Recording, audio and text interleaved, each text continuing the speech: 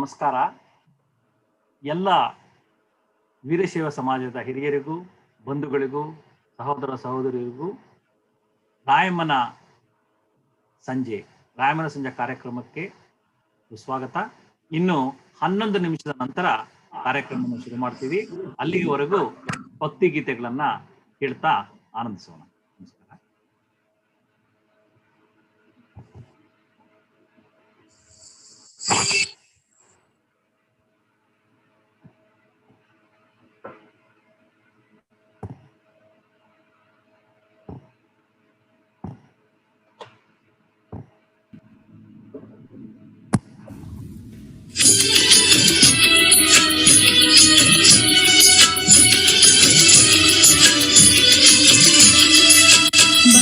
ವೀರಶೈವರೇ ಎಚ್ಚರಾಗಿ ನಿಲ್ಲುವ, ಬನ್ನಿ ವೀರಶೈವರೇ ಎಚ್ಚರಾಗಿ ನಿಲ್ಲುವ, ಅಸಮತೆಯ ತೊಡೆದು ಹಾಕಿ ಸಮಾನತೆಯ ಸಾರುವ, ಅಸಮತೆಯ ತೊಡೆದು ಹಾಕಿ ಸಮಾನತೆಯ ಸಾರುವ. ಬನ್ನಿ ವೀರಶೈವರೇ ಎಚ್ಚರಾಗಿ ನಿಲ್ಲುವ, ಬನ್ನಿ ವೀರಶೈವರೇ ಎಚ್ಚರಾಗಿ ನಿಲ್ಲುವ.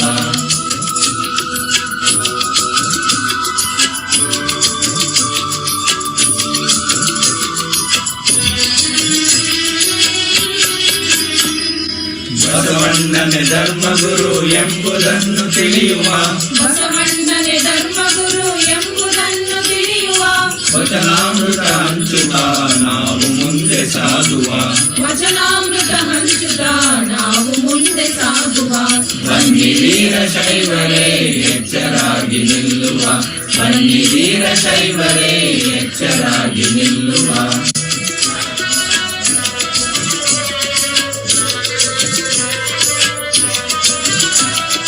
ಬಸವಣ್ಣನು ಕೊಟ್ಟಿರುವ ಇಷ್ಟಲಿಂಗ ಕೈಯಲ್ಲಿರಲು, ಬಸವಣ್ಣನು ಕೊಟ್ಟಿರುವ ಇಷ್ಟಲಿಂಗ ಕೈಯಲ್ಲಿರಲು, ಹಲವು ದೈವ ಪೂಜಿಸುತ್ತಾ ಅಲೆಯುವುದು ಯಾಕೀಗ, ಹಲವು ದೈವ ಪೂಜಿಸುತ್ತಾ ಅಲೆಯುವುದು ಯಾಕೀಗ. ಬನ್ನಿ ವೀರಶೈವರೇ ಎಚ್ಚರಾಗಿ ನಿಲ್ಲುವ, ಬನ್ನಿ ವೀರಶೈವರೇ ಎಚ್ಚರಾಗಿ ನಿಲ್ಲುವ.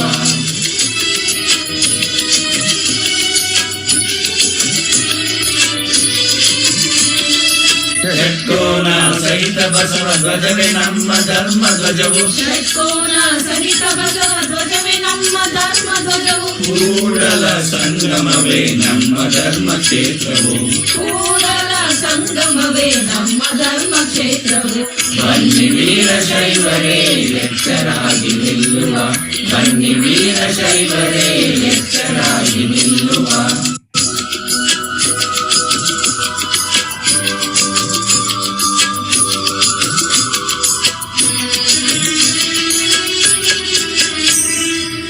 ಧರ್ಮಗುರು ಬಸವಣ್ಣ ಬದುಕಲು ಕಲಿಸಿದರು, ಧರ್ಮಗುರು ಬಸವಣ್ಣ ಬದುಕಲು ಕಲಿಸಿದರು, ಬಸವ ಪದವಿ ನಡೆದು ನಾವು ದೇವನೊಲುಮೆ ಹೊಂದುವ, ಬಸವ ಪದವಿ ನಡೆದು ನಾವು ದೇವನೊಲುಮೆ ಹೊಂದುವ. ಬನ್ನಿ ವೀರಶೈವರೇ ಎಚ್ಚರಾಗಿ ನಿಲ್ಲುವ, ಬನ್ನಿ ವೀರಶೈವರೇ ಎಚ್ಚರಾಗಿ ನಿಲ್ಲುವ. ಅಸಮತೆಯ ತೊಡೆದು ಹಾಕಿ ಸಮಾನತೆಯ ಸಾರುವ, ಅಸಮತೆಯ ತೊಡೆದು ಹಾಕಿ ಸಮಾನತೆಯ ಸಾರುವ. ಬನ್ನಿ ವೀರಶೈವರೇ ಎಚ್ಚರಾಗಿ ನಿಲ್ಲುವ, ಬನ್ನಿ ವೀರಶೈವರೇ ಎಚ್ಚರಾಗಿ ನಿಲ್ಲುವ, ಬನ್ನಿ ವೀರಶೈವರೇ ಎಚ್ಚರಾಗಿ ನಿಲ್ಲುವ.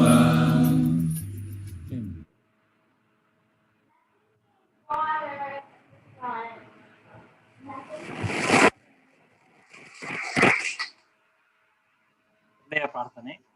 ನಾವು ಮೊದಲನೇ ದಿವಸ ಸತ್ಯಕ್ಕನ ಸಂಜೆಯಲ್ಲಿ ಶರಣರನ್ನ, ನಮ್ಮ ಹಿರಿಯ ಶರಣರನ್ನ ನೆನೆಸ್ಕೊಂಡ್ವಿ. ಎರಡನೇ ದಿನ ಲಿಂಗಮ್ಮನ ಸಂಜೆಯಲ್ಲಿ ನಾವು ನಮ್ಮ ಹಿರಿಯರನ್ನ, ನಮ್ಮ ವೀರಶೈವ ಸಮಾಜದ ಹಿರಿಯರನ್ನ ನೆನೆಸ್ಕೊಂಡ್ವಿ. ಈಗ ಈ ನಮ್ಮ ಸಮನ್ವಯ ಸಮಾವೇಶನವನ್ನು ನಿಮ್ಮ ಮುಂದೆ ತರಬೇಕಾಗಿರುವ ಎಲ್ಲ ಆರ್ಗನೈಸರ್ಸ್ ಅನ್ನ, ನಮ್ಮ ಚಾಪ್ಟರ್ ಪ್ರೆಸಿಡೆಂಟ್ ಅಂತ ನಿಮಗೆ ಪರಿಚಯ ಮಾಡಿಕೊಡ್ತಾ ಇದ್ದೀವಿ. ಅವರಿಗೆ ನಮ್ಮ ಕೃತಜ್ಞತೆಗಳನ್ನ ಹೇಳ್ತಾ ಇದ್ದೀವಿ. ಅವರ ಯಾವ್ಯಾವ ಚಾಪ್ಟರ್ ಇಂದ ಎಲ್ಲೆಲ್ಲಿ ಪಾರ್ಟಿಸಿಪೇಟ್ ಮಾಡಿದ್ದಾರೆ, ನಮ್ಮ ಈ ಸಮಾವೇಶದ ಆರ್ಗನೈಸಿಂಗ್ ಕಮಿಟಿಯಲ್ಲಿ ಯಾರ್ಯಾರಿದ್ದಾರೆ ಅನ್ನೋದನ್ನ ಈಗ ನೋಡೋಣ.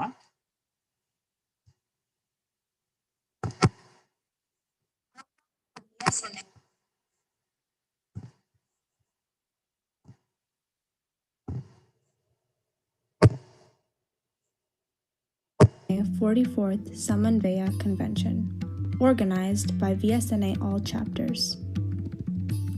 All chapters are VSNA. So, where are our VSNA chapters? VSNA is a great religious program that stretches throughout the US and Canada. Many people don't know how many chapters there are, so here are the chapters and their respective presidents. Starting off, we're very excited to announce 2 new chapters. The first in San Antonio, Texas, with Dr. Chaitanya Mallikarjuna as president. The second one is in Alberta, Canada, with Mrs. Sumangala Desai Gowder as president. Next, we have a chapter in Alabama with Mr. T.S. Shivashankar as president. We have a chapter in D.C. and Virginia with Ms. Rupa Gudimat as president. Next, we have a chapter all the way in Detroit with Mr. Santosh Telly as president. Then we have a chapter in Dallas, Texas with Mr. Mahantesh Nashi as president. Then going to Florida, we have a chapter there with Ms. Vidya Takalaki as president. Then back to Texas and Houston, we have a chapter with Mr. C.K. Swaroop as president. Then in North Carolina, we have a chapter with Mr. Tumbesh Halnur as president. Next, in Pennsylvania East, we have a chapter with Mr. Sid Tumkur as president. Then also in Pennsylvania, in Pittsburgh, we have a chapter with Mr. Shrikant Hanumantappa as president. Then we have a chapter in Kansas City with Mr. Satish Kavi as president. We have a chapter in New England with Mr. Rudresh Kotani as president. And more specifically, in New York and New Jersey, we have a chapter with Mr. Onkara Murundi as president. Then all the way in California North, we have a chapter with Mr. Shivu Vibhuti as president. Then in California Central, we have a chapter with Mr. Shankar Yediyur as president. Then in California South, we have a chapter with Miss Uma Hukeri as president. Then in Ohio, we have a chapter with Mr. Sudhir Naikar as president. We have a chapter in West Virginia with Dr. Vivek Naginahal as president. Then all the way in Toronto, we have a chapter with Mr. Kiran Shivapagaudar as president. In Connecticut, we have a chapter with Mr. Nagaraj Shivakumar as president. In Maryland, we have a chapter with Mr. Nijaguna Prasad as president. Then in Chicago, we have a chapter with Mr. Akash Angadi as president. Then in Georgia, we have a chapter with Mr. J. Jayadev as president. We have a chapter in Tennessee with Mr. K.P. Channabasappa as president. Finally, we have our VSNA Next Gen chapter. We thank our chapter presidents as well as the many leaders that worked in the convention organization committees. Thank you to Mr. Sajan Shiva. Thank you to Dr. Suresh Shroff and Dr. Chaitanya Mallikarjuna. Thank you to Mr. J. Jayadev and Mr. Mahesh Patil. Thank you to Mr. Shrikant Hanumantappa and Mr. Mahantesh Nashi. Thank you to Mr. Yash Kaddi. Thank you to Mr. Sudhir Naikar. Once again, thank you to Mr. Sajan Shiva and Mr. Yash Kaddi. Thank you to Mr. Harish Hiremat. Thank you to Ms. Bhavani Mudabagil. Thank you to Ms. Nagratna Totada. Thank you to Ms. Nayantara Swami, Ms. Vidya Takalaki, and Ms. Anu Gubbi. And thank you to Mr. Kiran Babaladi. Also to recognize some people for their work behind the scenes, Sanjana Gowda and her video editing, Trishul Nagenali and his website editing, Isha Jaidev and Flyers website updating and video creation, Ishwar Bhupalam for his convention banner and logo. Also, a huge thank you to our convention leads, Ms. Bhavani Mudabagil as convention treasurer, Mr. Kiran Babaladi as Convention Secretary, Ms. Nagratna Tortada as Convention Co-Chair, and Mr. Harish Hiremat as Convention Chair.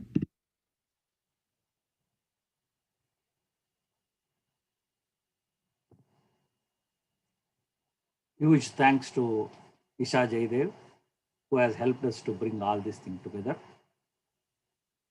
ಈಗ ನಿಮ್ಮೆಲ್ಲರ ಅಪ್ಪಣೆಯಂತ ಈ ಕಾರ್ಯಕ್ರಮವನ್ನು ರಾಯಮ್ಮನ ಸಂಜೆಯನ್ನು ಶುರು ಮಾಡ್ತಾ ಇದ್ದೀವಿ. ವೀರಶೈವ ಸಮಾಜದ ಎಲ್ಲ ಹಿರಿಯರಿಗೂ, ಬಂಧುಗಳಿಗೂ, ಸಹೋದರ ಸಹೋದರಿಯರಿಗೂ ಈ ವೀರಶೈವ ಸಮಾಜ 44ನೆಯ ಸಮನ್ವಯ ಸಮಾವೇಶದ ಕೊನೆಯ ಕಾರ್ಯಕ್ರಮ ರಾಯಮ್ಮನ ಸಂಜೆಗೆ ಸುಸ್ವಾಗತ.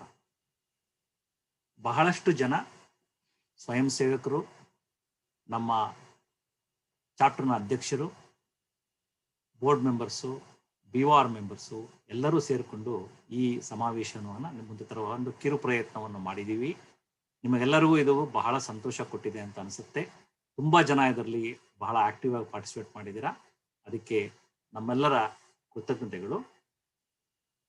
ಈಗ ಈ ಸಂಜೆ ನಾವು ರಾಯಮ್ಮನ ಸಂಜೆ, ರಾಯಮ್ಮ ಶಿವಶರಣೆ ರಾಯಮ್ಮನಿಗೆ, ಅಮುಗೆ ರಾಯಮ್ಮನಿಗೆ ಅರ್ಪಿತ ಮಾಡ್ತಾ ಇದ್ದೀವಿ. ರಾಯಮ್ಮನವರ ಅಂಕಿತ ಅಮುಗೇಶ್ವರ ಲಿಂಗ. ಈಕೆ ಅಮುಗಿ ದೇವಯ್ಯಗಳ ಪತ್ನಿ, ಮೂಲತಃ ಸೊಲ್ಲಾಪುರದವಳು. ಪತಿಯೊಂದಿಗೆ ಕಲ್ಯಾಣಕ್ಕೆ ಬಂದು ನಂತರ ಪುಳುಜೆಯಲ್ಲಿ ಅಲ್ಲಿಯೇ ಐಕ್ಯವಾಗ್ತಾಳೆ. ಇವರ ಹೆಸರಿನಲ್ಲಿ 115 ವಚನಗಳು ಸಿಕ್ಕಿವೆ. ಇನ್ನೂ ಬಹಳಷ್ಟು ಅವರು ಬರೆದಿರಬಹುದು. ಅವರ ವಚನಗಳು ಆಚಾರ ಪ್ರಧಾನವಾಗಿದ್ದಾವೆ ಮತ್ತೆ ತೀಕ್ಷ್ಣ ಸಮಾಜ ವಿಮರ್ಶೆ. ಅವರು ಒಂದು ವಚನವನ್ನು ಹೇಳಿ ಈ ಕಾರ್ಯಕ್ರಮವನ್ನು ಶುರು ಮಾಡ್ತಾ ಇದ್ದೀವಿ. ಕೋಣವನೇರಿ ಕೋಡಗ ದಾಟ ನಾಡುವಂಗೆ, ಕೋಣವನೇರಿ ಕೋಡುಗ ದಾಟವ ನಾಡುವಂಗೆ, ಬಾರವಣಿಯ ಸುದ್ದಿಯಲ್ಲಿಯದು, ಬಾರವಣಿಯ ಸುದ್ದಿಯಲ್ಲಿಯದು, ಕರ್ತನ ನರೆಯದ ಕರ್ಮಿಗಳ ಕೈಯಲ್ಲಿ ಇಷ್ಟಲಿಂಗವಿದ್ದು ಫಲವೇನು ಆಮುಗೇಶ್ವರ. ಬಹಳ ಅರ್ಥಗರ್ಭಿತವಾಗಿದೆ. ಇದರ ವಿವರಗಳನ್ನು ಇನ್ನೊಮ್ಮೆ ನಮ್ಮ ವಿಚಾರ ವೇದಿಕೆಯಲ್ಲಿ ಈ ವಚನಗಳನ್ನು ನಾವೆಲ್ಲರೂ ಚರ್ಚಿಸೋಣ, ಅದನ್ನು ಕೇಳೋಣ. ಇಷ್ಟು ಹೇಳಿ ನಾನು ಈ ರಾಯಮ್ಮನ ಸಂಜೆಯ ಕಾರ್ಯಕ್ರಮವನ್ನು ಈಗ ಒಂದು ಪ್ರಾರ್ಥನೆಯಿಂದ ಶುರು ಮಾಡ್ತಾ ಇದ್ದೀವಿ. ನನಗೆ ಸಹಾಯ ಮಾಡ್ತಿರುವವರು, ಈ ಕಾರ್ಯಕ್ರಮವನ್ನು ನಡೆಸ್ಕೊಡ್ತಾ ಇರೋರು ಮುಕ್ತಾ ಸಾತೇವಾರ್, ಹ್ಯೂಸ್ಟನ್ ಚಾಪ್ಟರ್ನ ಪಾಸ್ಟ್ ವೈಸ್ ಪ್ರೆಸಿಡೆಂಟು. ಹ್ಯೂಸ್ಟನ್ನಿಂದ ಅವರು ಬಂದು ನಮಗೆ ಈ ಕಾರ್ಯಕ್ರಮ ನಡೆಸ್ಕೊಡ್ತಾ ಇದ್ದಾರೆ. ಮತ್ತೆ ಜ್ಯೋತಿ ತುಮಕೂರ್ ಅವರು ನಮ್ಮ ನಾರ್ತ್ ಕೆರೋಲಿನಾ ಚಾಪ್ಟರ್ನ ಸೆಕ್ರೆಟರಿ. ಅವರು ನಾರ್ತ್ ಕೆರೋಲಿನಿಂದ ಬಂದು ಈ ಕಾರ್ಯಕ್ರಮವನ್ನು ನಡೆಸ್ಕೊಡ್ತಾ ಇದ್ದಾರೆ. ಈಗ ನಿಮ್ಮ ಮುಂದೆ ಮುಕ್ತಾ ಸಾತೇವಾರ್ ಕಾರ್ಯಕ್ರಮವನ್ನು ನಡೆಸ್ಕೊಡಿ. Thank you, Mr. Harish Hiremat, for your kind introduction. Ms. Jyoti Tumkur and I thank you, all our audience from the various parts of the world, for attending this evening's program. It is our honor to be your hosts for this evening. We have some very exciting programs lined up for all of you. You do not want to miss listening to the beautiful artists, stotras, vachanas, and speeches by our young talent as well. We begin this evening with Shiva Karunamrita Bhajana by Brihadishwari and Veerabhadrappa Muchandi from our Georgia chapter.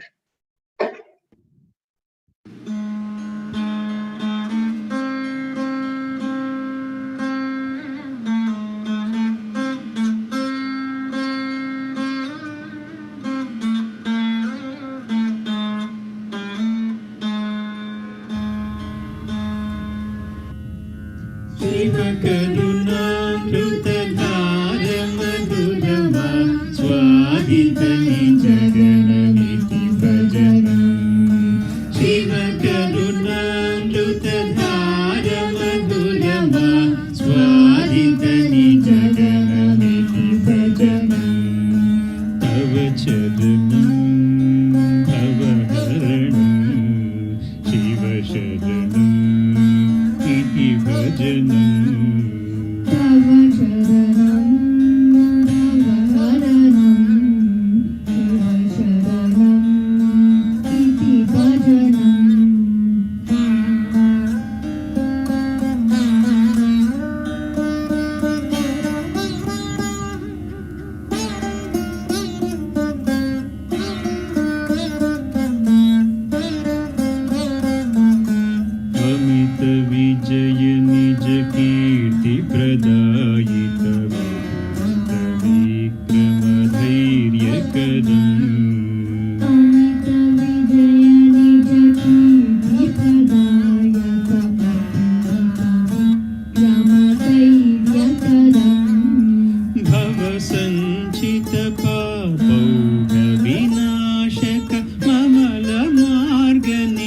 निर्देशकदम्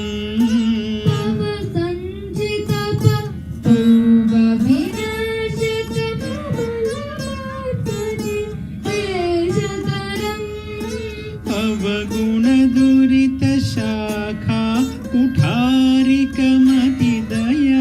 वाच्यमधुकलशम्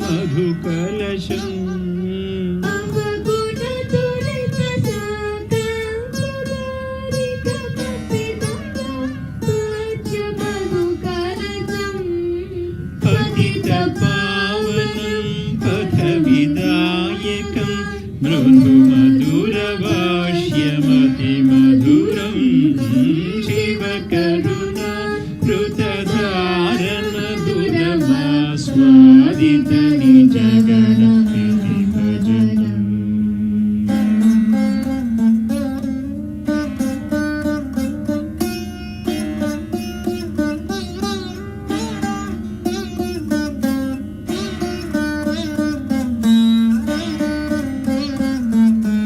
असमान भक्ति समुपार्जनकारक कारक मानसमुदितम्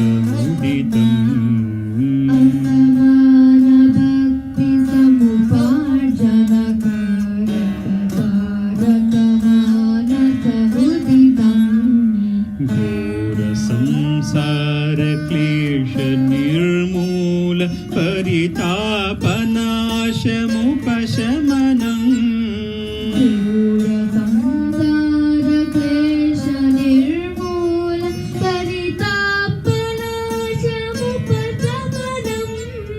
परिषड्वर्गविनाशन खण्ड प्रचण्ड निषङ्गिणमलहरणम्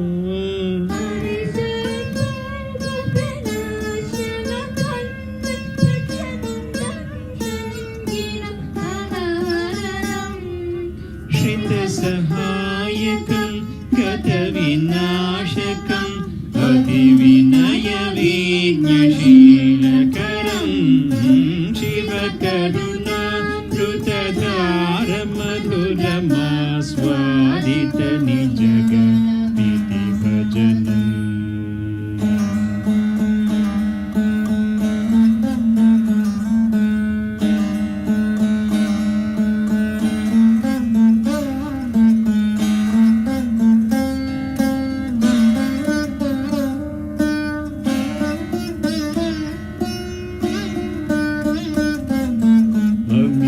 सौख्यसायुज्य प्रदायकं प्रदोषादिनिवारकरम्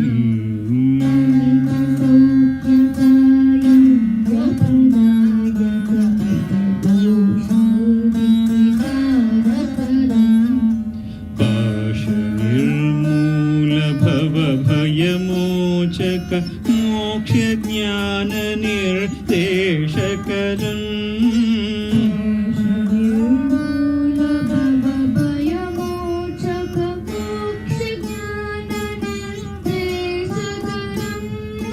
त्रिकरणनाशन पुरहरभूषण इषु सत्वानं सुरभजनम्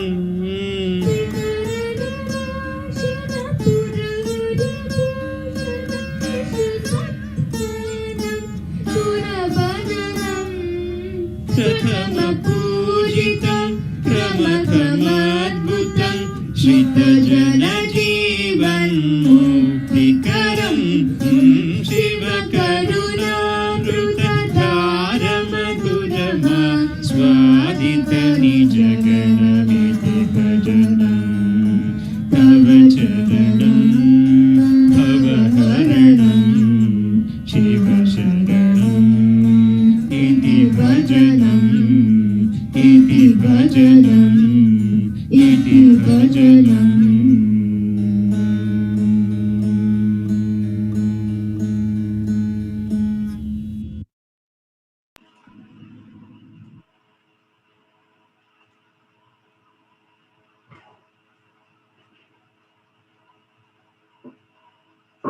Sharano Sharanarthi.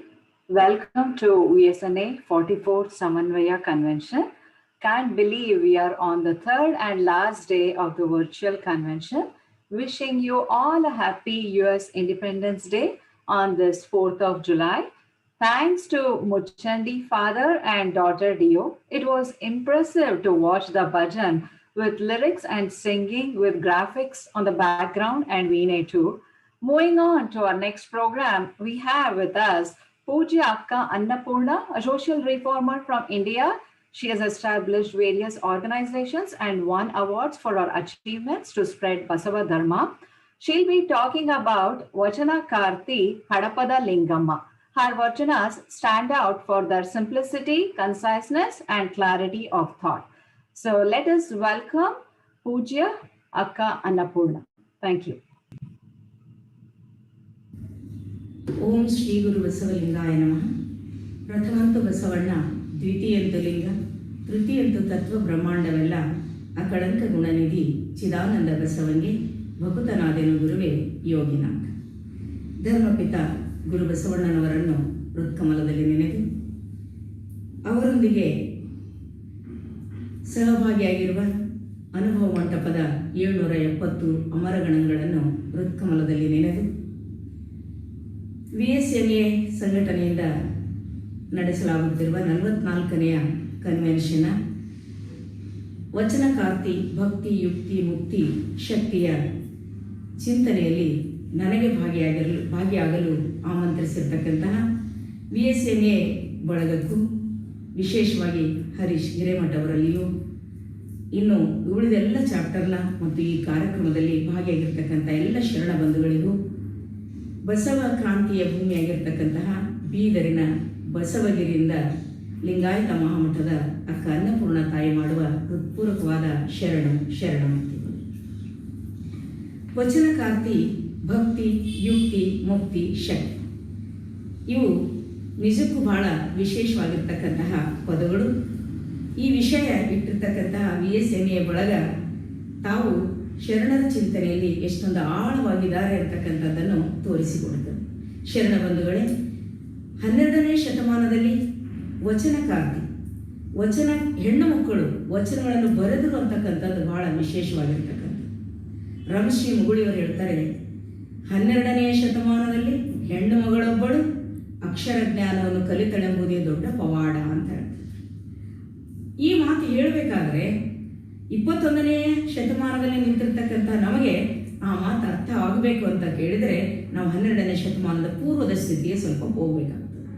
12ನೇ ಶತಮಾನದ ಪೂರ್ವದ ಸ್ಥಿತಿಯಲ್ಲಿ ಸ್ತ್ರೀಯ ಸ್ಥಿತಿಗತಿ ಏನಿದ್ದು ಅಂತ ಕೇಳಿದ್ರೆ, ಸಮಾಜದ ಅರ್ಧ ಭಾಗವಾಗಿರುವ ಸ್ತ್ರೀಯ ಸ್ಥಿತಿಗತಿ ಭಾರತೀಯ ಇತಿಹಾಸದಲ್ಲಷ್ಟೇ ಅಲ್ಲ, ಜಗತ್ತಿನ ಇತಿಹಾಸದಲ್ಲಿಯೂ ಕೂಡ ನಾವು ನೋಡ್ತೇವೆ ಸುಖದಾಯಿ ಆಗಿರಲಿ.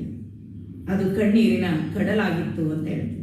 ಯುಗಾಂತರಗಳಿಂದ ಆಕೆ ಹರಿಸಿರ್ತಕ್ಕಂಥ ಕಣ್ಣೀರಿಗೆ ಲೆಕ್ಕವೇ ಇರಲಿಲ್ಲ ಅಂತ ಹೇಳ್ತಾರೆ. ಹೆಣ್ಣಾಗಿ ಹುಟ್ಟುವುದೇ ಪಾಪ ಶಾಪ ಎಂತಕ್ಕಂತಹ ದೀನತೆ ಹೀನತೆಗಳ ಕಾರ್ಗತ್ತಲೆ ಆ ಸಂದರ್ಭದಲ್ಲಿ ನಮಗೆ ಕಂಡು ಬರ್ತದೆ. ಹೆಣ್ಣನ್ನು ಬೇಕು ಬೇಡ, ಸುಖ ದುಃಖ ಹಿಗ್ಗು ಕುಗ್ಗುಗಳು ಇರುವಂತಹ ಒಂದು ಜೀವವಾಗಿ ನೋಡಲೇ ಇಲ್ಲ ಈ ಮನುಕುಲ. ಆಕೆ ಒಬ್ಬ ಮನಸ್ಸುಳ್ಳಂತಹ ಮನುಷ್ಯನು ಅಂತಕ್ಕಂಥ ಭಾವವೇ ಈ ಜಗತ್ತಿಗೆ ಬರಲಿಲ್ಲ. ಆಕೆಯನ್ನು ಕೇವಲ ಒಂದು ವಸ್ತುವಾಗಿ ಬಳಸಿದ್ದೇ ಹೆಚ್ಚು. ತತ್ಕಾರಣವಾಗಿಯೇ ಹೆಣ್ಣು ಮಗಳು ಬಹಳ ದೊಡ್ಡ ದೊಡ್ಡ ರಾಜವಂಶಗಳಲ್ಲಿ ಆಕೆ ಕೆಲವೊಮ್ಮೆ ಮಾರಲ್ಪಟ್ಟಳು, ಕೆಲವೊಮ್ಮೆ ಮಾನಭಂಗಕ್ಕೆ ಒಳಗಾದಳು, ಕೆಲವೊಂದು ಸಲ ಕಾಡಿಗೆ ರಟ್ಟಲ್ಪಟ್ಟಳು. ದೊಡ್ಡ ದೊಡ್ಡ ರಾಜಮನೆತನಗಳ ಸ್ತ್ರೀಯರ ಸ್ಥಿತಿಗತಿಯೇ ಹೀಗಿದ್ದಾಗ ಸಾಮಾನ್ಯ ಸ್ತ್ರೀಯರ ಸ್ಥಿತಿಗತಿ ಹೇಗಿತ್ತು ಅನ್ನೋದು ನಮಗೆ ಕಣ್ಣಿಗೆ ಕಟ್ತದೆ, ಮನಸ್ಸಿಗೆ ತಟ್ತದೆ. ಅಂತಹ ಸಂದರ್ಭದಲ್ಲಿ ಇಂತಹ ಒಬ್ಬ ವಚನಕಾರ್ತರು ವಚನ ಬರೀತಾರೆ ಅಂತ ಕೇಳಿದ್ರೆ ಆಗಿನ ಸ್ಥಿತಿಗತಿಗಳನ್ನು ನೋಡಿಕೊಂಡಾಗ ನಮಗನಿಸ್ತದೆ 12ನೇ ಶತಮಾನ ಎಷ್ಟು ವಿಶೇಷವಾಗಿರ್ತಕ್ಕಂಥದ್ದು. ಸ್ತ್ರೀ ಎಷ್ಟೊಂದು ರೋಸಿ ಹೋಗಿದ್ದಳು ಅಂತ ಕೇಳಿದ್ರೆ ತನ್ನ ಬದುಕಿನ ಹೀನತೆ ದೀನತೆಯನ್ನು ಕಂಡು ತಾನು ಹುಟ್ಟಿದ್ದೇ ಪಾಪ ಶಾಪ ಅಂದ್ಕೊಂಡ್ಬಿಟ್ಟು ಅದಕ್ಕಾಗಿ ಹೆಣ್ಣಾಗಿ ಹುಟ್ಟೋದಕ್ಕಿಂತ ಮಣ್ಣಾಗಿ ಹುಟ್ಟಿದರೆ ಮಣ್ಣಿನ ಮೇಲೊಂದು ಮರವಾಗಿ ದಾರಿ ಹೋಕರಿಗೆ ನೆರಳಾದರೂ ಆಗ್ತಿದ್ದೆ ಅಂತ ತನಗೆ ತಾನೇ ಮರುಗ್ತಾ ಇದ್ದಾಳೆ, ನಿಟ್ಟುಸಿರಿಡ್ತಾ ಇದ್ದಾಳೆ.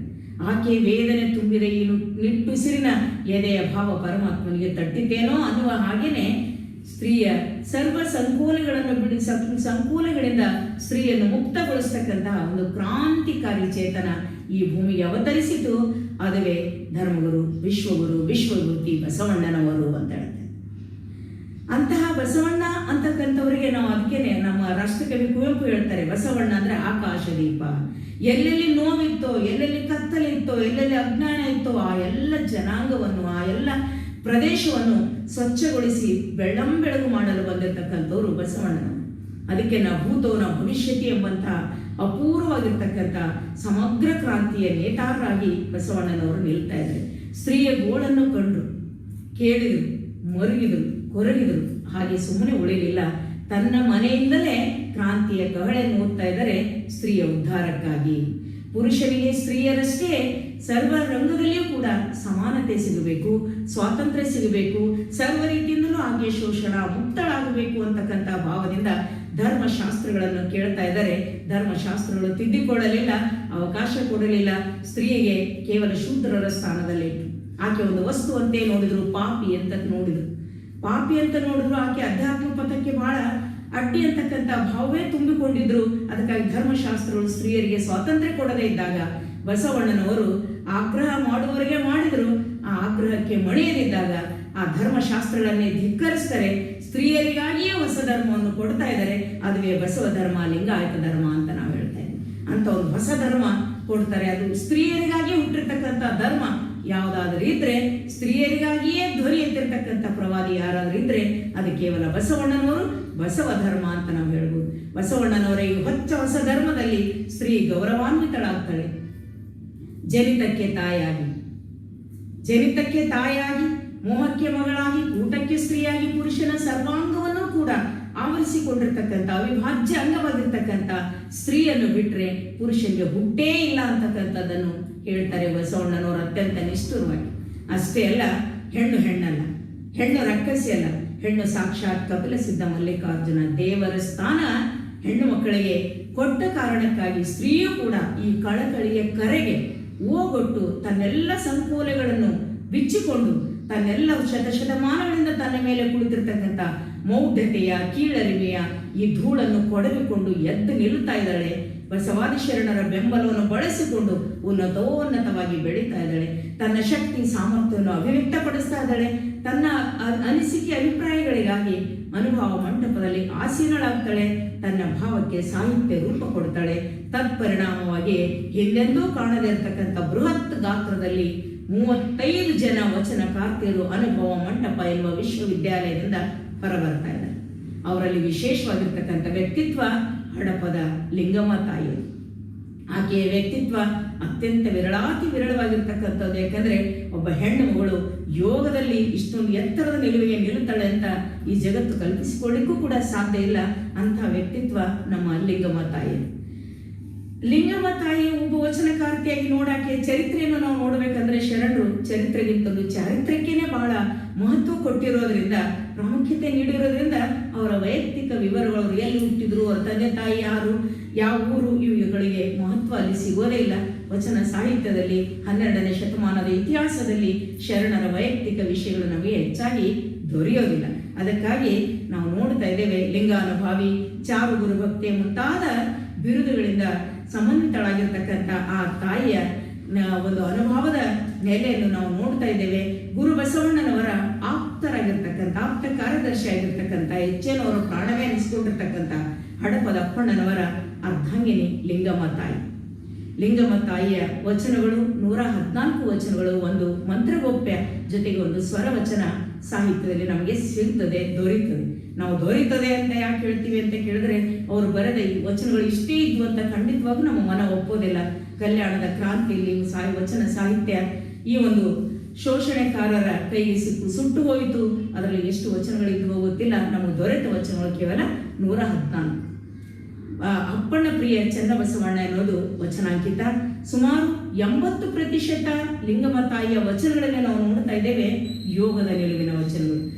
ಯೋಗ ಹೇಗೆ ಸಾಧಿಸಬೇಕು, ಲಿಂಗಾಂಗ ಯೋಗ ಹೇಗೆ ಸಾಧಿಸಬೇಕು, ಲಿಂಗಾಂಗ ಸಾಮರಸ್ಯ ಹೇಗೆ ಸಾಧಿಸಬೇಕು, ಅದರ ಪಥ ಯಾವುದು, ಸಾಧನೆ ಸಿದ್ಧಿಗಳನ್ನು ಕುರಿತು ಎಳೆಯಾಗಿ ಬಿಚ್ಚಿರ್ತಕ್ಕಂತಹ ಅಮೂಲ್ಯವಾಗಿರ್ತಕ್ಕಂಥ ಅನುಭವದ ಸಾಹಿತ್ಯ ಅದು.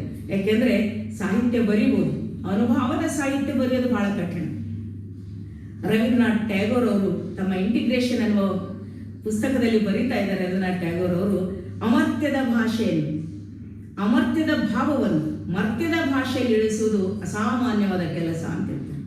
ಅವರ ಲಿಂಗಾನುಭಾವ ಅಮರ್ತ್ಯದ ಭಾವ, ಅದರ ಮರ್ತ್ಯದ ಭಾಷೆಗೆ ಇಳಿಸಿ ಒಬ್ಬ ಲಿಂಗಮ್ಮ ತಾಯಿ ಅಂತವಳು ಶಬ್ದಗಳಲ್ಲಿ ಭಾಷೆಯಲ್ಲಿ ತಂದು ಇಳಿಸ್ತಾರೆ ಅಂದರೆ ಅವರ ಭಾಷಾ ಸಾಮರ್ಥ್ಯಕ್ಕೂ ಕೂಡ ನಾವು ತಲೆಬಾಗಲೇಬೇಕಾಗ್ತದೆ. ಅವರ ವಚನಗಳಲ್ಲಿ ಬರ್ತಕ್ಕಂಥ ಬಚ್ಚ ಬರಿಯ ಬೆಳಗು, ಮಹಾ ಬೆಳಗು, ಬಯಲ ದೇಹ, ಬಟ್ಟ ಬಯಲು, ಈ ಮುಂತಾದ ತಾತ್ವಿಕ ಪಾರಿಭಾಷಿಕ ಅನುಭವ ಪದಗಳನ್ನು ನಾವು ನೋಡಿದಾಗ ಆ ತಾಯಿಯ ಅನುಭವದ ಆಳಗಲುಗಳು ನಮಗೆ ಬೆರಗುಗೊಳಿಸ್ತಾ ಇದ್ದಾವೆ. ಅಂತಹ ವಚನ ನಮ್ಮ ಲಿಂಗಮ್ಮ ತಾಯಿಯನ್ನು ಕುರಿತು ನಾವು ಮಾತನಾಡಬೇಕಾದ್ರೆ ಆ ತಾಯಿಯ ವಚನಗಳನ್ನು ನೋಡಿದಾಗ ನಮಗನಿಸ್ತದೆ ಅವು ಒಂದು ಜೀವನನೇ ಸಾಕೋಗೋದಿಲ್ಲ, ಒಂದು ಸಮಯ ನಿಗದಿಪಡಿಸೋದು. ಆಕೆ ವಚನಗಳಲ್ಲಿ ಭಕ್ತಿ ಅಂತ ನಾವು ನೋಡಬೇಕಾದ್ರೆ ಎಷ್ಟೊಂದು ಕೃತಜ್ಞತಾ ಭಾವ ಆ ತಾಯಿಯಲ್ಲಿ ಇಷ್ಟು ಉನ್ನತ ನಿಲುವು ಏರಿದರೂ ಕೂಡ ಭಕ್ತಿಯ ಬೇರನ್ನು ಬಿಟ್ಟಿರಲಿಲ್ಲ. ಕನಿಷ್ಠದಲ್ಲಿ ಹುಟ್ಟಿದೆ, ಉತ್ತಮದಲ್ಲಿ ಬೆಳೆದೆ, ಸತ್ಯ ಶರಣರ ಪಾದವಿಡಿದೆ, ಆ ಶರಣರ ಪಾದವಿಡಿದು ಗುರುವ ಕಂಡೆ, ಲಿಂಗವ ಕಂಡೆ, ಜಂಗಮವ ಕಂಡೆ, ಪಾದೋದಕವ ಕಂಡೆ, ಪ್ರಸಾದವ ಕಂಡೆ, ಇಂತಿವರ ಕಂಡನ್ನ ಕಂಗಳ ಮುಂದಣ ಕತ್ತಲೆ ಹರಿಯಿತ್ತು, ಕಂಗಳ ಮುಂದಣ ಕತ್ತಲೆ ಹರಿಯಲೊಡನೆ ಮಂಗಳದ ಮಹಾ ಬೆಳಗಿನ ಒಳಗೋಲಾಡಿ ಸುಖಿಯಾಗನೆಯ ಅಪ್ಪಣ್ಣ ಪ್ರಿಯ ಚನ್ನಬಸವಣ್ಣ. ಈ ಮಹಾ ಬೆಳಗಿನೊಳಗೆ ಓಲಾಡಿ ಅನ್ನುವ ಪದನೇ ಬಹಳ ಆನಂದ ಕೊಡ್ತು. ಮಹಾ ಬೆಳಗಿನೊಳಗೆ ಓಲಾಡಿ, ಬಯಲಿನೊಳಗೆ ಬಯಲಾಗಿ, ಈ ಆನಂದ ಅದ ಅನುಭವ ಹಂಚಿಕೊಳ್ತಕ್ಕಂಥ ರೀತಿ ಬಹಳ ಅಗಾಧವಾಗಿರ್ತಕ್ಕಂಥದ್ದು. ಕನಿಷ್ಠದಲ್ಲಿ ಹುಟ್ಟಿದೆ ಅಂದ್ರೆ ಆಗಿನ ಸಾಮಾಜಿಕ ಪರಿಸ್ಥಿತಿಯನ್ನು ಹೇಳ್ತಾ ಇದ್ದಾರೆ ತಾಯಿ ಲಿಂಗಮ್ಮನವರು. ಕನಿಷ್ಠದಲ್ಲಿ ಅಂದರೆ ಕನಿಷ್ಠ ಕುಲದಲ್ಲಿ ಹುಟ್ಟಿದೆ, ಆದರೆ ಉತ್ತಮರ ಸಂಘದಲ್ಲಿ ಬೆಳೆದೆ. ಬಹಳ ಮುಖ್ಯವಾಗಿರ್ತಕ್ಕಂಥದ್ದು, ನಾವು ಎಲ್ಲೇ ಹುಟ್ಟಲಿ, ಹೇಗೆ ಹುಟ್ಟಲಿ, ಆದರೆ ಬೆಳಿಬೇಕಾಗಿದ್ದು ಮಾತ್ರ ಉತ್ತಮರಾಗಿ ಬೆಳೆಯಬೇಕು. ಎಲ್ಲರೂ ಹುಟ್ಟೋದು ಹಾಗೆ ನೋಡಿದ್ರೆ ಕನಿಷ್ಠದಲ್ಲಿ ಉತ್ತಮರೆನಿಸಿಕೊಂಡವರು ಕೂಡ ಹುಟ್ಟೋದಲ್ಲಿ ತಾಯಿಯ ಗರ್ಭದಲ್ಲಿ. ಕೊಲೆಗಂಡಲ್ಲದೆ ಪಿಂಡದ ನೆಲೆಗಾಶ್ಯವಿಲ್ಲ, ಮಲಮೂತ್ರದ ಒಂದು ಮೊಡುವಿನಿಂದನೇ ಎಲ್ಲರೂ ಕೂಡ ಹುಟ್ಟಬೇಕಾಗ್ತದೆ. ಆದರೆ ಇಲ್ಲಿ ತಾಯಿ ಹೇಳ್ತಾಳೆ, ಹುಟ್ಟಿದ್ದು ಕನಿಷ್ಠದಲ್ಲಾದರೂ ಕೂಡ ಉತ್ತಮದಲ್ಲಿ ಬೆಳೆದೆ, ಸತ್ಯ ಶರಣರ ಪಾದವಿಡಿದ ಕಾರಣ ನಾನಿವತ್ತು ಗುರುವ ಕಂಡೆ, ಲಿಂಗವ ಕಂಡೆ, ಜಂಗಮವ ಕಂಡೆ, ಪಾದೋದಕವ ಕಂಡೆ. ಇದೆಲ್ಲ ಕಂಡ ಕಾರಣ ನನ್ನ ಕತ್ತಲೆ, ಕಂಗಳ ಮುಂದಣ ಕತ್ತಲೆ ಅಜ್ಞಾನ ಹರಿಯಿತು. ಅಜ್ಞಾನ ಹರಿದ ತಕ್ಷಣವೇ ನನಗೆ ಮಹಾ ಬೆಳಗು ದೊರೆತು, ಮಹಾ ಬೆಳಗಿನೊಳಗೆ ಓಲಾಡಿ ಸುಖಿಯಾಗೇನಯ್ಯ ಅಂತಕ್ಕಂಥ ಮಾತನ್ನು ಕೇಳಿದರೆ ನಮ್ಮ ಮನಸ್ಸಲ್ಲಿ ಶರಣರ ಬಗ್ಗೆ ಆಕೆಗೆ ತುಂಬ ಕೃತಜ್ಞತೆಯ ಭಾವ, ಭಕ್ತಿ ಭಾವ ತುಂಬಿತು. ಇನ್ನೊಂದು ಕಡೆ ಭಕ್ತಿಗೆ ಡೆಫಿನೇಷನ್ ಬರೀತಾರೆ, ವ್ಯಾಖ್ಯಾನ ಮಾಡ್ತಾಳೆ. ಭಕ್ತಿ ಅಂದ್ರೆ ಏನು? ನಮ್ಮೆಲ್ಲರ ದೃಷ್ಟಿಯಲ್ಲಿ ಪೂಜೆ ಮಾಡೋದು, ಅಭಿಷೇಕ ಮಾಡೋದು, ಮಂತ್ರ ಹೇಳೋದು ಇದು ಭಕ್ತಿ. ಆದರೆ ಲಿಂಗಮ್ಮ ತಾಯಿಯ ಭಕ್ತಿಯಲ್ಲಿ ಬಹಳ ವಿಶೇಷವಾಗಿರ್ತಕ್ಕಂತಹ ಒಂದು ವ್ಯಾಖ್ಯಾನ ಹೇಳ್ತಾಳೆ. ವ್ಯಾಪಾರವನ್ನೇ ಬಿಟ್ಟು ತಾಪತ್ರಯವನ್ನೇ ಹಿಂಗಿ, ಲೋಕದ ಹಂಗನೆ ಹರಿದು, ಬೇಕು ಬೇಡೆಂಬುದನ್ನೇ ನುಂಗಿ, ತಾನು ವಿವೇಕಿಯಾದಲ್ಲದೆ ಜ್ಯೋತಿಯ ಬೆಳಗ ಕಾಣಬಾರದೆಂದರು ನಮ್ಮ ಅಪ್ಪಣ್ಣ ಪ್ರಿಯ ಚನ್ನಬಸವಣ್ಣನ ಶರಣರು. ಎಂಥ ಮಾರ್ಮಿಕವಾಗಿರ್ತಕ್ಕಂಥ ಮಾತು ಹೇಳ್ತಾರೆ. ಇವತ್ತು 21ನೇ ಶತಮಾನದಲ್ಲಿ, ವೈಜ್ಞಾನಿಕ ಯುಗದಲ್ಲಿ, ವೈಚಾರಿಕ ಯುಗದಲ್ಲಿ ಇದ್ದೇವೆ ಅಂತ ಕೊಂಡಿರ್ತಕ್ಕಂಥ ನಾವುಗಳು ಕೂಡ ಇವತ್ತು ಮೌಢ್ಯತೆಯಿಂದ ಹೊರಗೆ ಬಂದಿಲ್ಲ. ದೇವರ ಸ್ವರೂಪ ತಿಳ್ಕೊಂಡಿಲ್ಲ, ದೇವರ ಅಸ್ತಿತ್ವದ ಬಗ್ಗೆ ನಮಗೆ ಅರಿವಿಲ್ಲ. ನಾವು ಬಹಳ ದೊಡ್ಡ ದೊಡ್ಡ ಯೂನಿವರ್ಸಿಟಿಯಲ್ಲಿ ಓದಿದ್ದೇವೆ, ವಿಜ್ಞಾನಿಗಳಿದ್ದೇವೆ, ದೊಡ್ಡ ದೊಡ್ಡ ಕ್ಷಿಪಣಿಗಳನ್ನು ಮಾಡಿರ್ತಕ್ಕಂಥವ್ರು ಕೂಡ ದೇವರ ಮೂರ್ತಿಯಿಂದ ಗುಡಿಯಾಗಿ ಒಯ್ದಿಟ್ಟು ಗುಡಿಯಲ್ಲಿ ದೇವರ ಭಸ್ಮ ಹಚ್ಚಿ ಅದಕ್ಕೆ ಆಶೀರ್ವಾದ ಮಾಡಿಸ್ಕೊಂಡು ಕ್ಷಿಪಣಿ ಹಾರಿಬಿಡ್ತಕ್ಕಂತಹ ವಿಜ್ಞಾನಿಗಳು ನಮ್ಮಲ್ಲಿರುವಾಗ, ಒಬ್ಬ ಸಾಮಾನ್ಯ ಹೆಣ್ಣು ಮಗಳು ಲಿಂಗಮ್ಮ ತಾಯಿ ಎಷ್ಟು ವೈಚಾರಿಕವಾಗಿ ಮಾತನಾಡ್ತಾ ಇದ್ದಾರೆ. ವ್ಯಾಪಾರ ಬಿಟ್ಟು ಬಿಡಿ ಅಂತ ಹೇಳ್ತಾರೆ. ನಾವು ವ್ಯಾಪಾರ ಅಂದ್ರೆ ಏನು? ಕೊಡುವ, ಕೊಳ್ಳುವ, ತೆಗೆದುಕೊಳ್ಳುವ ಮತ್ತು ಕೊಡುವ. ತನ್ನಲ್ಲಿದ್ದುದನ್ನು ಕೊಡೋದು, ತನ್ನಲ್ಲಿರಲಾರ್ದನ್ನು ತಗೊಳ್ಳೋದು, ಹಣ ಕೊಡೋದು, ವಸ್ತು ತಗೊಳ್ಳೋದು, ವಸ್ತು ಕೊಡೋದು, ಹಣ ತಗೊಳ್ಳೋದು, ಇದಕ್ಕೆ ನಾವು ವ್ಯಾಪಾರ ಅಂತೀವಿ. ವ್ಯಾಪಾರಿಗಳಲ್ಲಿ ಪ್ರೇಮ ಇಲ್ಲ, ವ್ಯಾಪಾರಿಗಳಲ್ಲಿ ವ್ಯವಹಾರ ಮುಗಿದೋಗ್ತದಷ್ಟೇ. ಆದರೆ ಇಲ್ಲಿ ನಾವು ಕೂಡ ಭಕ್ತಿ ಮಾಡುವವರು ಕೂಡ ವ್ಯಾಪಾರ ಮಾಡ್ತಾ ಇದ್ದೇವೆ ಅಂತ ಲಿಂಗಮ್ಮ ತಾಯಿ ಹೇಳ್ತಾರೆ. ನಾವು ಭಕ್ತರಂತೀವಿ, ಲಿಂಗಮ್ಮ ತಾಯಿ ಹೇಳ್ತಾರೆ ಇಲ್ಲ, ನೀವು ವ್ಯಾಪಾರಿಗಳಿದ್ದೀರಿ ಅಂತ ಹೇಳ್ತಾರೆ. ನೀವು ಭಕ್ತರಲ್ಲ, ವ್ಯಾಪಾರಿಗಳು. ಯಾಕಂತ ಕೇಳಿದ್ರೆ, ಯಾಕಂದ್ರೆ ದೇವರೊಂದಿಗೆ ವ್ಯಾಪಾರ ಮಾಡ್ತಾ ಇದ್ದೀನಿ.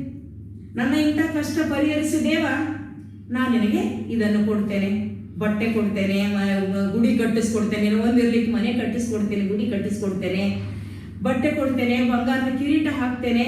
ಇದು ಕಂಡೀಷನಲ್ ಭಕ್ತಿ. ನಾವು ದೇವರಿಗೆ ನಾವು ವ್ಯಾಪಾರ ಮಾಡ್ತಾ ಇದ್ದೇವೆ.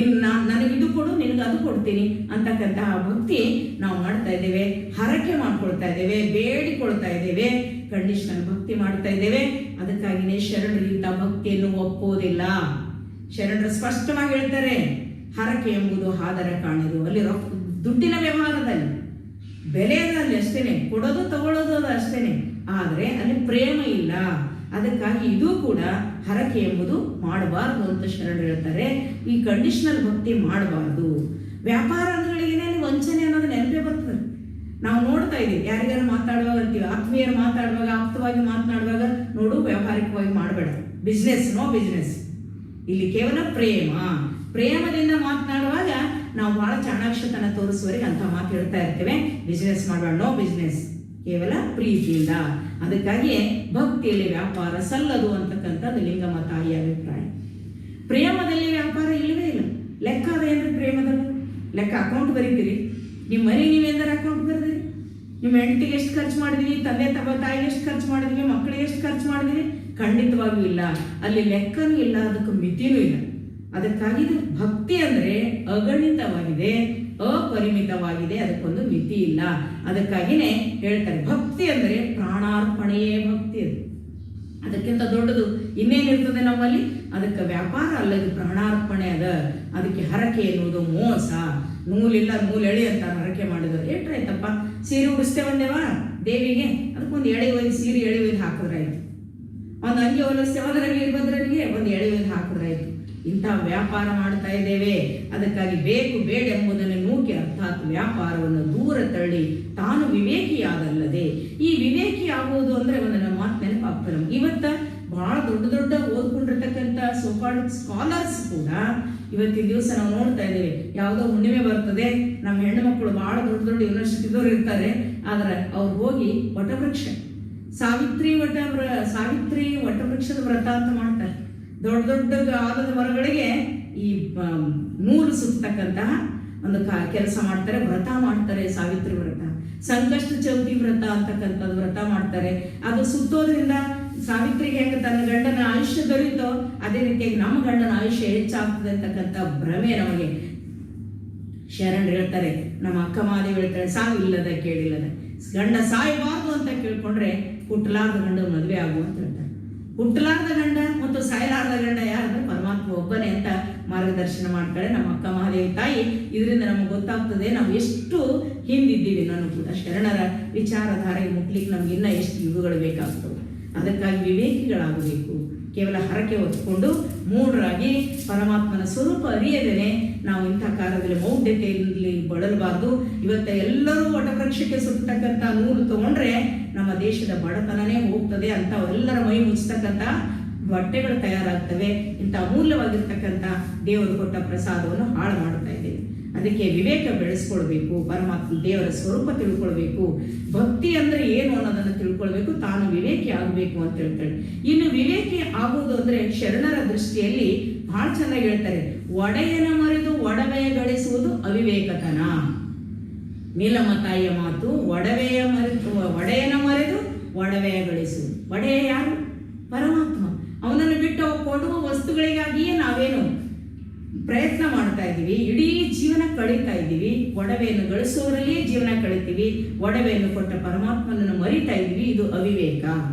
ಒಡವೆಯನ್ನು ಮರಿಬೇಕು, ಒಡೆಯನನ್ನು ನೆನೆಸಬೇಕು, ಇದು ವಿವೇಕ. ಈ ವಿವೇಕ ನಮ್ಮಲ್ಲಿರಬೇಕು. ಒಡೆಯನನ್ನು ಮರೆತು ಒಡವೆ ಕಡೆಗೆ ಹೋಗ್ತಕ್ಕಂಥದ್ದು ಅವಿವೇಕತನ. ಅದಕ್ಕಾಗಿನೇ ಗುರು ಬಸವಣ್ಣನವರು ಕೂಡ ಒಂದ್ ಕಡೆ ಹೇಳ್ತಾರೆ, ಭಾಗ್ಯವಂತರು ಯಾರು ಅಂತ ಕೇಳಿದ್ರೆ ನಾವು ಹೇಳ್ತೀವಿ ಬಹಳ ಕೋಟ್ಯಾಧೀಶರು ಭಾಗ್ಯವಂತರು.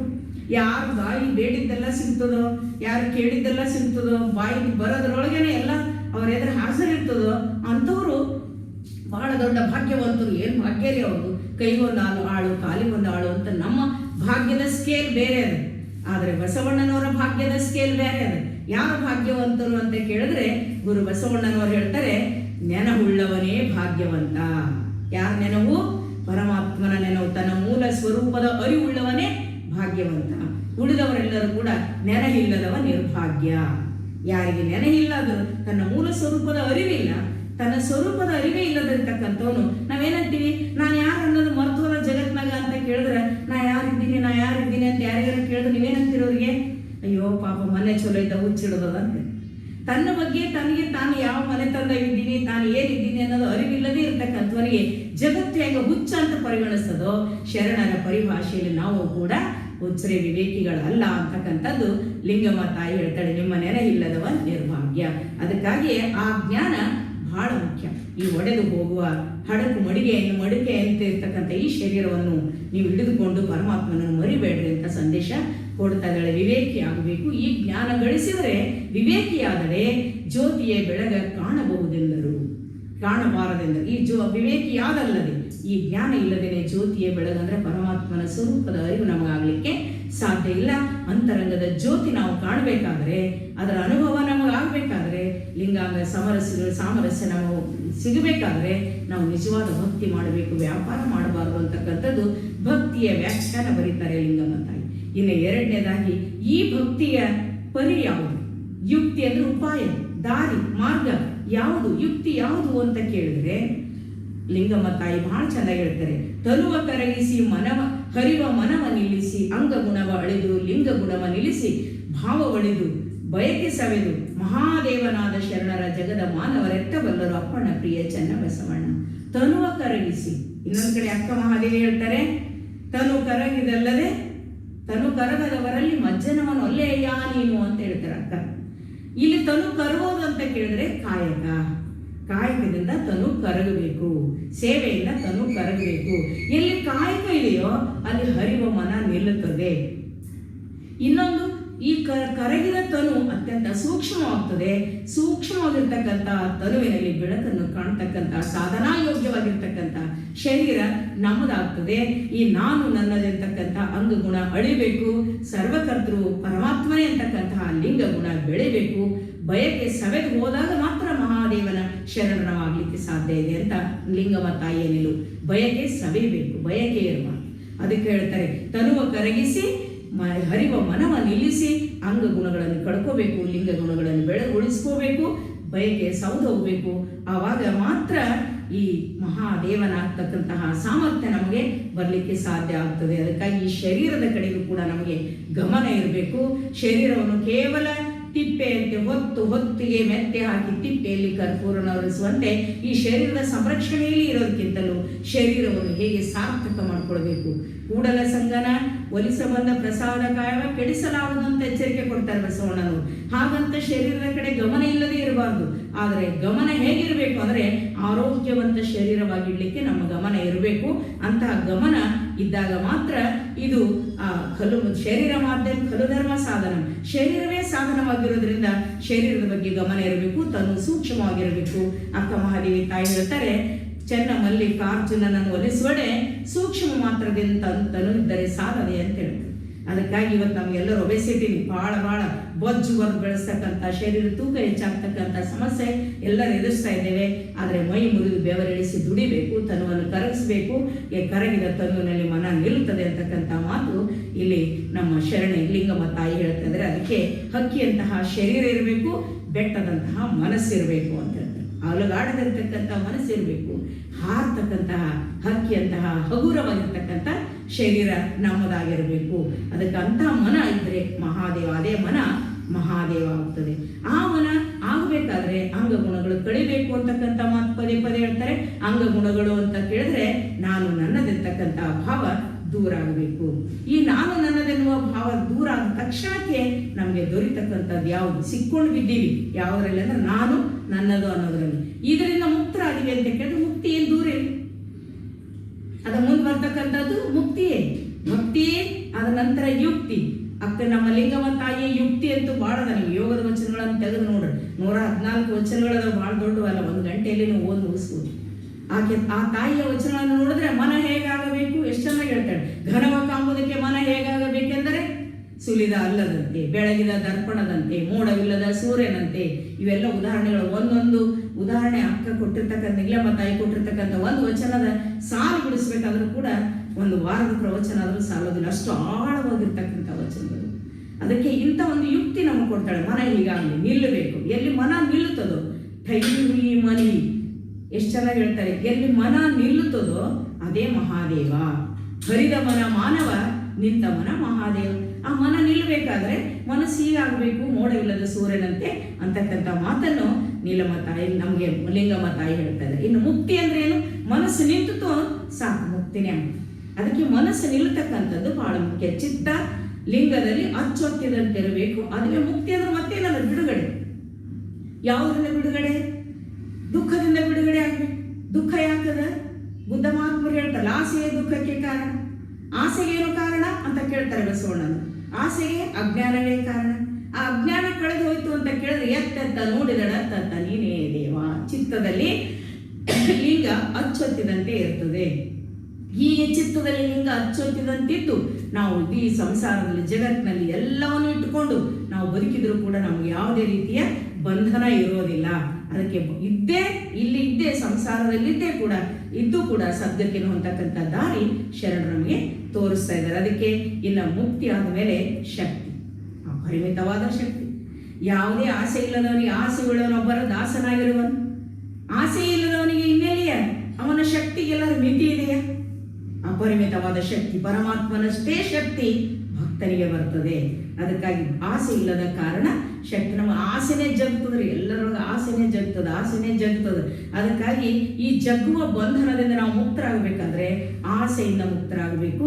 ಅದಕ್ಕಾಗಿ ದುರಾಸೆಯಿಂದ ಮುಕ್ತರಾಗಿರ್ತಕ್ಕಂಥ ಮನ ಅತ್ಯಂತ ಶಕ್ತಿಶಾಲಿ ಮನವಾಗ್ತದೆ. ಅದಕ್ಕಾಗಿ ಇಲ್ಲಿ ಶಕ್ತಿ ಅಂದ್ರೆ ದೈಹಿಕ ಬಲವಲ್ಲ, ಮನೋಬಲ, ಆತ್ಮಬಲ ಸಿಗೋದು ಆಸೆ ಉಳ್ಳವರಿಗಲ್ಲ, ಅವರ ಆಸೆ ಅರತವರಿಗೆ ಮಾತ್ರ ಸಿಗ್ಲಿಕ್ಕೆ ಸಾಧ್ಯದ. ಅದುವೇ ಅಂತಃಶಕ್ತಿ ಅಂತ ನಾವು ಹೇಳ್ತೀವಿ, ಅರಿವಿನ ಶಕ್ತಿ ಅಂತೀವಿ. ಅಂತ ಅರಿವಿನ ಶಕ್ತಿ ಬಹಳ ಮುಖ್ಯ. ಅಂತ ಅರಿವಿನ ಶಕ್ತಿ, ಅಂತಃಶಕ್ತಿಯಿಂದಲೇ ಶರಣರು ಈ ಜಗತ್ತಿನ ಶತಮಾನಗಳಿಂದ ಶೋಷಣೆಗೊಳಗಾಗಿರ್ತಕ್ಕಂಥ ಜಗತ್ತನ್ನು ಶೋಷಣಾ ಮುಕ್ತವಾಗಿ ಸ್ವತಂತ್ರ ಸಮಾನತೆಯ ಈ ಒಂದು ಮುಕ್ತವಾಗಿ ಸ್ವಾತಂತ್ರ್ಯತೆ ಮತ್ತು ಸಮಾನತೆ ಉಳ್ಳಂತಹ ಜಗತ್ತನ್ನು, ಕಲ್ಯಾಣ ರಾಜ್ಯವನ್ನು ನಿರ್ಮಾಣ ಮಾಡಿದ್ದು ಯಾವುದರಿಂದ ಅಂತ ಕೇಳಿದ್ರೆ ಹೊರಗಿನ ಅಧಿಕಾರ ಬಲದಿಂದಲ್ಲ, ಹೊರಗಿನ ದೈಹಿಕ ಬಲದಿಂದಲ್ಲ, ಮನೋಬಲದಿಂದ, ಆತ್ಮಬಲದಿಂದ, ಜ್ಞಾನ ಬಲದಿಂದ ಮಾಡಿರೋದು ನೋಡ್ತಾ ಇದ್ದೇವೆ.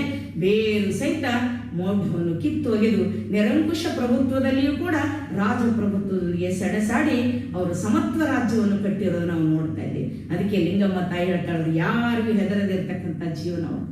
ನರರ ಬೇಡೆನು, ಸುರರ ಹಾಡೆನು, ಕರ್ಣಂಗಳ ಹರಿಯ ಬಿಡೆನು, ಕಾಮನ ಬಲೆಗೆ ಸಿಲ್ಕೆನು, ಮರವೆಗೊಳಗಾಗೆನು, ಪ್ರಣವ ಪಂಚಾಕ್ಷರಿಯ ಜಪಿಸಿಯನೆಂದು ತನುವ ಮರೆದು ನಿಜ ಮುಕ್ತಳಾದನೆ ಅಪ್ಪಣ್ಣ ಪ್ರಿಯ ಚೆನ್ನ ಬಸವಣ್ಣ. ಹಬ್ಬ ವಿಚಾರ ಮಾಡೋಣ, ಎಂಥ ಶಕ್ತಿ ಅದು. ಜಗತ್ತೆಲ್ಲ ದೇವರು ದೇವತೆಗಳ ಭೀತಿಯಲ್ಲಿ ನರಗುತ್ತಾ ಇರುವಾಗ ನಾವು ನೋಡ್ತಾ ಇದ್ದೇವೆ ಈ ದೇವತೆಗಳನ್ನೇ ತಿರಸ್ಕರಿಸ್ತಕ್ಕಂತಹ ಧೈರ್ಯ ಆಶ್ಚರ್ಯಲ್ಲಿ. ಸುಮ್ಮನೆ ಮಾಮೂಲಿಯಾಗಿರ್ತಕ್ಕಂಥ ಒಬ್ಬ ನಾವು ನೋಡ್ತಾ ಇದ್ದೀವಿ ಗ್ರಾಮ ಪಂಚಾಯತ್ ಮೆಂಬರು ಕೂಡ ಒಬ್ಬ ದೊಡ್ಡ ಅಧಿಕಾರಿ ಹೆದರ್ತಾನೆ.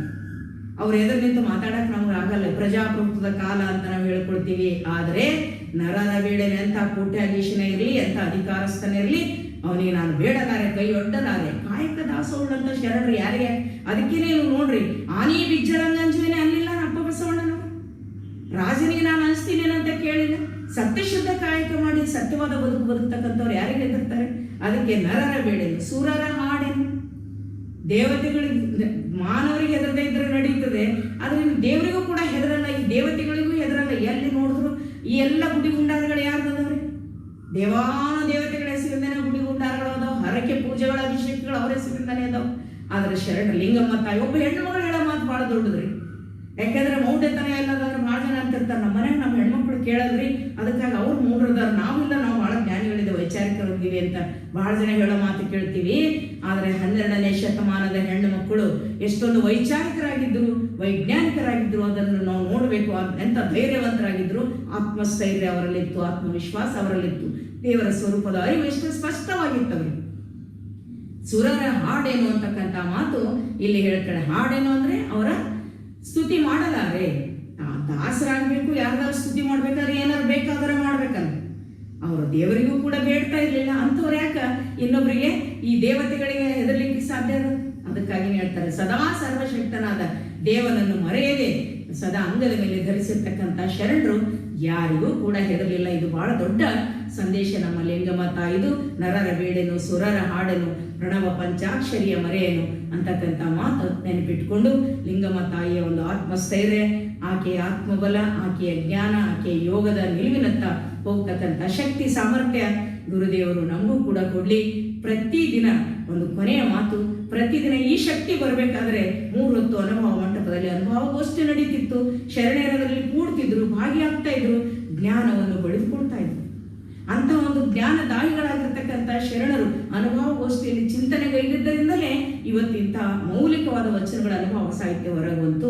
ಲಿಂಗಮ್ಮ ತಾಯಿ ಅಂತ ಸಾಮಾನ್ಯ ಹೆಣ್ಣು ಮಕ್ಕಳು ಕೂಡ ಇವತ್ತ ಇಷ್ಟೊಂದು ಗಟ್ಟಿಯಾಗಿ ನಿಲ್ತಕ್ಕಂಥ ಶಕ್ತಿ ಬಂದಿರೋದು ಯಾವುದರಿಂದ ಅಂತ ಕೇಳಿದ್ರೆ ಚಿಂತನೆಗಳಿಂದ. ಅದಕ್ಕಾಗಿ ಇವತ್ತಿನ ದಿವಸ ನಾವುಗಳು ಕೂಡ ಶರಣರ ವಚನಗಳನ್ನು ತೆಗಿಬೇಕು. ಒಂದು ವ್ರತ ಮಾಡ್ರಿ. ಯಾವ ವ್ರತ ಅಂತ ಕೇಳಿದ್ರೆ ಪ್ರತಿದಿನ ಒಂದು 5 ವಚನ ಓದ್ತಕ್ಕಂಥ ವ್ರತ, ಪ್ರತಿದಿನ ಲಿಂಗ ಪೂಜೆ ಮಾಡ್ತಕ್ಕಂತಹ ವ್ರತ, ಮಾನಸಿಕ ನೆಮ್ಮದಿ, ಜ್ಞಾನದ ವಿಸ್ತಾರ ಇವುಗಳೆಲ್ಲ ನಾವು ಹಾಳ್ಕೊಳ್ಬೇಕು. ನಮ್ಮ ಮಕ್ಕಳಿಗೂ ಕೂಡ ಮುಂದೆ ನಮ್ಮ ಮೌಲಿಕವಾಗಿರ್ತಕ್ಕಂಥ ಶರಣರ ಚಿಂತನೆಗಳಿಂದ ಅವರು ವಂಚಿತರಾಗಬಾರ್ದು. ಅದಕ್ಕಾಗಿ ಮಕ್ಕಳಿಗೂ ಕೂಡ ಈ ವಚನ ಸಾಹಿತ್ಯದ ಸೆರೆಗಿಡಲಿಕ್ಕೆ ಕಲಿಸ್ಬೇಕು ಅಂತಕ್ಕಂಥ ಮಾತನ್ನು ಹೇಳ್ತಾ, ಈ ಮೊದಲು ಕೂಡ ಇವತ್ತಿನ ಅಂತ ಒಂದು ಶಕ್ತಿ ಸಾಮರ್ಥ್ಯ ಗುರುದೇವರು ನಮಗೆ ಕರುಣಿಸಲಿ ಅಂತ ಹಾರೈಸ್ತಾ, ಈ 44ನೇ ಒಂದು ಸಮಾರಂಭದಲ್ಲಿ ಭಾಗಿಯಾಗಿರ್ತಕ್ಕಂಥ ಎಲ್ಲರಿಗೂ ಮತ್ತೊಮ್ಮೆ ಶರಣ ಸಲ್ಲಿಸಿ, ಈ ಮೊದಲು ಕೂಡ 35ನೇ ಅಂದರೆ 2012ರ 35ನೇ ಕನ್ವೆನ್ಷನ್ಗೆ ನಾನು ಬಂದಿದ್ದೆ. ಕ್ಯಾಲಿಫೋರ್ನಿಯಾದಲ್ಲಿ ನಡೆದಿತ್ತು. ಆ ಸಂದರ್ಭದಲ್ಲಿ ನಮ್ಮ ಶಿವವಿಭೂತಿ, ಮಹಾದೇವ್ ಕರಡಿಗುಡ್ಡ, ದಾದಾ ಪಾಟೀಲ್ ಅವರು, ಮುರುಗೇಶ್ ಅವರು, ಹಾದಿಮನಿಯವರು ಇವರೆಲ್ಲರೂ ಕೂಡ ಅವರೆಲ್ಲ ಕರೆದಿದ್ರು. ಅವರೆಲ್ಲರ ಸಹಕಾರದಿಂದ ಸುಮಾರು 35 ದಿನಗಳ ಕಾಲ ನಾನು ಅಮೆರಿಕೆಯ ಎಲ್ಲ ಚಾಪ್ಟರ್ಗಳಲ್ಲಿ, ಈ ಒಂದು BSNA ಚಾಪ್ಟರ್ಗಳಲ್ಲಿ ಓಡಾಡಿದ್ದೇವೆ. ಅಲ್ಲೆಲ್ಲ ಅನುಭವ ಚಿಂತನೆಗಳನ್ನು ಮಾಡ್ತಕ್ಕಂಥ ಅವಕಾಶ ನೀವೆಲ್ಲ ಕಲ್ಪಿಸಿಕೊಟ್ಟಿದ್ದೀರಿ. ಅದಕ್ಕಾಗಿ ತಮಗೆಲ್ಲರಿಗೂ ಕೂಡ ಹೃತ್ಪೂರ್ವಕವಾದ ಶರಣಗಳನ್ನು ಸಲ್ಲಿಸ್ತಾ, ಈ ಸಲದ ಎಲ್ಲ ಪದಾಧಿಕಾರಿಗಳಿಗೂ, ನಮ್ಮ ಹಿರೇಮಠವರಿಗೂ ಮತ್ತು ಉಳಿದಿರ್ತಕ್ಕಂಥ ಎಲ್ಲ ಶರಣ ಬಂಧುಗಳಿಗೂ, ಈ ಒಂದು ವೀಕ್ಷಣೆ ಮಾಡ್ತಕ್ಕಂತಹ ಇಷ್ಟೊಂದು ತಾಳ್ಮೆಯಿಂದ ಈ ಎಲ್ಲ ಕಾರ್ಯಕ್ರಮಗಳಲ್ಲಿ ಭಾಗಿಯಾಗಿರ್ತಕ್ಕಂತಹ ಎಲ್ಲ ಬಸವ ಬಳ್ಳಿಯ ಕುಡಿಗಳಿಗೆ ಮತ್ತೊಮ್ಮೆ ಮಗದೊಮ್ಮೆ ಶರಣೆಂದು ನನ್ನೆರಡು ಮಾತುಗಳಿಗೆ ಮಂಗಲ ಮಾಡ್ತೇನೆ. ಶರಣ.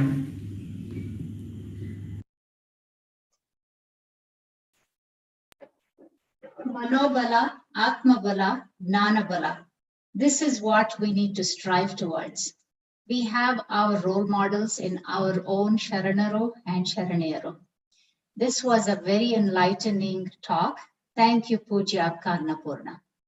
We now have Rupa Jayadev from the Georgia chapter, accompanied by her brother, Vivek Somashekar on tabla, and Ramesh Biran from West Beach, Florida, on the harmonium. They would be performing Lokamate Suvikhyate.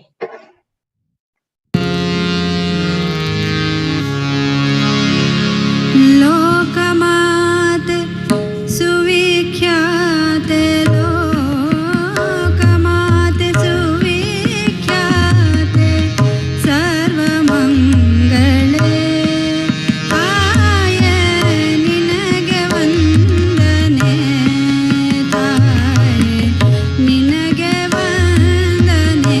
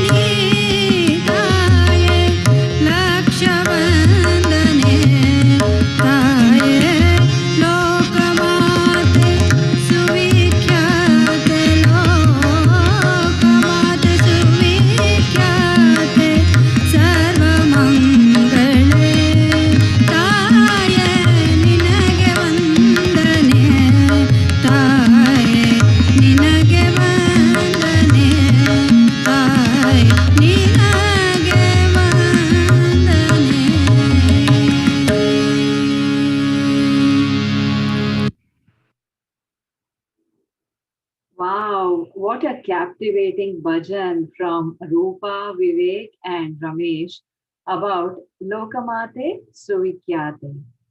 Now we have Vedas, which means knowledge. The Vedas are exhaustive, authoritative Hinduism scriptures. And the word Vachanas literally means that which is said or a speech. Moving on to our next segment, we have Ravi Ambli from Chicago chapter, who will be presenting information about how Vedas has transitioned to Vachanas. So welcome, Ravi Ambli. Thank you.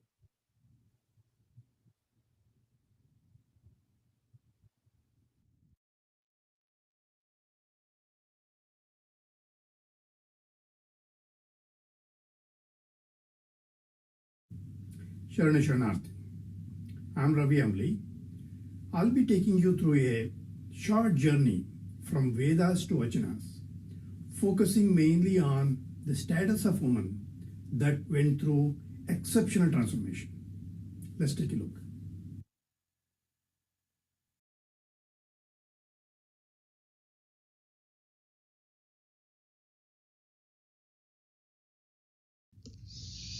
If you look at the chronology of Sanatana Dharma, it's very interesting.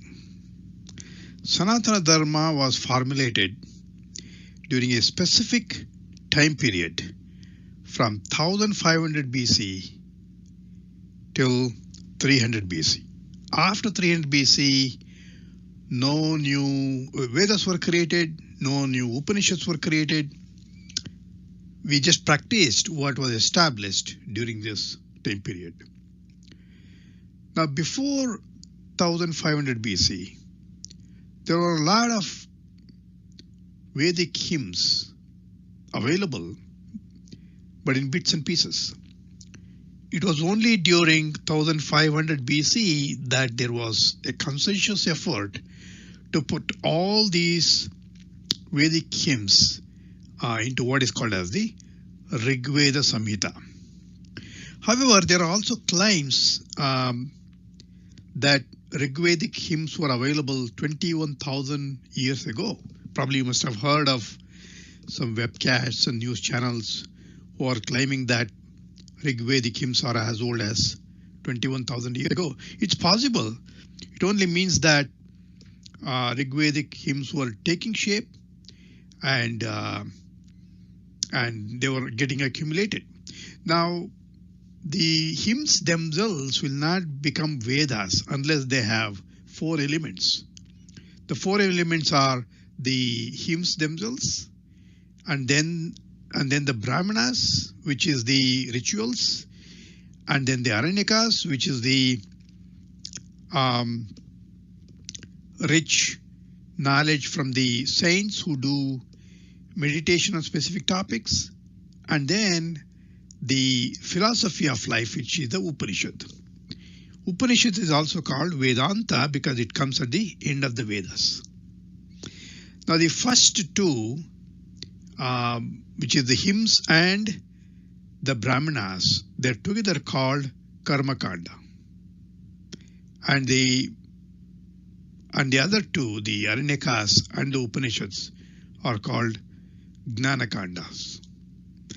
So during the pre-Vedic period, there were more focus on the Karma Kanda, and later on, during the Upanishad period, there were more focus on the Gnana Kanda.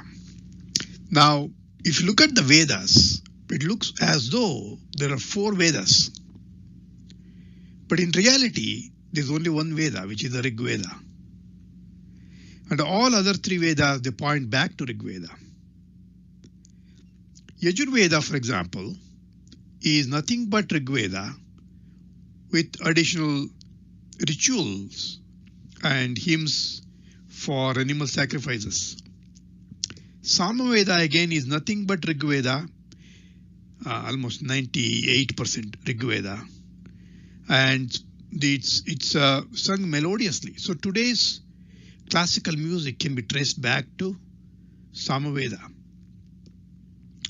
Atharva Veda is nothing but a Veda of medicine, and today's Ayurveda can be traced back to Atharva Veda. So, what is Rig Veda? Now, Rig Veda contains hymns that praises nature, which is considered as the god. Our ancestors used to worship nature as god, Agni, Vayu, Jala, Bhumi and Akash. They're called Panchabhutas, and they used to respect nature. The same concept is also taken in the Sharana concept. Sharanas, especially in the Shatsthala Marga, we respect nature, and in the Prasadisthala we revere nature. So there is a Vedic impact in the Sharana philosophy. Now, during the Upanishad period, after 800 BC, what happened was all the Upanishads which were in the Vedas, there were 108 Upanishads in the Vedas. They were all taken and they were amplified and then expanded, and the philosophy of life was established. Karma, dharma, moksha were well defined during the Upanishad period. When Shiva was initiated during Upanishad period, there were 14 Upanishads on Shiva.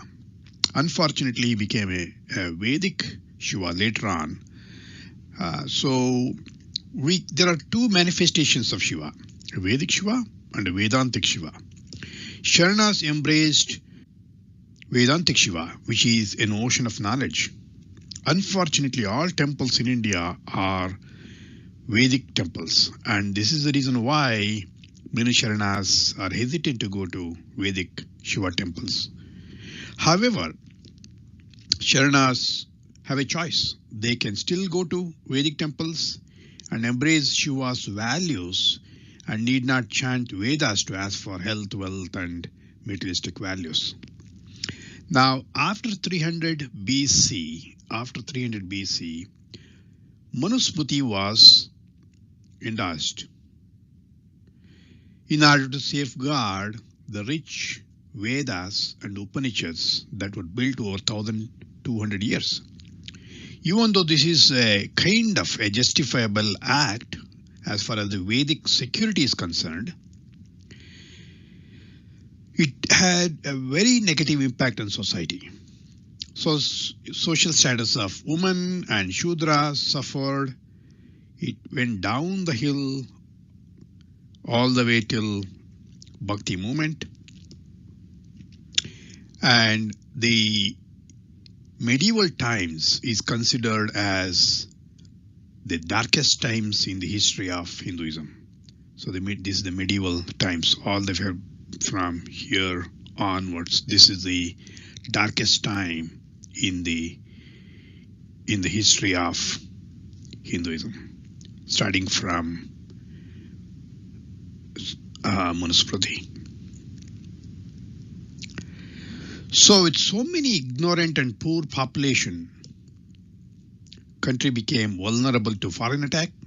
As you can see this in the Islamic invasion of 670 AD. And this is exactly when the Bhakti movement started. Though Bhakti movement gave women and the Shudras the spiritual opportunity,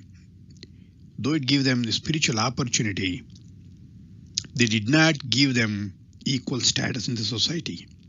This is when Basava movement became inevitable.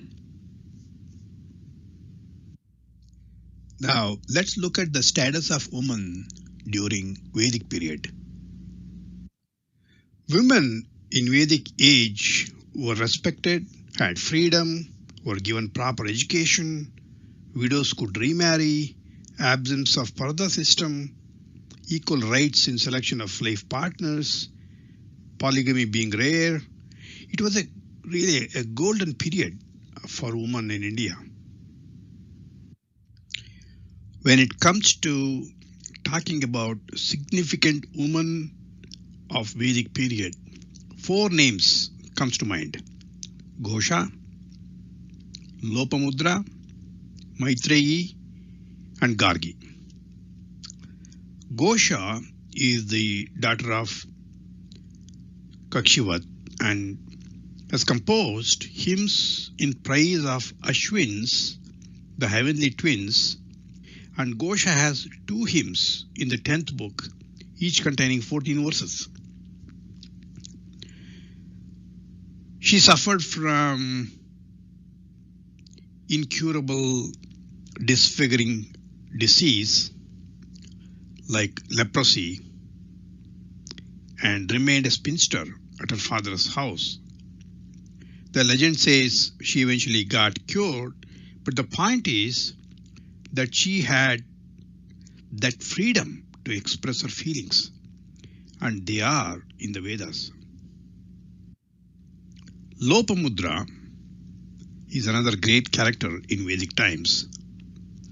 Rigveda has long conversations between sage Agastya and his wife Lopamudra that personifies her intelligence. Maitreyi again is another great character.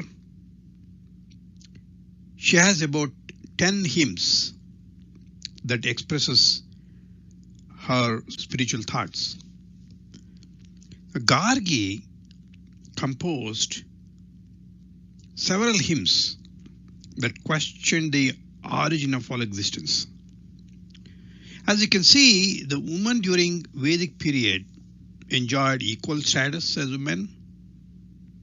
I have shown only 4 women here, but there are more who are involved in the creation of the Vedas and Upanishads. And on top of that, even those who are not involved in any Vedic or Upanishad building, they too enjoyed freedom during Vedic period. Now let's look at the status of women during post-Vedic period. After Manusmriti was endorsed, the status of women suffered a setback. They were not considered equal to men, did not enjoy the same rights as and privileges as men. Knowledge of Vedas became inaccessible to women.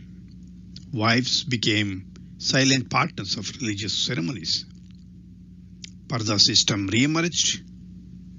There was exploitation of women in the form of early marriage, female infanticide, enforced widowhood. The list is endless. Medieval period is the darkest in the history of Indian women. Now let's see the amazing change in status of women during Sharana movement. During Sharana movement, the status of Lingayat women took a sharp turn. They were considered equal to men, enjoyed the same rights and privileges as men. Knowledge of Vedas became irrelevant as the Vachanas were the basis of knowledge. Women were involved in the religious ceremonies. More importantly, as the status of Lingayat women changed for good, it had a positive impact on the society, and many in Sanatana Dharma also demanded similar status, and they got it too. During Sharana movement, there were more than 200 Vachanakaras and more than 30 of them were women. I've shown only a short list here. The first thing that comes to mind is Akkama Devi, who led a courageous life when the entire Indian womanhood was suffering under the dogmatic Manu mandate. In her Vachanas, she is not only asking for equality, she declared herself equal to men in all respects. When the whole womanhood in India was following Parda system, the way Akkama Devi covered her body with just her hair is a testament to her claim as a liberated woman, and she blatantly declared herself equal to men in all respects. This is considered as the most courageous act, even in today's standards. She will remain in the minds of all women for the rest of humanity as someone who fought vehemently for equality and won. Let's try to compare and contrast the status of Vedic woman and Sharana woman. If you compare the Vedic period with Basaveshwara's time as far as woman freedom is concerned, during Vedic times, though women had the right to express their thoughts, to build the Vedic literature, the expressions were more evolutionary in nature. Expressions were more spiritual and with no trace of any kind of oppression. Whereas during Sharana period, women who had similar rights to express their thoughts in Vachanas, the expressions are more revolutionary in nature, as the women were desperate to come out of the clutches of Manu dogma. We see their feelings in the Vachana literature. Women during Sharana period had so much of energy and vitality that they started affecting non-Lingayat religions also, and eventually became a model for the society. We only see Sharana women as liberated women. However, many other religions were also being benefited from these women in gaining back their dignity and freedom. Overall, Sharana community has a very positive impact on the society and in building a strong India.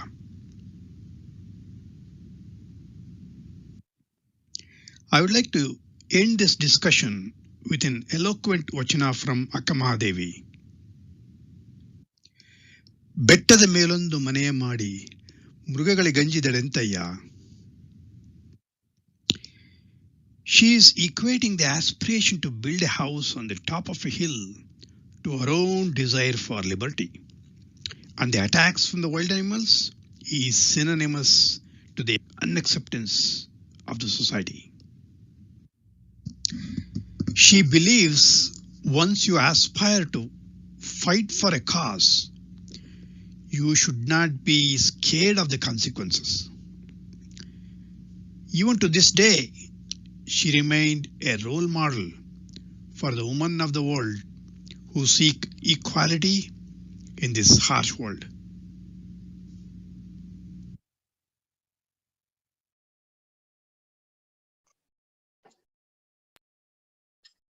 This was such a wonderful and informative talk. Thank you, Mr. Ravi Amli, for taking us through the historical journey of Vedas to Vachanas, especially the status and position of women in society. We now have a beautiful song, Anu Male, Jenu Male, sung by our very talented Jay Savan from the Virginia EDT chapter. Mr. Savan and his wife are very active VSNA members contributing towards various VSNA initiatives. ಶರಣು ಎಲ್ಲರಿಗೂ. ನನ್ನ ಹೆಸರು Jaya Savat. I am from Virginia chapter.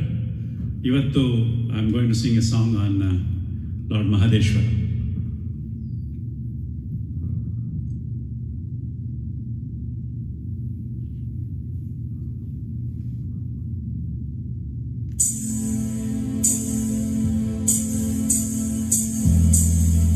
ಆನುಮಲೆ, ಜೇನುಮಲೆ, ಗುಂಜುಮಲೆ, ಗುಡುಗುಂಜುಮಲೆ, 77 ಮಲೆಯಲ್ಲಿ ತಪ್ಪದೆ ನಲಿದು ನಾಟ್ಯವಾಡುವಂಥ ನಮ್ಮ ಅಪ್ಪಾಜಿ ಮುದ್ದು ಮಾದೇವನ ಪಾದಕ್ಕೊಂದ್ಸಲ ಉಘೇ ಅಂದ್ರಪ್ಪ, ಉಘೇ ಉಘೇ. ಹಿಡುಗಾಯಿ ಬಸಪ್ಪ, ಹುಡುಗಾಯಿ ಬಸಪ್ಪ, ಸಿಂಗಾನಲ್ಲೂರು ಕಟ್ಟೆ ಬಸಪ್ಪನಿಗೊಂದ್ಸಲ ಉಘೇ ಅಂದ್ರಪ್ಪ, ಉಘೇ ಉಘೇ. ನಮ್ಮ ಮಾದಪ್ಪನ ಪರ್ಸೆಗೊಂದ್ಸಲ ಉಘೇ ಅಂದ್ರಪ್ಪ.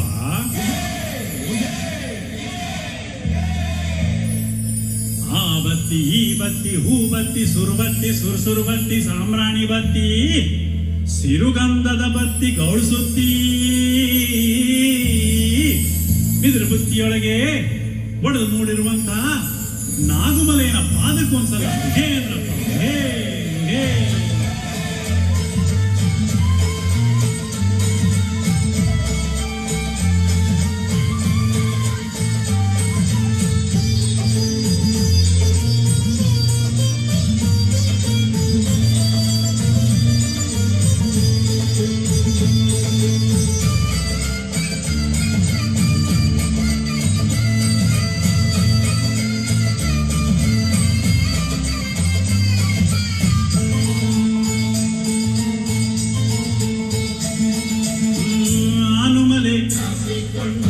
ಜೇನುಮಲೆ ಆನುಮಲೆ ಜೇನುಮಲೆ ಬುತ್ತಿಮಲೆ ಸಂಕುಮಲೆ ಹತ್ತುಮಲೆ ಸುತ್ತುಮಲೆ ಪಚ್ಚೆಮಲೆ ಪಾಣಿಮಲೆ ಕೊಂಗುಮಲೆ ಕಿಂಚಾಡುಮಲೆ ರುದ್ರಾಕ್ಷಿ ಕಳೆಗಾಕ್ಷಿ ಮಲೆ 77 ತಲೆ ನುಣ್ಣಿ ಸುತ್ತಿ ತಲೆ ನಿಪ್ಪಲ್ಲಿ ಹೊರಗಿದ್ದವಗೆ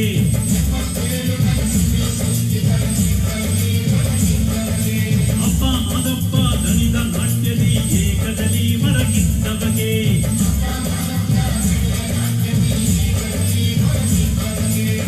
ಉಗೆಯನ್ನಿ ಉಗೆಯನ್ನಿ ಉಗೆ ಉಗೆ ಉಗೆಯನ್ನಿ ಉಗೆಯನ್ನಿ ಉಗೆ ಉಗೆ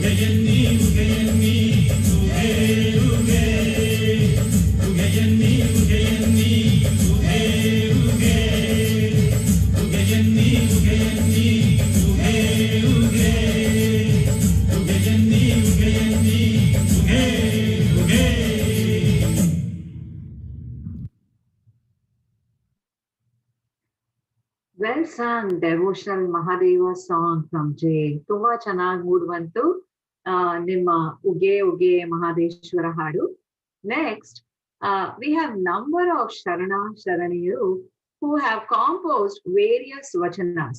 Sheila Shankar from Northern California chapter will give a speech on selected Vachana Kartiyaru, Bhakti, Yukti, Muktiya Shakti.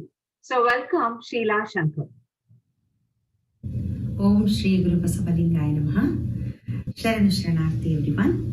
Today it's my pleasure to speak about the topic Vachana Karti, Bhakti, Yukti, Muktiya Shakti. I would like to remark here, we're not comparing Vachana Karti to any regular poetess, as 12th century Sharanas and Sharanis were not only mystics who discussed about their spiritual experiences and yogic experiences, but responsible citizens who addressed several social issues which then prevailed and thus envisioned many different ways to abolish the issues and enrich the lives of people. In the meantime, they documented their authentic messages for further generations through verses known as Vachanas. This style of writing was innovated by Guru Basavanna in the 12th century and were penned in local language, which was Kannada. Vachana means promise. More than 100 contemporary Sharanas and Sharanis penned Vachanas. As the topic says, Bhakti, Yukti, Muktiya Shakti, we will first learn a little bit about the Sharaniyaru and their Bhakti. Guru Basavanna envisioned and established an institution of divine experience known as Anubhavamandapa that attracted thousands of seekers from far and wide and from every corner of India and other neighboring countries too. People from every origin, like cobblers and royals, housewives and prostitutes, farmers and scholars, participated to enrich their lives.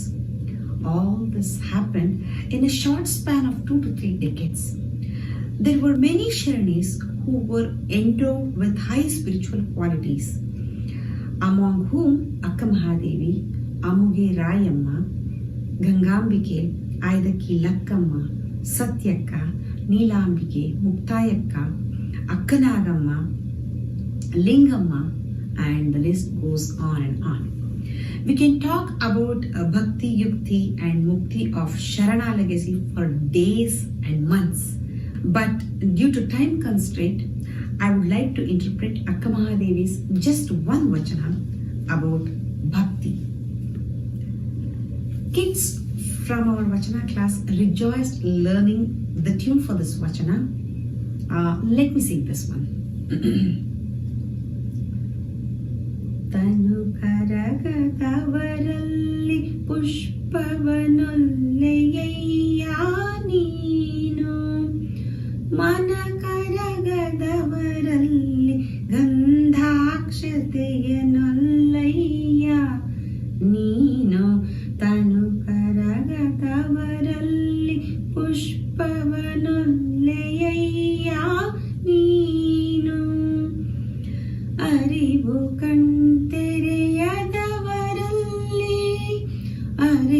ಕಣ್ತೆರೆಯದವರಲ್ಲಿ ಆರತಿಯನೊಲ್ಲಯ್ಯ ನೀನು ಭಾವಶುದ್ಧವಿಲ್ಲದವರಲ್ಲಿ ಧೂಪವನೊಲ್ಲೆಯ್ಯ ನೀನು ತನು ಕರಗದವರಲ್ಲಿ ಪುಷ್ಪವನೊಲ್ಲೆಯ್ಯ ನೀನು ಪರಿಣಾಮಿಗಳಲ್ಲದವರಲ್ಲಿ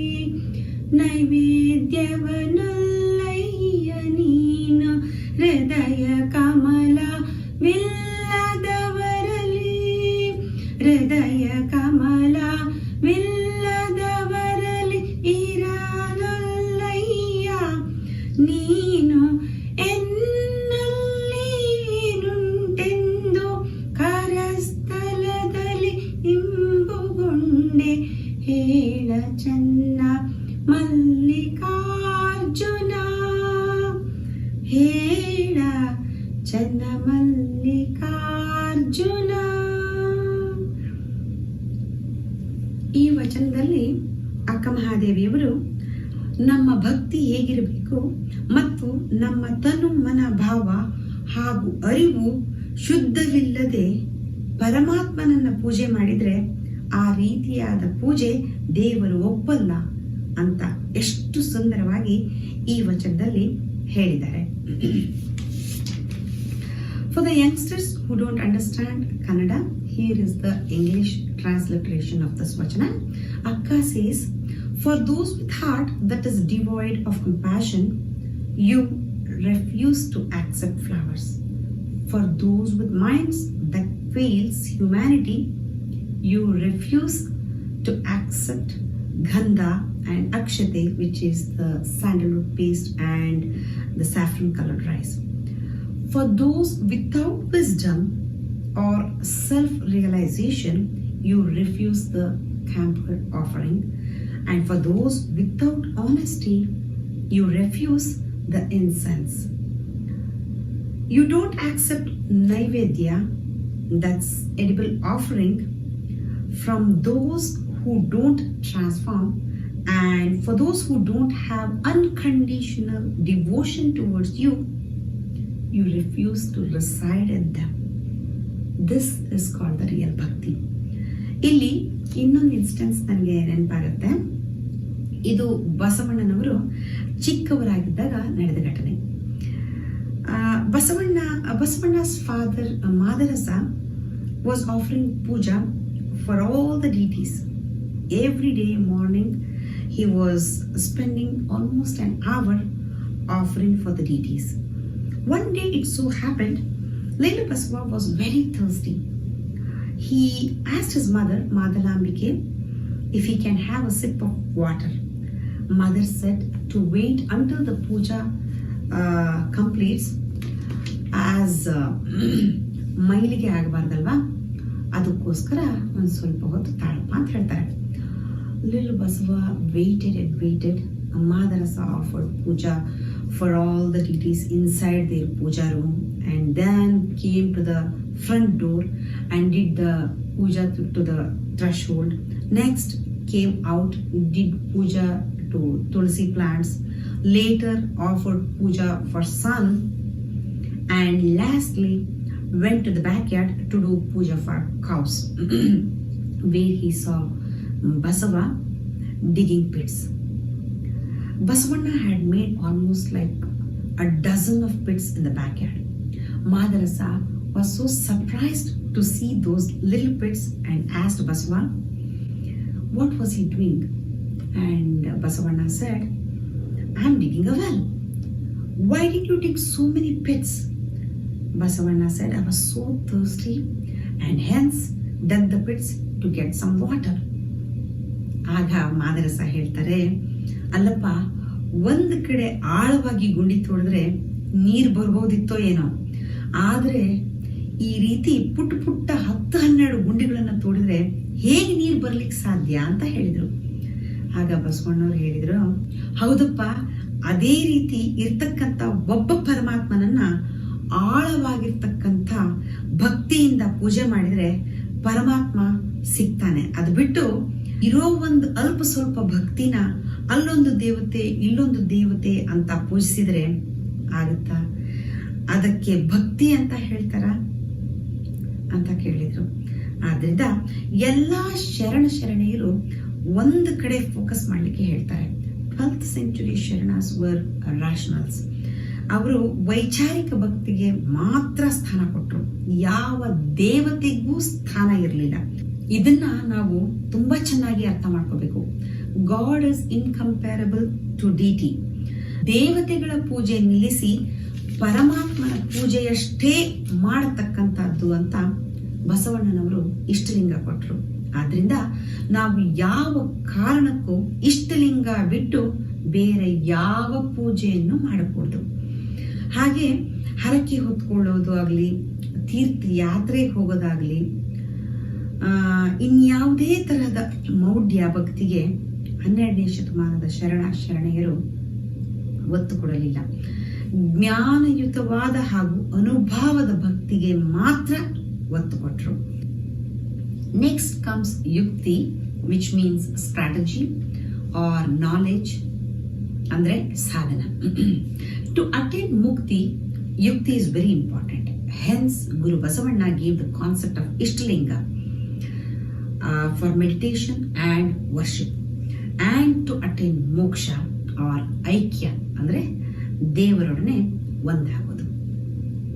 One should improve their conduct. We shouldn't hurt anybody in any way, becoming ignorant of karma. Papa results from our negative acts, whereas punya results from good deeds.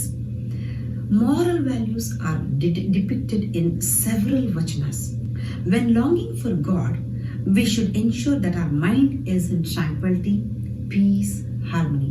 But ignorance causes us to be attracted to the objects, which results in desire. These desires mesmerizes even the wisest. ಅಕ್ಕ ಮಹಾದೇವಿಸ್ ವಚನ ಬೆಟ್ಟದ ಮೇಲೊಂದು ಮನೆಯ ಮಾಡಿ beautifully depicts the mental turmoil of people in this worldly life. Let me sing that. ಬೆಟ್ಟದ ಮೇಲೊಂದು ಮನೆಯ ಮಾಡಿ ಮೃಗಗಳಿಗೆ ಅಂಚಿದೊಡೆ ಎಂತಯ್ಯ ಎಂತಯ್ಯ. ಬೆಟ್ಟದ ಮೇಲೊಂದು ಮನೆಯ ಮಾಡಿ ಮೃಗಗಳಿಗೆ ಅಂಜಿದೊಡೆ ಎಂತಯ್ಯ, ಮೃಗಗಳಿಗೆ ಅಂಜಿದೊಡೆ ಎಂತಯ್ಯ. ಬೆಟ್ಟದ ಮೇಲೊಂದು ಮನೆಯ ಮಾಡಿ ಮೃಗಗಳಿಗೆ ಅಂಜಿದೊಡೆ ಎಂತಯ್ಯ, ಮೃಗಗಳಿಗೆ ಅಂಜಿದೊಡೆ ಎಂತಯ್ಯ. ಸಮುದ್ರದ ತಡಿಯಲೊಂದು ಮನೆಯ ಮಾಡಿ ನೊರೆತೆರೆಗಳಿಗಂಜಿದೊಡೆ ಎಂತಯ್ಯ, ನೊರೆತೆರೆಗಳಿಗಂಜಿದೊಡೆ ಎಂತಯ್ಯ. ಬೆಟ್ಟದ ಮೇಲೊಂದು ಮನೆಯ ಮಾಡಿ ಮೃಗಗಳಿಗೆ ಅಂಜಿದೊಡೆ ಎಂತಯ್ಯ, ಮೃಗಗಳಿಗೆ ಅಂಜಿದೊಡೆ ಎಂತಯ್ಯ. ಸಂತೆಯೊಳಗೊಂದು ಮನೆಯ ಮಾಡಿ ಶಬ್ದಕ್ಕೆ ನಾಚಿದೊಡೆ ಎಂತಯ್ಯ, ಶಬ್ದಕ್ಕೆ ನಾಚಿದೊಡೆ ಎಂತಯ್ಯ. ಬೆಟ್ಟದ ಮೇಲೊಂದು ಮನೆಯ ಮಾಡಿ ಮೃಗಗಳಿಗೆ ಅಂಜಿದೊಡೆ ಎಂತಯ್ಯ, ಮೃಗಗಳಿಗೆ ಅಂಜಿದೊಡೆ ಎಂತಯ್ಯ. ಚನ್ನಮಲ್ಲಿಕಾರ್ಜುನ ದೇವ ಕೇಳ, ಚನ್ನಮಲ್ಲಿಕಾರ್ಜುನ ದೇವ ಕೇಳ. ಲೋಕದೊಳು ಹುಟ್ಟಿದ ಬಳಿಕ, ಲೋಕದೊಳು ಹುಟ್ಟಿದ ಬಳಿಕ ಸ್ತುತಿ ನಿಂದೆಗಳು ಬಂದಡೆ ಮನದಲ್ಲಿ ಕೋಪವ ತಾಳದೆ, ಮನದಲ್ಲಿ ಕೋಪವ ತಾಳದೆ ಸಮಾಧಾನಿಯಾಗಿರಬೇಕು, ಸಮಾಧಾನಿಯಾಗಿರಬೇಕು, ಸಮಾಧಾನಿಯಾಗಿರಬೇಕು. ಬೆಟ್ಟದ ಮೇಲೊಂದು ಮನೆಯ ಮಾಡಿ ಮೃಗಗಳಿಗೆ ಅಂಜಿದೊಡೆ ಎಂತಯ್ಯ, ಮೃಗಗಳಿಗೆ ಅಂಜಿದೊಡೆ ಎಂತಯ್ಯ. In this Vachana, Akka portrays on how one must stay equanimous. To Sharanas, proper conduct was more than social, religious and legal obligations. They considered the right conduct to be an essential aspect of spiritual pursuit. External conduct should become the reflections of internal thoughts. But we are elated with compliments and upset with the criticism. Hence, Akka says we need to rise above it, understanding that praise and criticism are part of life, we need to strive to handle it both equanimously. There's one more Akash Vachanas. ನಾ ಹುಟ್ಟಿದಲ್ಲಿ ಸಂಸಾರ ಹುಟ್ಟಿತ್ತು, ಸಂಸಾರ ಹುಟ್ಟಿದಲ್ಲಿ ಅಜ್ಞಾನ ಹುಟ್ಟಿತ್ತು, ಅಜ್ಞಾನ ಹುಟ್ಟಿದಲ್ಲಿ ಆಸೆ ಹುಟ್ಟಿತ್ತು, ಆಸೆ ಹುಟ್ಟಿದಲ್ಲಿ ಕೋಪ ಹುಟ್ಟಿತ್ತು. ಇಲ್ಲಿ ನಾ ಅಂದ್ರೆ ಅಹಂಕಾರ, ನಾ ಹುಟ್ಟಿದಲ್ಲಿ ಸಂಸಾರ ಹುಟ್ಟಿತ್ತು ಅಂದ್ರೆ ಎಲ್ಲಿ ಅಹಂಕಾರ ಹುಟ್ಟಿತ್ತೋ ಅಲ್ಲಿ ಸಂಸಾರ ಅಂದ್ರೆ ಮನಸ್ಸಿನ ಗೊಂದಲ ಹುಟ್ಟಿತ್ತು. ಮನಸ್ಸಿಗೆ ಗೊಂದಲ ಇರುತ್ತೆ. ಮನಸ್ಸಿನ ಗೊಂದಲ ಹುಟ್ಟಿದಾಗ ಮನುಷ್ಯ ತನ್ನ ವಿವೇಚನೆ ಶಕ್ತಿ ಕಳ್ಕೊಳ್ತಾನೆ. ಅಂದ್ರೆ ವಿವೇಚನೆ ಅಂದ್ರೆ ಯಾವುದು ಸರಿ ಯಾವುದು ತಪ್ಪು ಅಂತ ತರ್ಕಿಸುವ ಶಕ್ತಿಯನ್ನ ಕಳ್ಕೊಳ್ತಾನೆ. ಮನಸ್ಸನ್ನ ಗೆಲ್ಲೋ ಬಗ್ಗೆ ಶರಣೆಯರು ತುಂಬಾ ವಚನಗಳಲ್ಲಿ ಹೇಳಿದ್ದಾರೆ. Also they mention about yoga, that is how to control your mind by focusing on Ishtaling Puja. We come to the last part now, that is Mukti. To win the approval of God, the Guru directs the Shishya to transform themselves and their conduct. Rather than worrying about enjoying heaven after death, Guru urges the aspirant to have a life without papa. Hence, Basavanna says, ಮರ್ತ್ಯಲೋಕವೆಂಬುದು ಕರ್ತಾರನ ಕಮ್ಮಟವಯ್ಯ, ಇಲ್ಲಿ ಸಲ್ಲುವವರು ಅಲ್ಲಿಯೂ ಸಲ್ಲುವರು, ಇಲ್ಲಿ ಸಲ್ಲದವರು ಅಲ್ಲಿಯೂ ಸಲ್ಲರಯ್ಯ Kudala Sangama Deva. God's standards are far higher than any social or legal code of conduct. Divinity is the essence which resides deep within us. It is beyond the comprehension of mind and intellect. 12th century Sharanas and Sharanis reached the state where they enjoyed the entire creation as the game of God. It is only possible when you have intense bhakti and practicing yukti marga to attain mukti or aikya. I would like to thank Mr. Harish Hiremath for giving me an opportunity to speak about the Sharana legacy. Sharana Sharanarthi.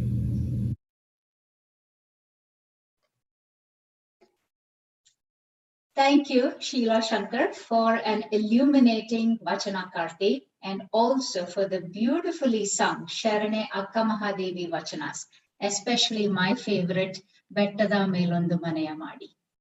We now have our very accomplished Usha Prabhu from Northern California singing Soham Har Damaru Baje.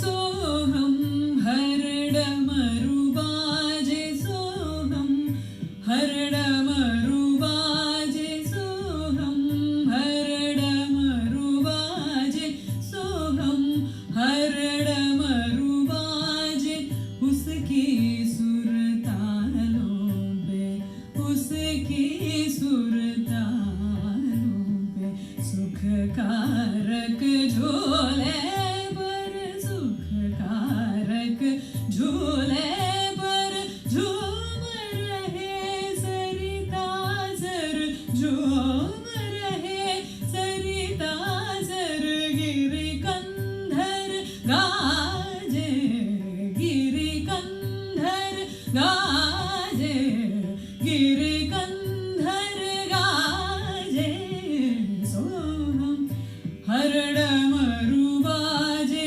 सोहम हर डमरू बाजे.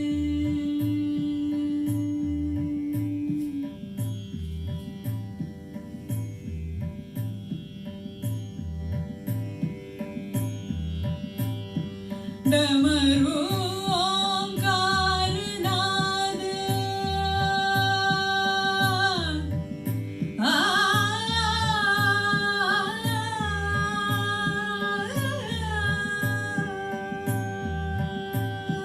डमरू ओंकार नाद, डमरू ओंकार नाद, डमरू ओंकार नाद, डमरू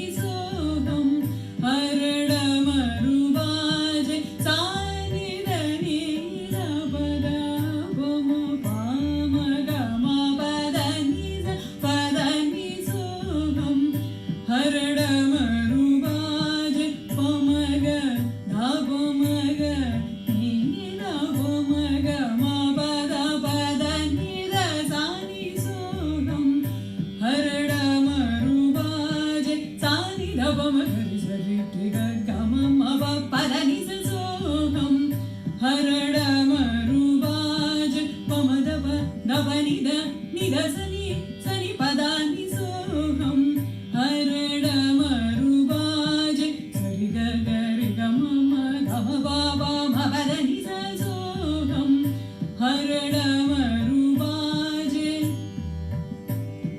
ನೀ ದ ಪಮ ದ ಪಮ ಗ ಪಮ ಗರಿ ಮಗರಿ ಸರಿ ರಿಗ ರಿಗ ಗಮ ಗಮ ಮಪ ಮಪ ಪದ ಪದ ನಿ ನಿಸ ಪದ ನಿಸ ಸೋಗಂ ಹರಡ ಮರುಬಾಜೆ ದ ಪಮ ಮಪದ ಪಮ ಗರಿ ಗ ಗಮ ಗರಿ ಗರಿ ಸಾ ಸಾ ನಿ ಸರಿ ಸನಿ ನಿ ಸನಿ ಗರಿ ಸನಿ ಸರಿ ಗಮ ಪಮ ಗರಿ ಗ ಗ ಗ ಗಮ ದ ಪಮ ಗರಿ ಗ ಗ ಗ ಗಮ ನಿ ದ ಪಮ ಗರಿ ಸರಿ ಗ ಗರಿ ಗಮ ಮ ಗಮ ಪದ ಪಮ ಪ ಪ ಪ ಪದ ಪಪ್ಪ ಪಾಪ ಮ ಪದ ಪಾಪ ಮ ಪದ ನಿ ದ ಪಮ ಗ ಮ ಪದ ಪಾಪ ದದ ಪಮ ಗ ಮ ಪದ ನಿ ನಿ ನಿ ನಿ ಸ ನಿ ದ ಪದ ನಿ ಸ ನಿ ದ ಪಮ ಗ ಮ ಪದ ನಿ ಸ ಸ ಸ ನಿ ಸ ರಿ ರಿ ಸ ನಿ ಸ ರಿ ರಿ ಸ ನಿ ಸ ರಿ ಗ ರಿ ರಿ ಸ ಸ ನಿ ದ ಪಮ ಪದ ನಿ ಸ ಆ ನಿ ಸ ರಿ ರಿ ಸ ರಿ ಸ ರಿ ರಿ ಸ ನಿ ದ ನಿ ದ ನಿ ದ ದ ಪಮ ಪಮ ಗ ಮ ಪದ ನಿ ಸ ರಿ ಗ ಗ ಗರಿ ಗಮ ಪಮ ಗರಿ ಸ ರಿ ಗ ಗ ಗ ಗರಿ ಸ ನಿ ಸ ರಿ ಗ ರಿ ಸ ನಿ ದ ನಿ ಸ ರಿ ರಿ ಸ ನಿ ದ ಪದ ನಿ ಸ ಸ ನಿ ದ ಪಮ ಪದ ನಿ ನಿ ದ ಪಮ ಗ ಮ ಪದ ದ ಪದ ನಿ ನಿ ದ ನಿ ಗ ರಿ ಸ ನಿ ದ ನಿ ಸೋಗಂ ಹರಡ ಮರುಬಾಜೆ ಉಸಕಿ ಸುರತಾಲೋ से सुख कारक झोले पर झूम रहे सरिता सर भुवन त्रय गाजे गिरि कंधर गाजे भुवन त्रय गाजे सोहम हरड मरुबाजे सोहम हरड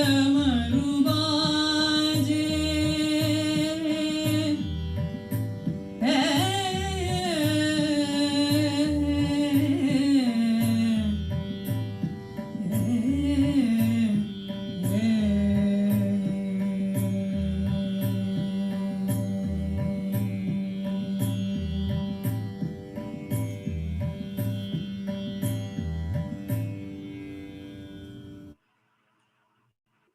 Wow, what a mesmerizing professional Hindustani vocal performance by Usha Prabhu. It was just very captivating, and it took us to the Hindustani world. Now, as we move along, we have the topic for Vachanas and Vachana Kartiru, which is vast, and there are many aspects that can be covered. As our second presenter, we have from our own North Carolina chapter, Vidya Patil, who will be presenting selected information about Vachana Kartiru. She has been volunteering to teach Vachanas also in Charlotte. And big applause to Vidya too again. And definitely you have to make it to the Raleigh chapter as well, where we have the VSNA functions. Thank you, Vidya. Please welcome her.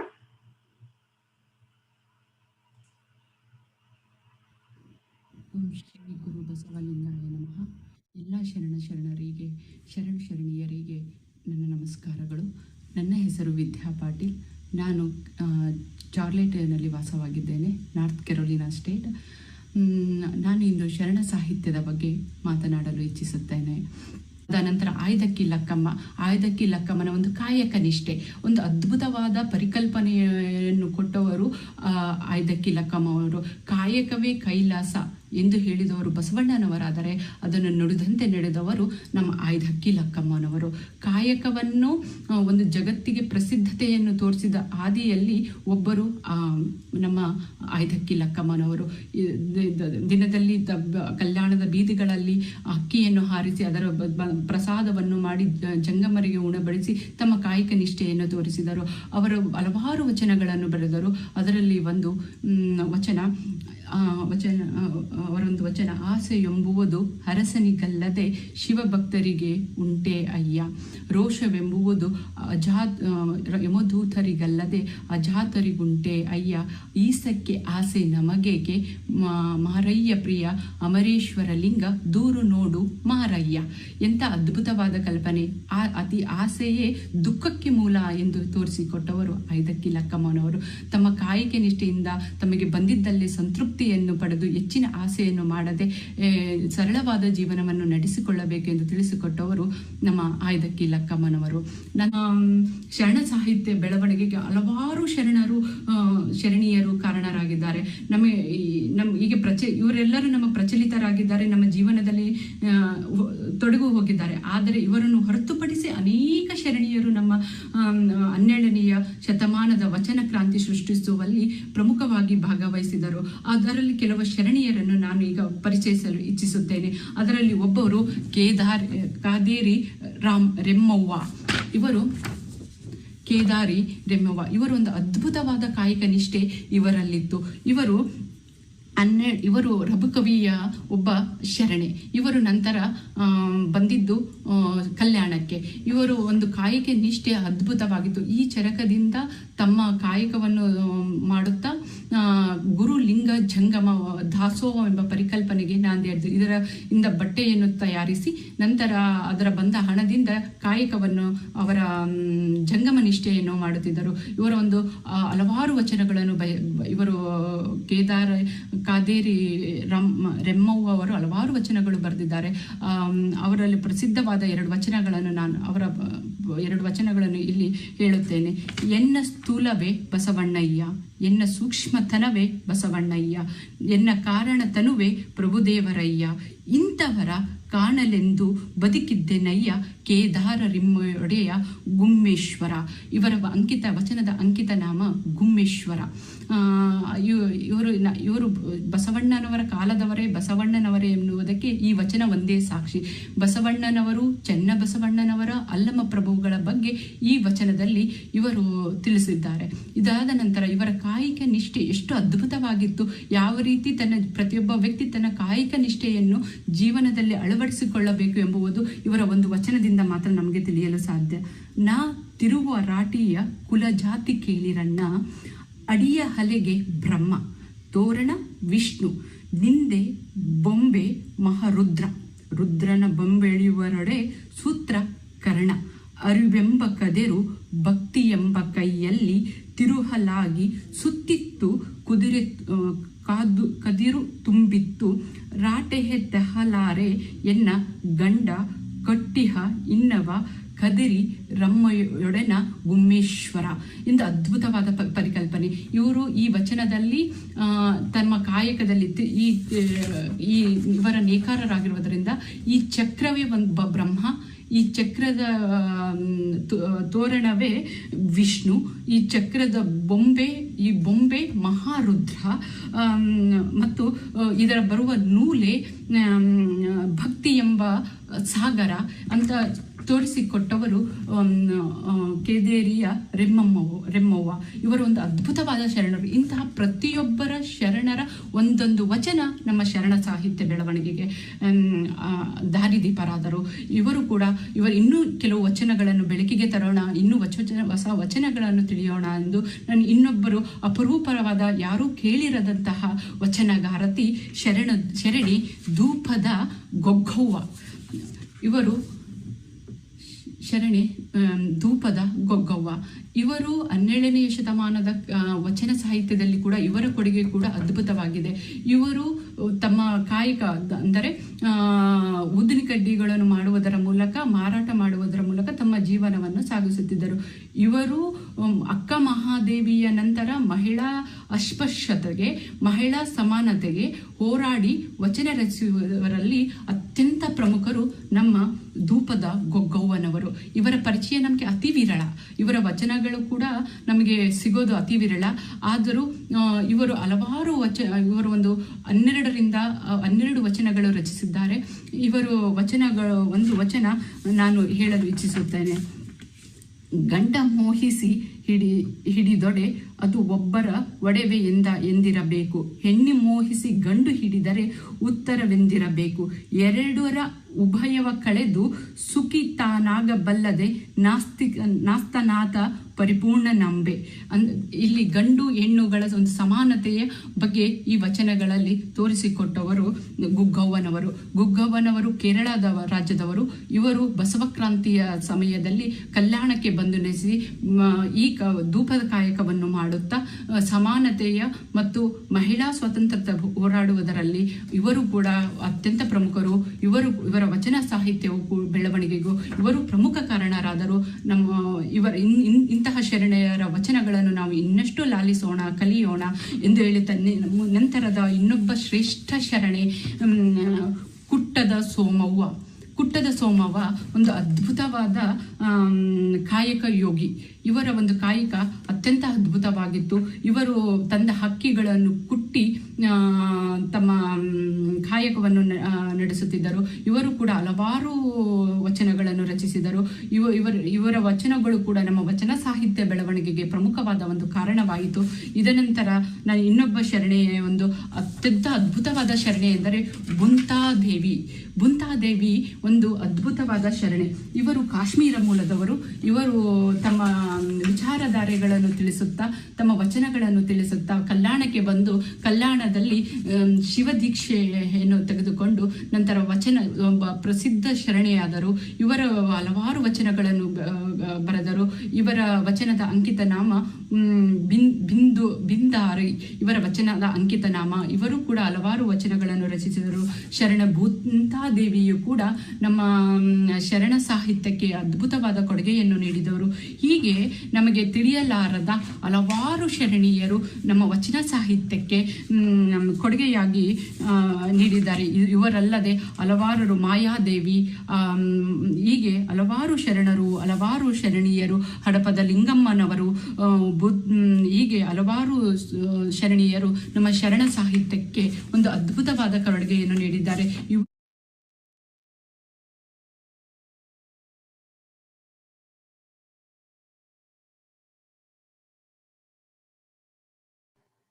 ಮುಂದಿನ ಕಾರ್ಯಕ್ರಮವನ್ನು ಮುಂದುವರಿಸಿ.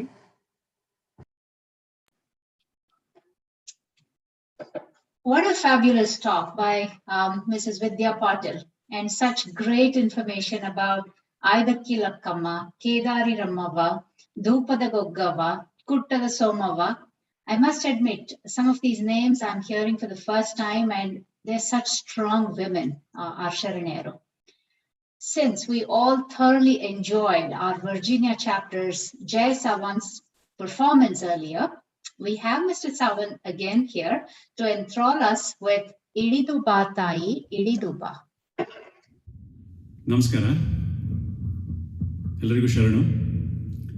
ಈ ಮುಂದಿನ ಹಾಡು ನಮ್ಮ ವರಕವಿ ಬೇಂದ್ರೆಯವರ ಗಂಗಾವತರಣ. ಇದು ಕನ್ನಡ ಚಿತ್ರರಂಗದಲ್ಲಿ ಆರಿಸಿದ್ರು. ಅದರ ಒಂದು ಹಾಡನ್ನು ಇವಾಗ ಹೇಳ್ತಾ ಇದ್ದೀನಿ.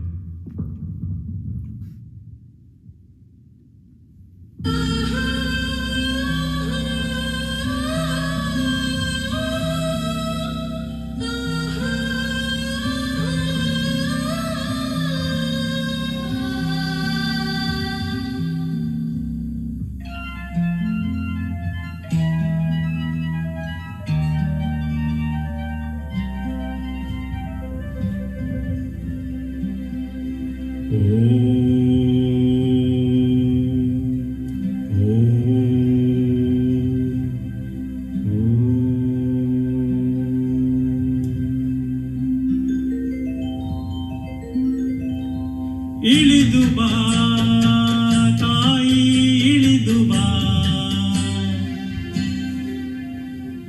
ಇಳಿದು ಬಾ ತಾಯಿ ಇಳಿದು ಬಾ, ಹರನ ಜಡೆಯಿಂದ ಹರಿಯ ಅಡಿಯಿಂದ ಋಷಿಯ ತೊಡೆಯಿಂದ ನುಸುಳಿ ಬಾ, ದೇವ ದೇವರನ್ನು ತಣಿಸಿ ಬಾ, ದಿಗ್ದಿಗಂತದಲ್ಲಿ ಖಣಿಸಿ ಬಾ, ಚರಾಚರಗಳಿಗೆ ಉಣಿಸಿ ಬಾ,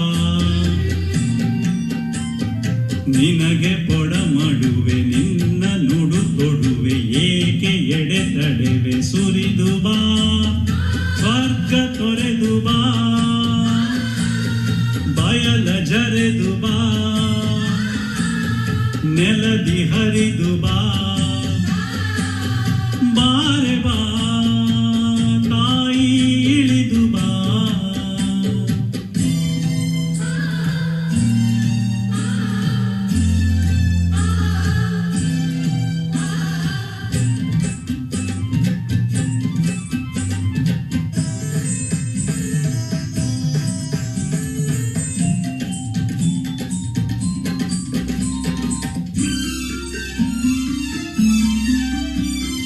ದಯೆಯಿರದ ದೀನ ಹರೆಯಳಿದ ಹೀನ, ನೀರಿರದ ಮೀನ ಕರೆ ಕರೆ ಬಾಬಾ, ಕರು ಕಂಡ ಕರುಳೆ ಮನವುಂಡ ಮರುಳೆ ಉದ್ದಂಡ ಕರುಳೆ ಸುಳಿ ಸುಳಿದು ಬಾ, ಶಿವ ಶುಭ್ರ ಚರುಣೆ ಅತಿಗಿಂಚ ಧರುಣೆ ವಾತ್ಸಲ್ಯ ವರಣೆ ಇಳಿ ಇಳಿದು ಬಾ, ಸುರ ಸ್ವಪ್ನವಿದ್ದ ಪ್ರತಿಬಿಂಬವಿದ್ದ ಉದ್ಧುದ್ದ ಶುದ್ಧ ನೀರೇ ನೀರೇ, ಎಚ್ಚೆತ್ತು ಎದ್ದ ಆಕಾಶದುದ್ದ ಧರೆಗಿಳಿಯಲಿದ್ದ ಧೀರೇ, ಸಿರಿಪಾರಿಜಾತ ವರಪಾರಿಜಾತ ತಾರಾ ಕುಸುಮದಿಂದೆ, ಬೃಂದಾರ ವಂದೆ ಮಂದಾರ ಗಂಧೆ ನೀನೇ ತಾಯಿ ತಂದೆ, ರಸಪೂರ ಜನ್ಯೆ ನೀನಲ್ಲ ಅನ್ಯೆ, ಸಚ್ಚಿದಾನಂದ ಅನ್ಯೇ ಅನ್ಯೇ, ಇಳಿದು ಬಾ ತಾಯಿ ಇಳಿದು ಬಾ.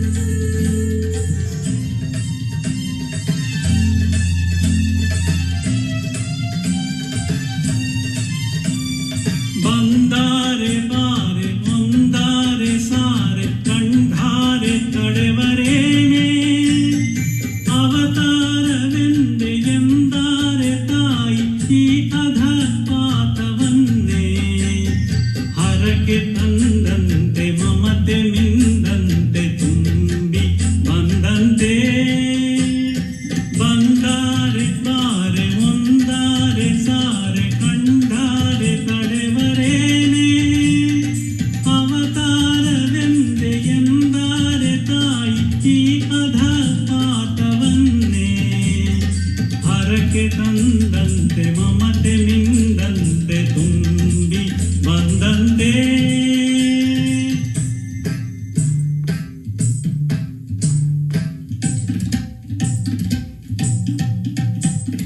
ಧುಮ್ ಧುಮ್ ಎಂದಂತೆ ತುಡುಕಿ ಬಾ, ನಿನ್ನ ಕಂದನ್ನ ಹುಡುಕಿ ಬಾ, ಹುಡುಕಿ ಬಾ ತಾಯಿ ದುಡುಕಿ ಬಾ, ಹರಣ ಹೊಸತಾಗಿ ಹೊಳೆದು ಬಾ, ಬಾಳು ಬೆಳಕಾಗಿ ಬೆಳೆದು ಬಾ, ಶಂಭು ಶಿವ ಹರನ ಚಿತ್ತೆ ಬಾ, ದತ್ತ ನರಹರಿಯ ಮುತ್ತೆ ಬಾ,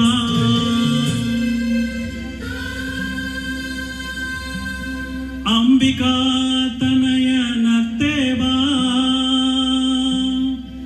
ಇಳಿದು ಬಾ ತಾಯಿ ಇಳಿದು ಬಾ, ಇಳಿ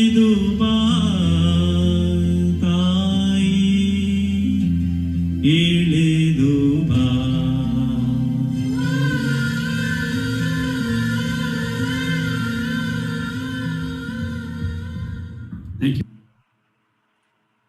What an excellent Bhava Gite from Jay. This made me recall the old Kannada classic movie song. It was very melodious. Thank you, Jay.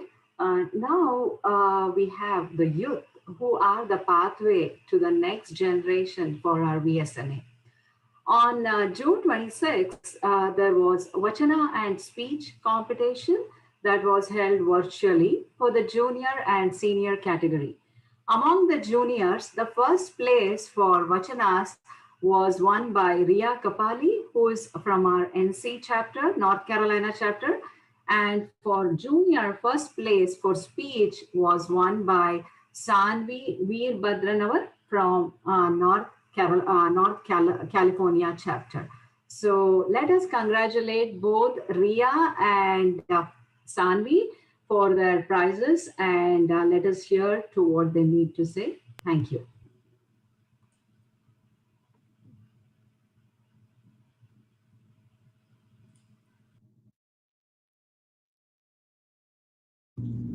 Namaskara. My Vachana Karti is Akama Devi. She had a mother called Sumati Shetty and a father called Nirmal Shetty. She had been known for her various vachanas on her independent and critical thinking. She had also been known not to marry a king because he hadn't followed her simple conditions. And she had gone to undergo so many paths and challenges to find Channamallikarjuna and make him as her partner, as if her husband. She also has a lot of bhakti for Channamallikarjuna, as she shows in many of her vachanas, and she also has a lot of yukti, because in her vachanas she has a lot of metaphors. In the vachana I will say, there will be a lot of metaphors as well. This vachana I will say is Nelada Maria Nidanadante. Nelada Maria Nidanadante Palada Maria Ruchiyante Nelada Maria Nidanadante Palada Maria Ruchiyante Shilaya Maria Hemadante Tilada Maria Tailadante Marada Maria Tejadante Bhavada Maria Brahmavagipa Channamallikarjunana Nilavanariya Bharadu Channamallikarjunana Nilavanariya Bharadu.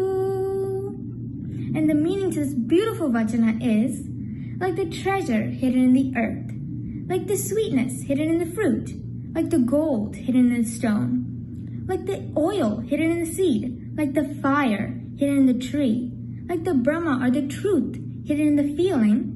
O Channamallikarjuna, your being is hard to be perceived. And what I learned and what you can learn from this beautiful vachana is that you shouldn't think that your Channamallikarjuna or the one you have a sense of meaning with should be seen, but he should be felt or tasted like the sweetness of the fruit. And you should know that he's already in you and around you. Dhanyavadagalu. Sharanati. Today I'm going to talk about Shiva Sharana Vishwaguru Basavanna. The word itself, Vishwaguru, speaks about the teacher and it talks about work, equality, kindness, compassion, and devotion. Guru Basavanna was an extraordinary visionary who gave a unique spiritual path to the mankind based on the principles of Arivu, true knowledge, Achara, right conduct, and Anubhava, divine experience. This path opened the doors to many for enjoying the bliss here and hereafter. The practice of this path will enrich the social, spiritual, and personal life of the aspirants.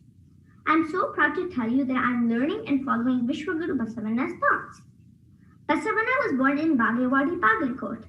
Madarasa and Madalambike were the parents of Basavanna. Basavanna grew in the company of his elder sister Nagamma. But Nagamma was not only his sister, but she was the one who molded him for the mission in his life. It would be proper to call her as his first guru.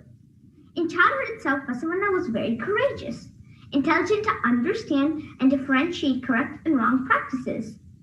He liked to read from the society, including religious heads. He was a highly learned personality, engaged in rendering free education, free food, and free medicine without distinguishing between people of his own or outsider of his religion or other religion. Basavan decided to reform the society to bring an end to violence, and superstition should be eliminated. He had several ideas in his mind, and he worked hard to get it in society. 1. Overrule caste system, equal right for women, stop blind beliefs and superstitions. Basavanna's concept was God is impersonal and supernatural power.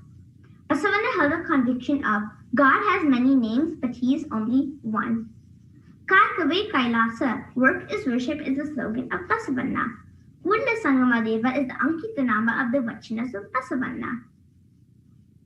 Vachanadalli Namamrita Tumbi, Nayanadalli Nimma Murti Tumbi, Vachanadalli Namamrita Tumbi, Manadalli Nimma Nenahu Tumbi, Kiviyalli Nimma Kiruti Tumbi, Kudla Sangamadeva Nimma, Charana Kamaladala Ganu Tumbi. The Vachana means the words are spoken full of your name, the eyes are enriched with the vision of your form, the ears are filled with your glory, the mind is filled with your thoughts. O Lord Kudla Sangamadeva Nimma, in your feet lotus I am there as a bee. Vachanas convey a supernatural experience in the language of everyday visible things. They are capable of connecting up in the minds of here with reality. Basavanna organized Anubhava Mantapa. Allama Prabhu, a great guru, was the first president of Anubhava Mantapa. Anadasoha, serving free food, and Gnanadasoha, serving of knowledge, was going on in Anubhava Mantapa. These concepts motivate me and my family to serve the world as much as possible. Basavanna was one of the most influential and powerful philosophers and poets. I like to end my speech with my favorite Vachana. Ivanadavi, Ivanadavi, Ivanadavi, and Nanisathireya. Ivanammavi, Ivanammavi, Ivanammavi, and Nisaya. Kudla Sangamadeva Nimma, Manaya Maganendu, and Nisaya. The Vachana means, don't make me think, who is this man, who is this man? Make me think, this is our man, this is our man. Make me think that I am a son of your house. Om Shri Guru Basavalingaya Namaha. Dhanyavadagalu.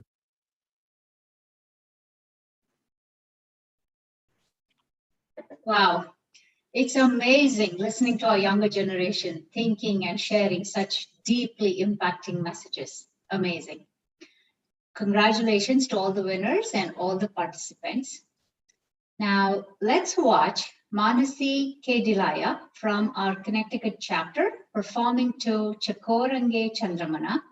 Manasi is our first place junior dance competition winner.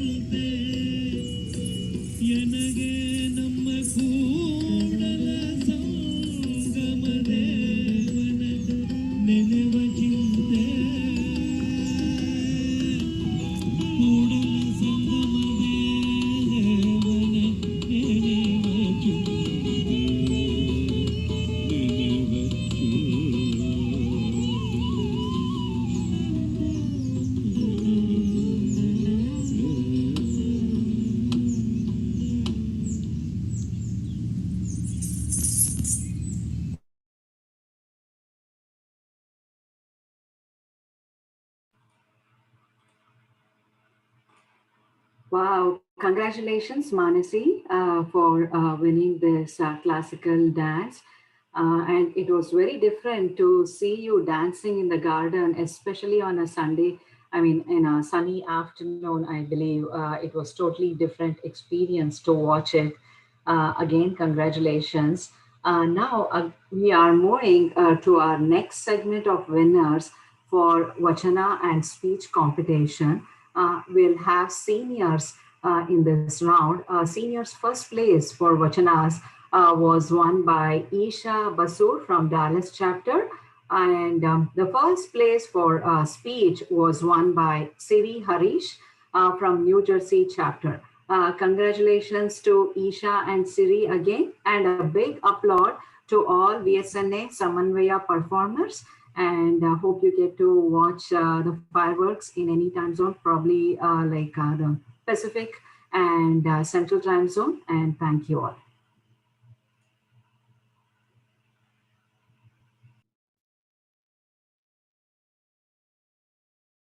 Today I will be singing Bettada Melondu Maneya Madi by Akka Mahadevi. Akka Mahadevi was one of the early female poets of Kannada literature and a prominent person in Lingayatism sect of Hinduism in the 12th century. She was seen as an inspirational woman in Kannada literature and in the history of Karnataka.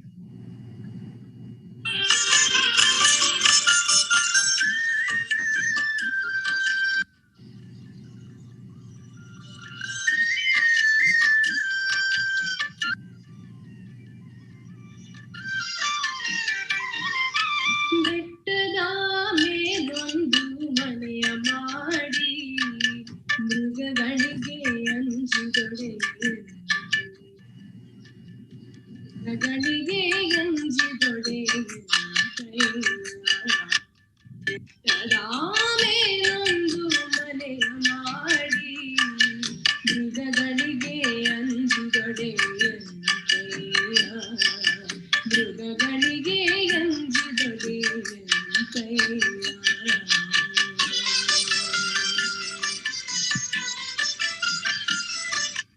ಸಮುದ್ರದ ತಡೆಯಲೊಂದು ಮನೆಯ ಮಾಡಿ ಸಮುದ್ರದ ತಡೆಯಲೊಂದು ಮನೆಯ ಮಾಡಿ ನೊರೆ ತೆರೆಗಳಿಗಂಜಿ ದುಡಿಯಂತಯ್ಯ ನೊರೆ ತೆರೆಗಳಿಗಂಜಿ ದುಡಿಯಂತಯ್ಯ ನೊರೆ ತೆರೆಗಳಿಗಂಜಿ ದುಡಿಯಂತಯ್ಯ ಬೆಟ್ಟದ ಮೇಲೊಂದು ಮನೆಯ ಮಾಡಿ ಮೃಗಗಳಿಗೆ ಅಂಜಿದಡೆ ಮೃಗಗಳಿಗೆ ಅಂಜಿದಡೆ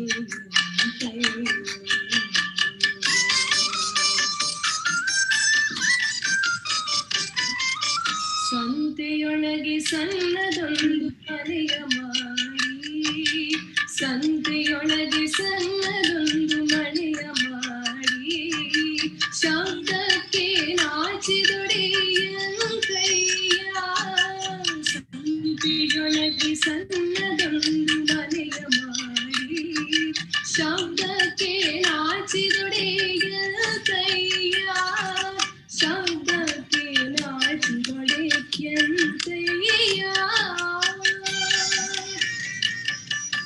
ಬೆಟ್ಟದ ಮೇಲೊಂದು ಮನೆಯ ಮಾಡಿ ಮೃಗಗಳಿಗೆ ಅಂಜಿದೊಡೆ ಮೃಗಗಳಿಗೆ ಅಂಜಿದೊಡೆ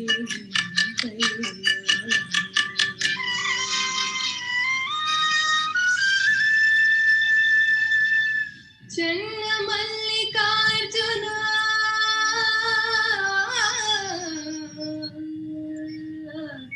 ದೇವಾ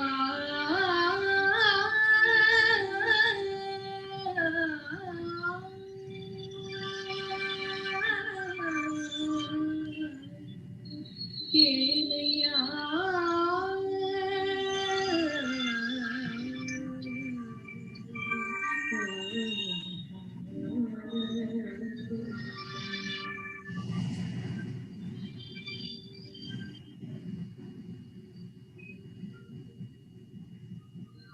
ಲೋಕದೊಳಗೆ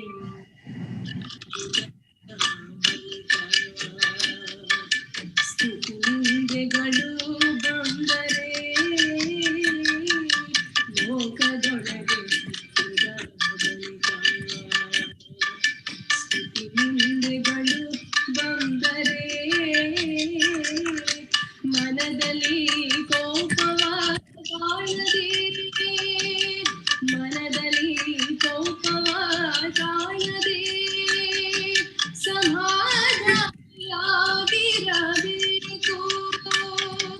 ಸಮಾಧಾನಿಯಾಗಿರಬೇಕು ಸಮಾಧಾನಿಯಾಗಿರಬೇಕು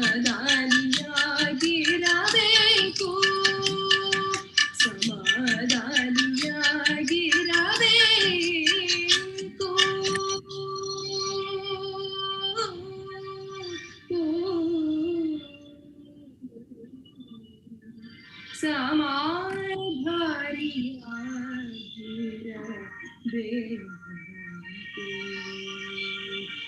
ಬೆಟ್ಟದ ಮೇಲೊಂದು ಮನೆಯ ಮಾಡಿ ಮೃಗಗಳಿಗೆ ಅಂಜಿದಡೆ ಮೃಗಗಳಿಗೆ ಅಂಜಿದಡೆ ಮೃಗಗಳಿಗೆ ಅಂಜಿದಡೆ ಎಂತಯ್ಯ ಮೃಗಗಳಿಗೆ ಅಂಜಿದಡೆ ಎಂತಯ್ಯ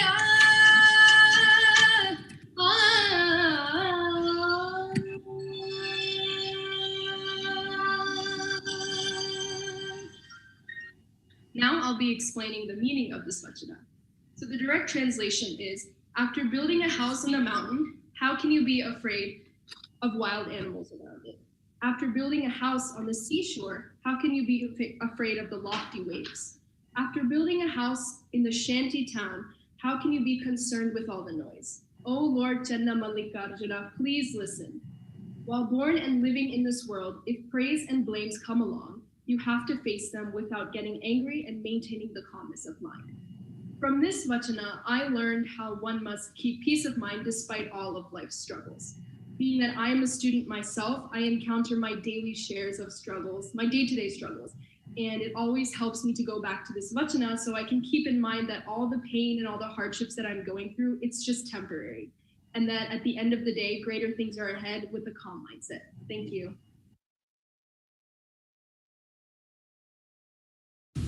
Sharana Sharanarthi, everyone. I hope you're all staying safe and healthy during this pandemic. Thankfully, restrictions are easing up and people are getting vaccinated. How many of you are ready to get back to a normal routine? Because I know I am. But at the same time, I think it's also important to acknowledge and reflect on many of the socio-political issues that have also arisen during the past year, including movements like Black Lives Matter, Stop Asian Hate, Free Palestine, and many, many more. Now, whether you agree or disagree with any of these issues, what's important is that you come from a place of compassion and understanding. So, what do I mean by that? Well, let's look at a Vachana.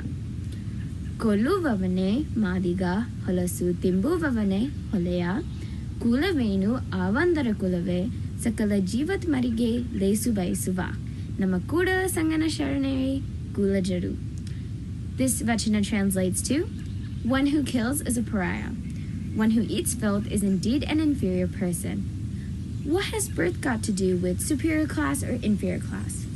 Our Lord Kudala Sangamadeva Sharanas indeed belong to the superior class as they wish for the welfare of all living beings. Of course, Basavana believes that all humans are equal, no matter their race, religion, sexual orientation, physical appearance, gender, etc., etc. But there is a little bit more to this Vachana. A pariah, for those of you who do not know, is basically a social outcast. So, Basavana explains that one who kills and one who eats filth are inferior people. In my opinion, the most essential part of this Vachana is the word person. One who eats filth is indeed an inferior person. So, although these pariahs engage in immoral behavior, they are still people. So what does that mean? It means they have the ability to change. So how can they change? Like the last sentence describes, Sharanas belong to the superior class as they wish for the welfare of all living beings.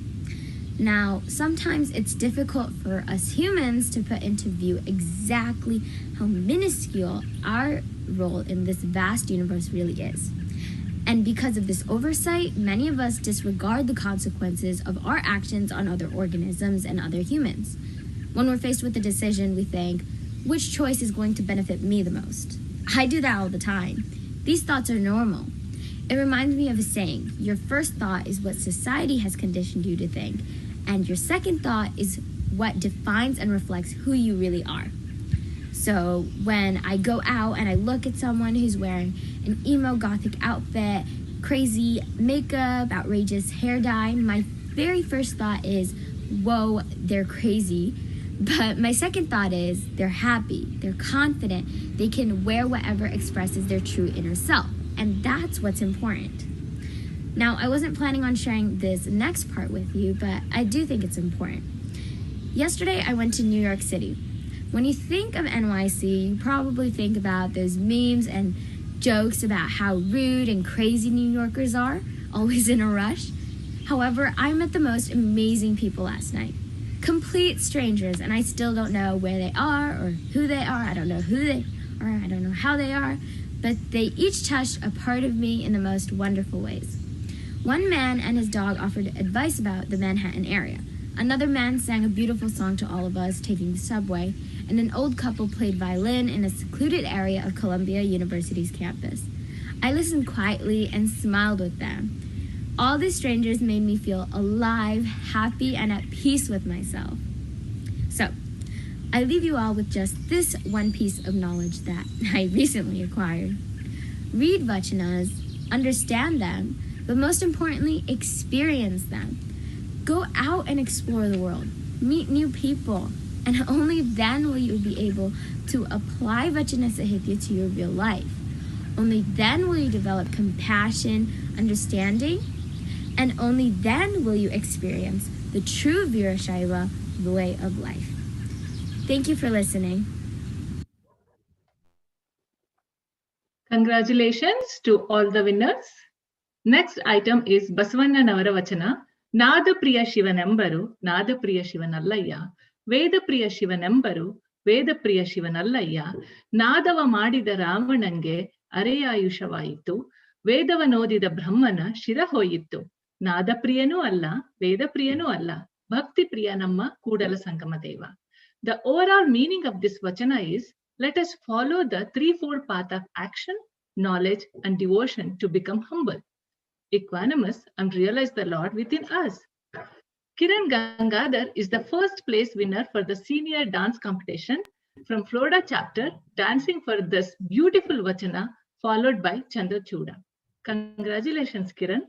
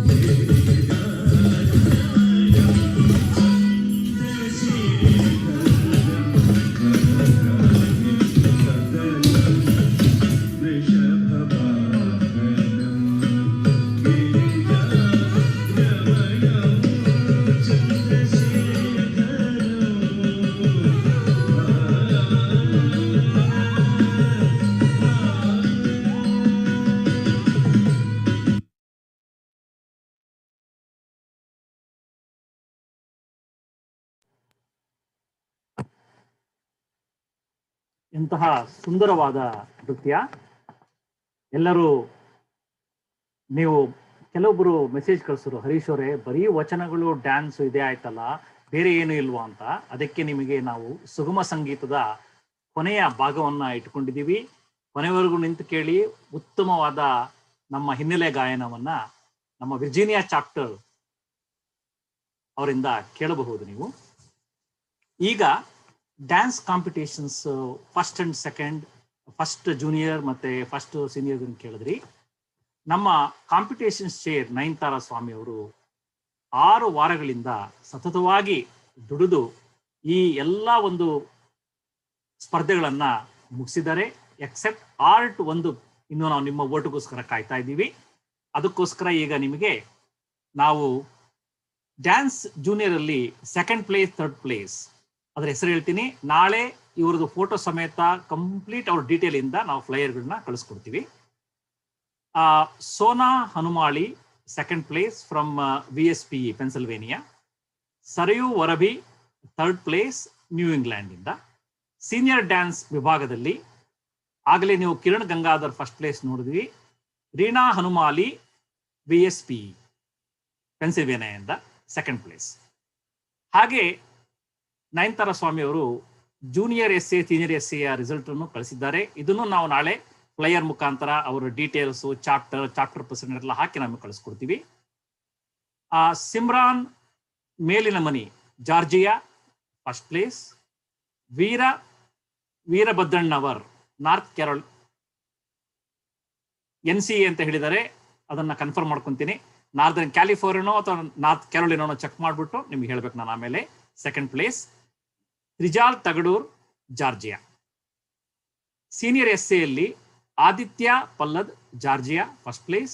Siri Harish New York New Jersey second place. Shreya Harish New York New Jersey third place. ಇಷ್ಟು ಜನಕ್ಕೂ ನಾವು ನಾಳೆ information ಕಳಿಸ್ಕೊಡ್ತೀವಿ. ಆರ್ಟ್ಗೋಸ್ಕರ ನಿಮಗೆ ನಾನು ತೋರಿಸ್ತಾ ಇದ್ದೀನಿ ಹೇಗೆ ಹೋಗಿ ನೀವು ವೋಟ್ ಮಾಡಬೇಕು ಅನ್ನೋದು. ನೀವು ಖಂಡಿತ ಈ ಆರ್ಟ್ ಕಾಂಪಿಟೇಷನು ಅಡಲ್ಟ್ಸ್ಗೋಸ್ಕರ ಮಾಡಿರೋದು. ಅದಕ್ಕೆ ನೀವು ಹೋಗಿ ನೀವು ವೋಟ್ ಮಾಡೋದು ಹೇಗೆ ಅಂತ ತೋರಿಸ್ಕೊಡ್ತಾ ಇದ್ದೀನಿ.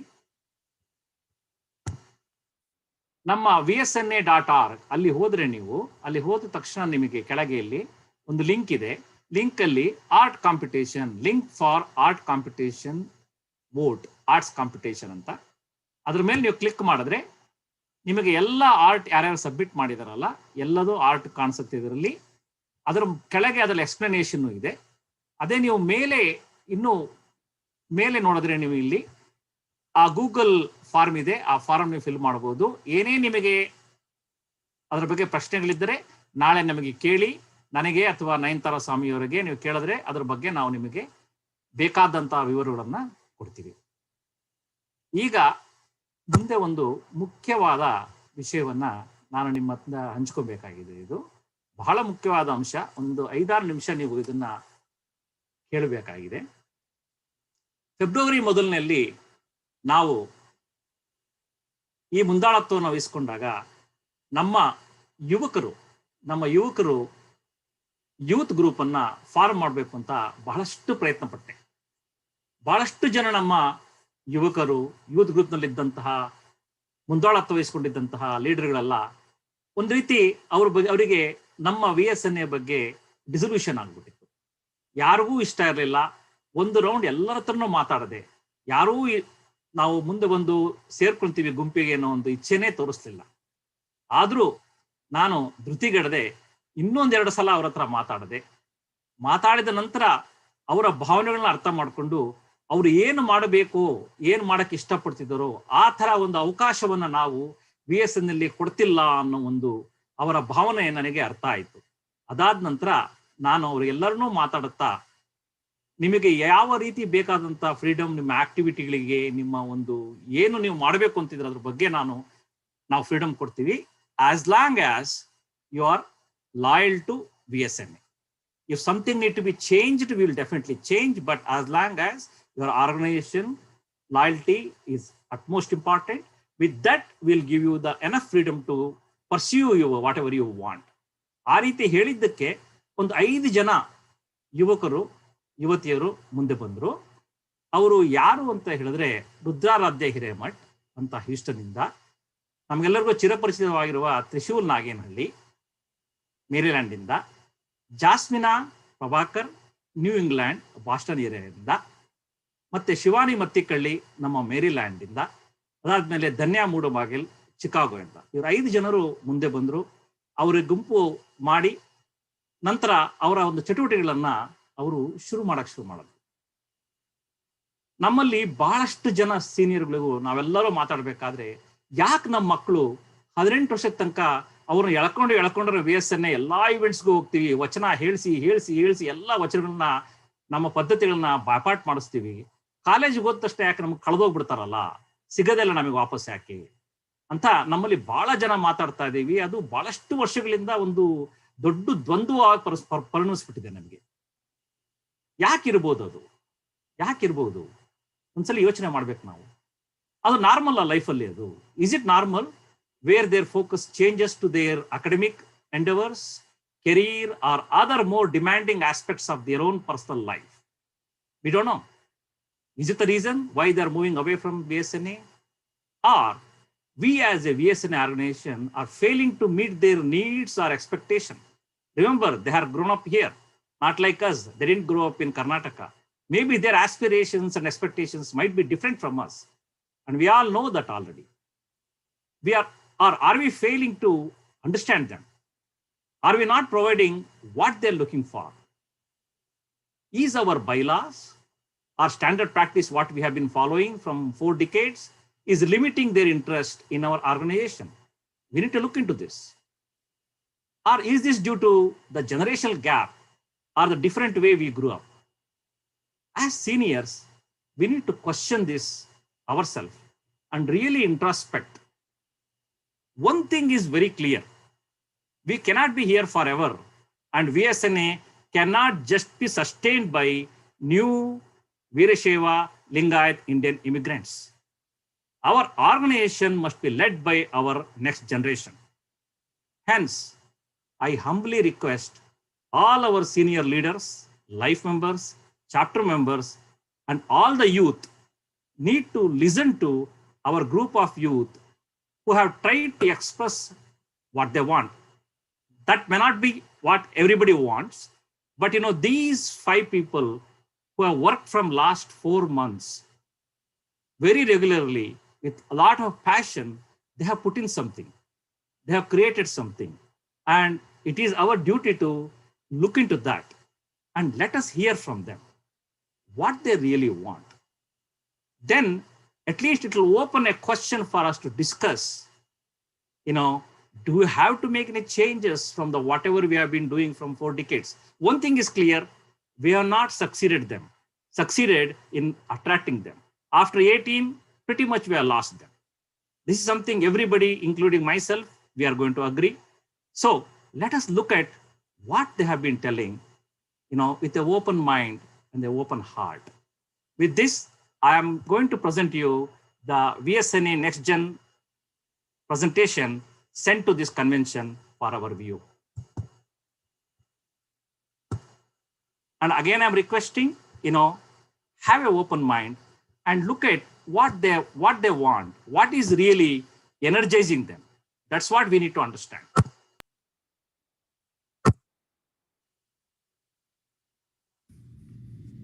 A week before the VSNA 2021 convention, the VSNA Next Gen members joined together to have an Anubhava Mantapa event titled The State of Next Gen. In this event, we had a conversation about where we want to take VSNA in the future. The prompt for the following conversation was to describe how you hope VSNA Next Gen can be different than youth programs we have seen in the past. Please tune along to hear some of our members' responses. So to finish out this Anubhava Goshti, I'd like to kind of hear everyone's thoughts on what do you see for the future of VSNA Next Gen, and how do you see this being different than what we've done in the past? Personally, for me, VSNA Next Gen, I think, is exactly the community that I want to be a part of to learn about Veerashaiva philosophy, to connect with people like me who share my cultural identity. And my hope for Next Gen is, for 5-10 years down the line, for us to be a strong, interconnected organization. Unfortunately, I feel like myself and other people, there's a point at which we drop off. We lose communication and connection to VSNA and Veerashaiva philosophy because there's not enough in touch, deep engagement with what Veerashaivism is. So I think from here on out, and using Next Gen as a jumping off point, we can build that community to continue to learn and use our philosophy to engage with our world here in North America even better.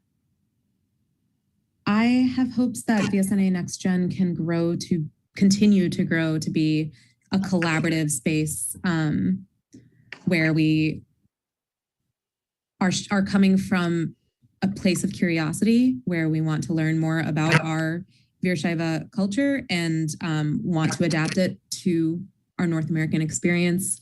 I think that this organic nature that we've built so far is something that we can push forward. It might not be the most efficient, but I think that's okay. It is the most inclusive.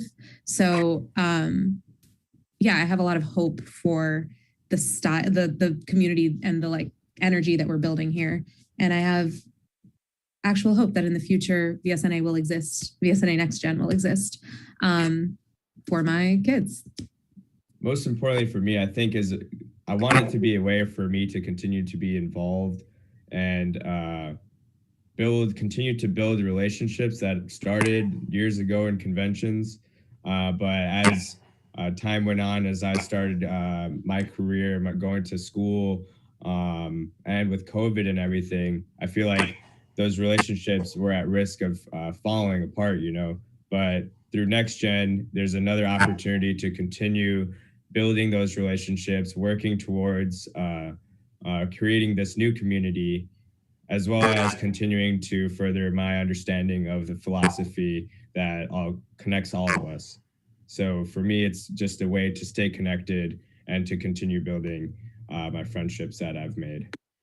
Yeah, VSNA Next Gen is something I wish I had 10 years ago when I first started VSNA, because I think, as many of us were saying, we go to a convention every year, we meet everyone physically, but after that, there's not really too much of communication between us.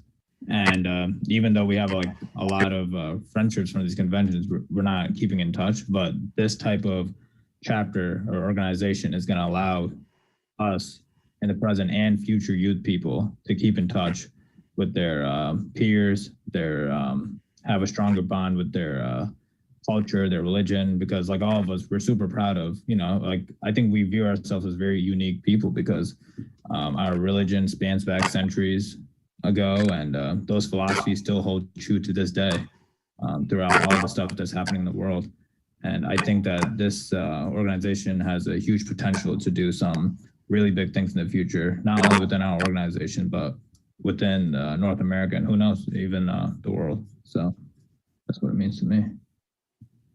Kind of had some other thoughts to add. I'm kind of thinking about, I know that Black Lives Matter was brought up. There's the Israel-Palestine. There are things happening that there are controversial stances to take that I feel like I have yet to see Central VSNA take a stand on, that seem to be very basic moral questions that are being asked of us as a community. So I am excited to be part of a younger, nimble group where we are willing to have those difficult conversations, whether it's about Indian nationalism, Kashmir, Palestine. There's so many things where, yeah, there is a conversation to be had that may be a tough conversation, but just because it's controversial, I've seen it having been shied away from in the past. And I'm excited to be part of a dynamic group that's ready to have those conversations.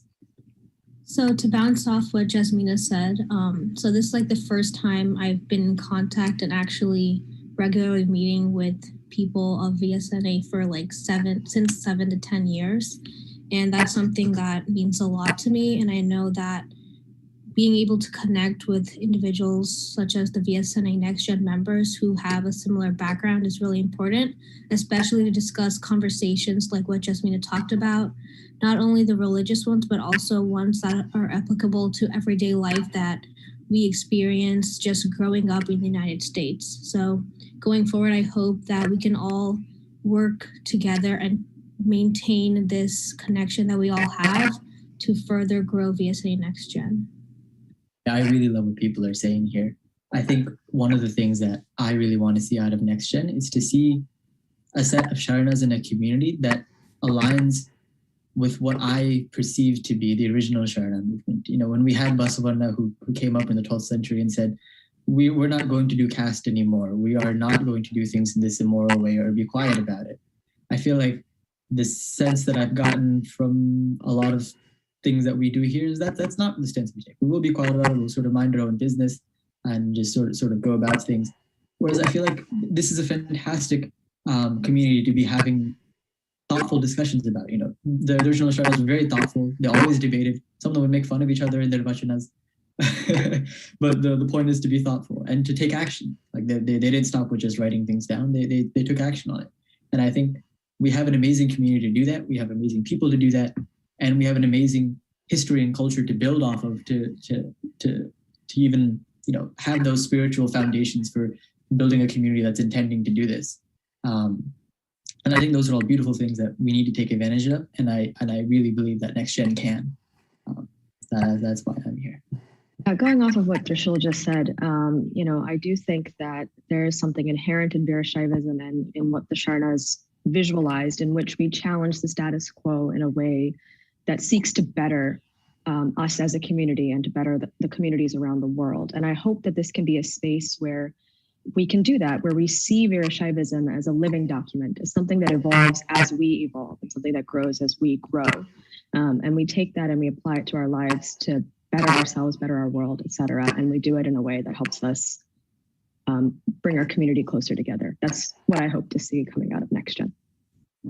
So I just wanted to give a shout out to everybody who's been a part of Next Gen and say how proud I am of all the work that you've done so far. I've been wanting to be part of it and participate for a while, but I haven't been just because I've been caught up with other stuff. But it's just so nice to see concrete progress, to see what's happened. And it's not just, you know, the conversation at a convention that, oh, we'll stay in touch and, you know, these like promises we've all made and it's all fallen through. And I mean, you guys started in the middle of, like, you started in February. That's already, you know, not when normally the conversation would start, which is like in July, right after a convention, and it would drop off. But really gives me a ray of hope that, you know, this is something that's going to keep evolving.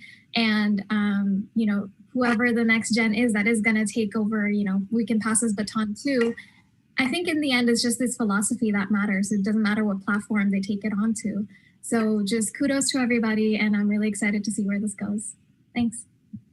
Kind of along those lines, I do want to also mention that it's been such a cool experience to work with everyone here and to kind of be self-motivated, as in our group is self-motivated, where all of this progress is truly due to all of the hours that has been put in by the people in this room.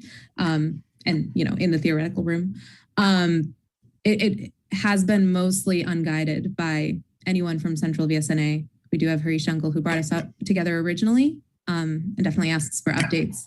But most of the progress and drive has come from us and our passion. So I want to kind of state that it's something that I take a lot of pride in.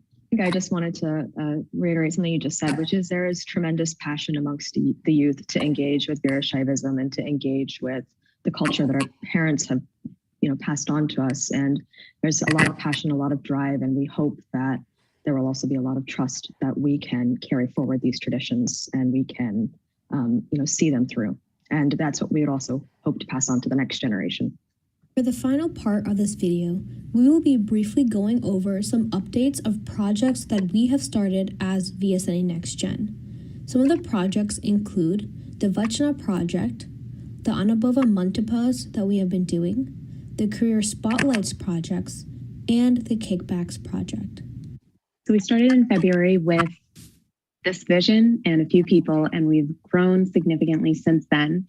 And I'm really proud to say that NextGen is a very active organization that is building projects and tools that are really meant to last. Since February, we have held consistent bi-weekly meetings. We have our one Thursday meeting a month and one Sunday meeting a month.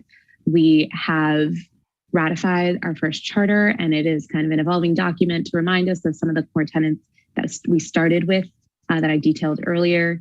And we have created a couple of really robust tools to help us collaborate across the continent as we are virtual and as we are a group that's spread out.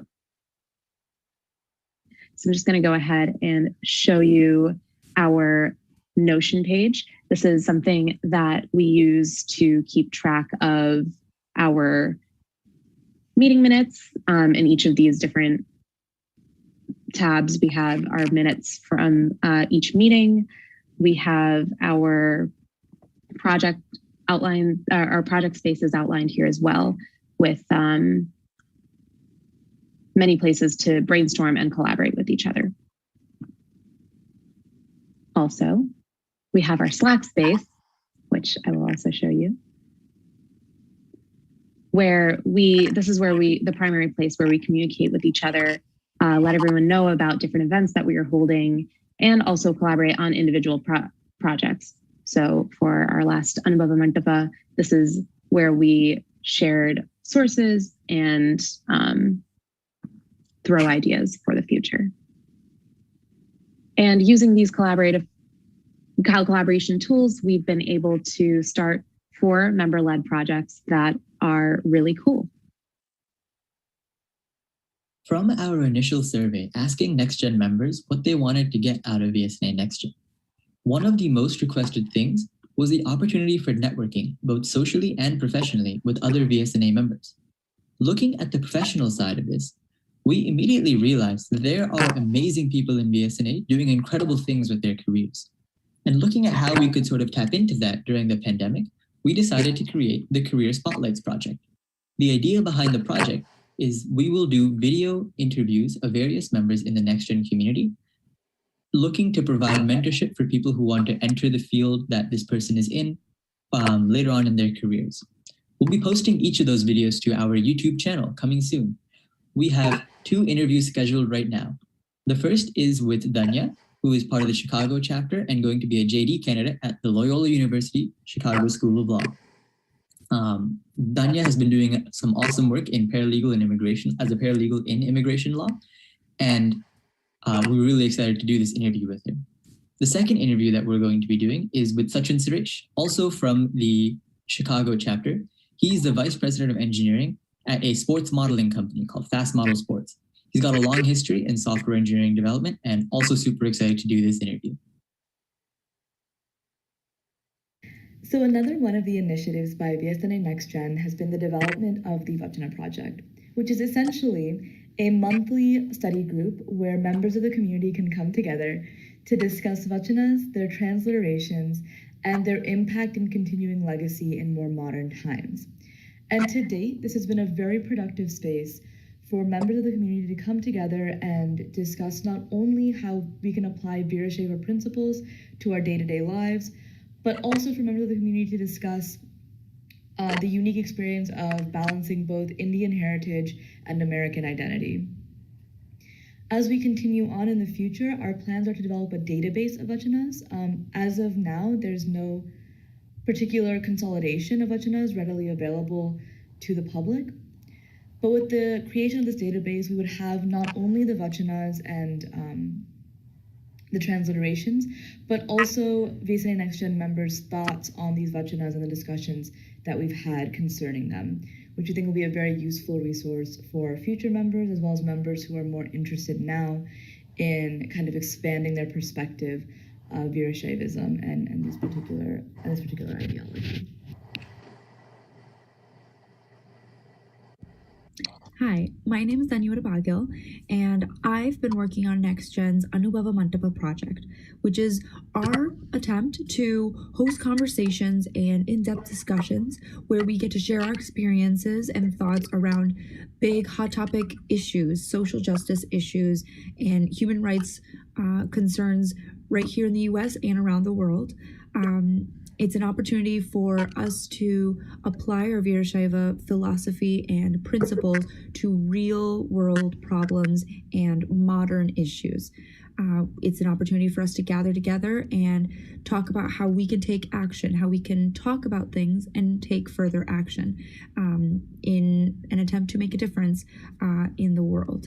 We know that Anubhava Mantapas were historically a place for religious and philosophical discussion, and we want to bring that to the 21st century where we can talk to our peers and engage in our Virashaiva philosophy in a deeper sense, in a way that connects more really to our surroundings and our world today. Our first Anubhava Mantapa was hosted just this month, and we talked about the current COVID crisis in India and how this new wave manifested and where it went wrong in the Indian response to COVID. We talked about structural issues, whether it's economic, housing, and medical systems that were flawed and played a big role in that in the current crisis. And we also talked about where social issues came to play a bigger role, issues like the caste system, migrant worker issues, poverty in general, and how that plays a role in whether someone can have access to remote work, quarantine, good health care. All these things were topics that we discussed during our conversation. And we hope to have lots more discussions just like that one in our Anubhava Mantapa events to come. We're also starting community meetups on a regional basis. This initiative is called NextGen Kickbacks, and they present an opportunity for members of the community to gather together and discuss Virashaiva philosophy and principles. Especially with the isolation of last year, we think it's really important to foster in-person gatherings. Our first kickback is scheduled for late July or early August and will encompass the East Coast chapters. We're hoping to expand in the future and provide a template for other regions to host their own gatherings. If you're interested in joining us, please email us at vsnanextgen@gmail.com. Thanks for watching.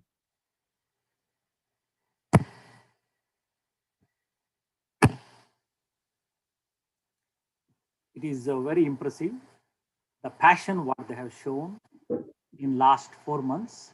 And I like their discussion forum, Anubhava Mantapa. And as you know that we are even calling our board meeting as Anubhava Mantapa session. It's such a coincidence. The youth and we both are thinking in the same way, you know. So whatever they're showing here, their projects are very encouraging, and I, want all of us to support them and encourage them in moving this forward. They have shown the inclination to come back. Now it is our turn, whether, encourage them and make them to attract more people and do this kind of good things and get the networking done. Okay, I leave it to you all. It's a question which we have to answer in the next couple of months. Now, 2 things I want to tell you.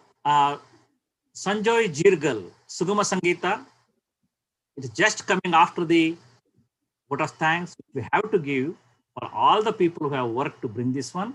And more important, we have done all this, free for you to bring to your homes this convention.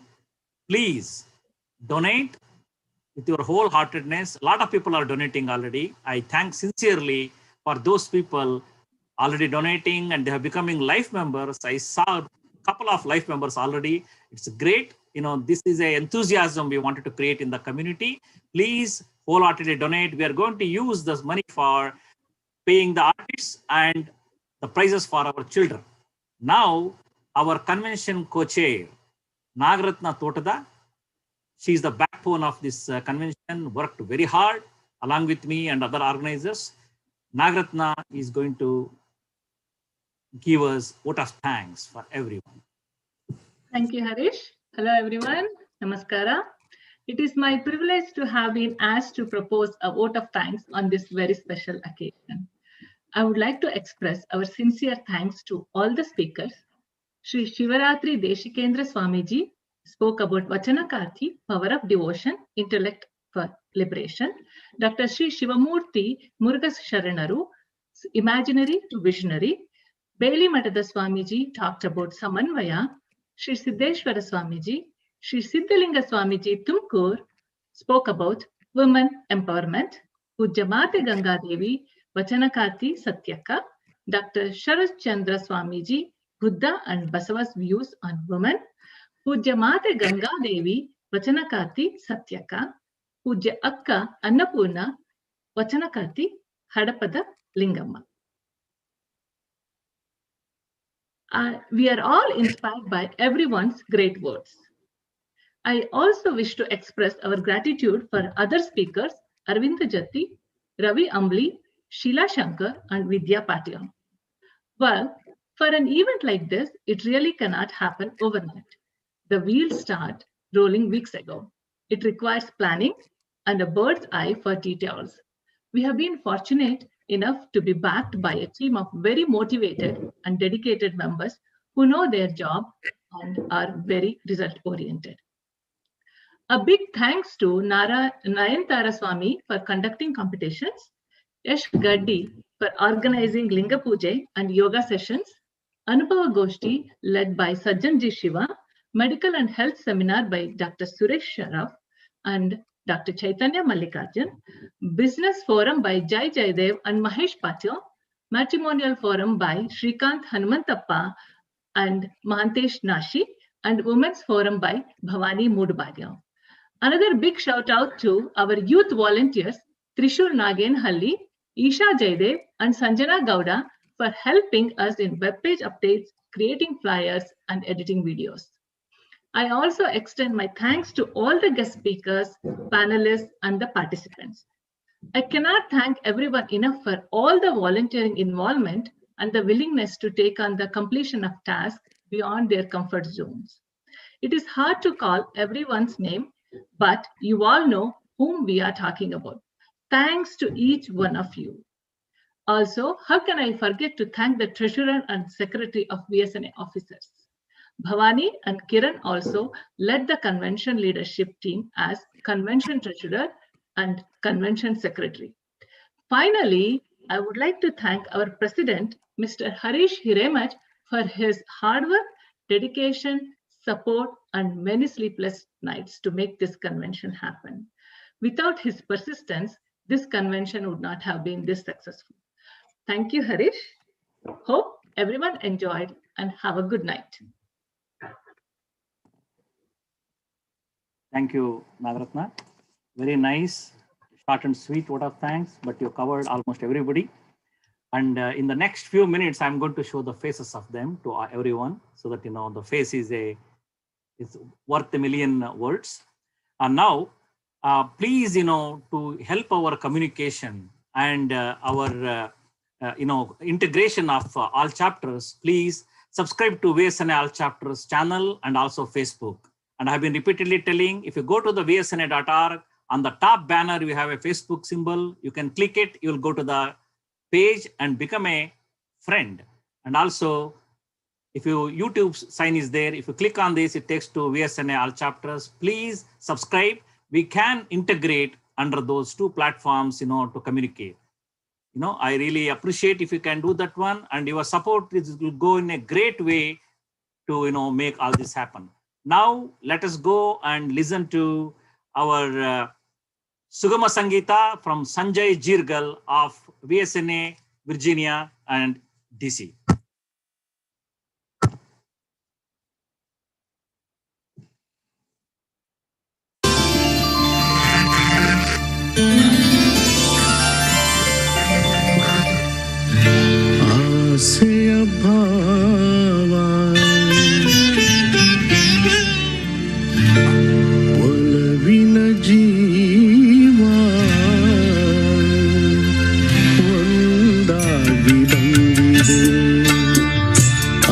ಆಸೆಯ ಭಾವ ಒಲವಿನ ಜೀವ ಒಂದಾಗಿ ಬಂದಿದೆ ಹೊಸ ಬಗೆ ಗುಂಗಿನ ನಿಶೆ ತಾನೇರಿದಂತಿದೆ ಆಸೆಯ ಭಾವ ಒಲವಿನ ಜೀವ ಒಂದಾಗಿ ಬಂದಿದೆ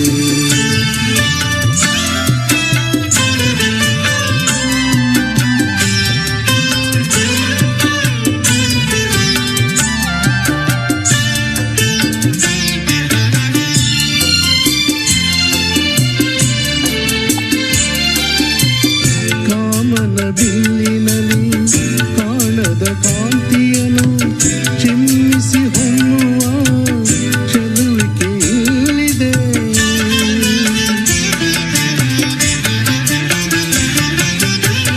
ಪ್ರೇಮದ ಸೀಮೆಯಲ್ಲಿ ಸೌರಭ ತುಂಬಿದ ಬಾಡದ ಹೂವಿನ ಕಿರುನಗೆ ಚೆಲ್ಲಿದೆ ಬಾಳಿನ ಭಾಗ್ಯನಕ್ಕೆ ತೀರ ಸೇರಿ ತೇಲಿ ತೇಲಿದೆ ಮನಸ್ಸಿನ ರೂಪ ಮಂಗಳ ದೀಪ ಆನಂದ ತಂದಿದೆ ಹೊಸ ಬಗೆ ಗುಂಗಿನ ವಿಷ ತಾನೇರಿದಂತಿದೆ ಆಸೆಯ ಭಾವ ಒಲವಿನ ಜೀವ ಒಂದಾಗಿ ಬಂದಿದೆ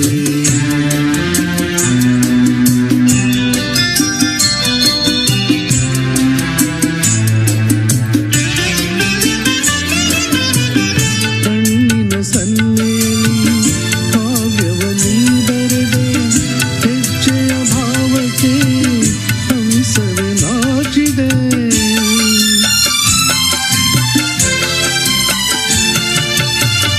ಗಾಳಿಯ ಬೀಸಿನಲ್ಲಿ ಗಾನವ ನೀನಾದೆ ನನ್ನೆದೆ ಸ್ಪಂದನ ನಿನ್ನದೆ ಚೇತನ ಪ್ರೇಮದ ಲೀಲೆಯಲ್ಲಿ ಜೀವ ಭಾವನಾಟ್ಯವಾಡಿದೆ ಜೀವನ ಜ್ಯೋತಿ ನೀಡುತ್ತ ಶಾಂತಿ ವೈಭೋಗ ತಂದಿದೆ ಹೊಸ ಬಗೆ ಗುಂಗಿನ ನಿಶೆ ತಾನೇರಿದಂತಿದೆ ಆಸೆಯ ಭಾವ ಒಲವಿನ ಜೀವ ಒಂದಾಗಿ ಬಂದಿದೆ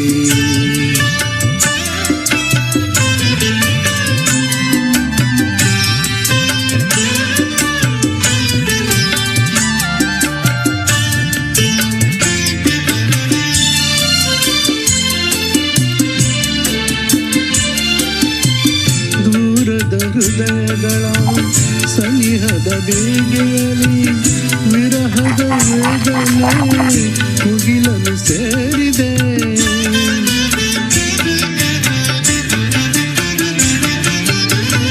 ತೀರದ ದಾಹದಲ್ಲಿ ನೀರಿದ ಕಾತರತೆ ಮೇರೆಯ ಇಲ್ಲದ ತುಡಿತವು ತುಂಬಿದೆ ಯಾವುದೋ ಮೋಡಿಯಲ್ಲಿ ಲೋಕವೆಲ್ಲ ತೂಗಿ ಸಾಗಿದೆ ಪ್ರೇಮದ ಜೋಡಿ ಬಾಳಲಿ ಕೂಡಿ ಹಾಯಾಗಿ ಹಾಡಿದೆ ಹೊಸ ಬಗೆ ಗುಂಗಿನ ನಿಶೆ ತಾನೇರಿದಂತಿದೆ ಆಸೆಯ ಭಾವ ಒಲವಿನ ಜೀವ ಒಂದಾಗಿ ಬಂದಿದೆ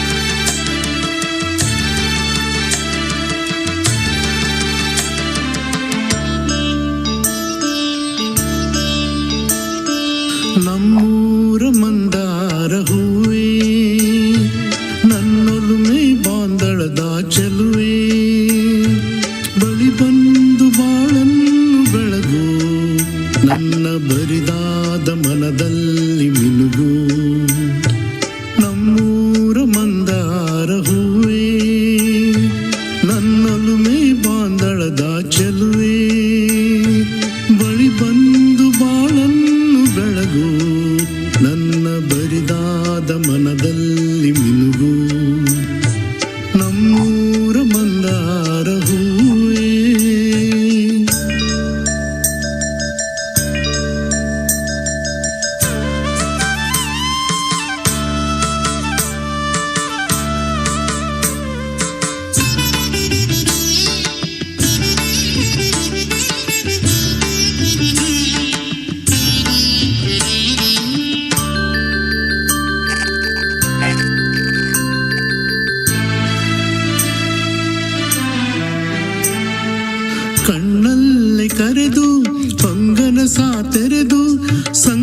ಸಂಗಾತಿ ಸಂಪ್ರೀತಿ ಸೆಳೆದೆ ಅನುರಾಗ ಹೊಳೆದು ಅನುಬಂಧ ಬೆಳೆದು ಸಮೋಹ ಸಂಬಂಧ ಮಿಡಿದೆ ಕಣ್ಣಲ್ಲಿ ಕರೆದು ಹೊಂಗನ ಸಾ ತೆರೆದು ಸಂಗಾತಿ ಸಂಪ್ರೀತಿ ಸೆಳೆದೆ ಅನುರಾಗ ಹೊಳೆದು ಅನುಬಂಧ ಬೆಳೆದು ಸಮೋಹ ಸಂಬಂಧ ಮಿಡಿದೆ ಮೂಡಿದ ಪ್ರೇಮದ ಸೊಗಸಾದ ಕಾರಂಜಿ ಬಿರಿದೆ ಸೊಗಸಾದ ಕಾರಂಜಿ ಬಿರಿದೆ ನಮ್ಮೂರ ಮಂದಾರ ಹೂವೇ ನನ್ನೊಲುಮೆ ಬಾಂದಳದ ಚೆಲುವೆ ಬಳಿ ಬಂದು ಬಾಳನ್ನು ಬೆಳಗು ನನ್ನ ಬರಿದಾದ ಮನದಲ್ಲಿ ಮಿನುಗು ನಮ್ಮೂರ ಮಂದಾರ ಹೂವೇ.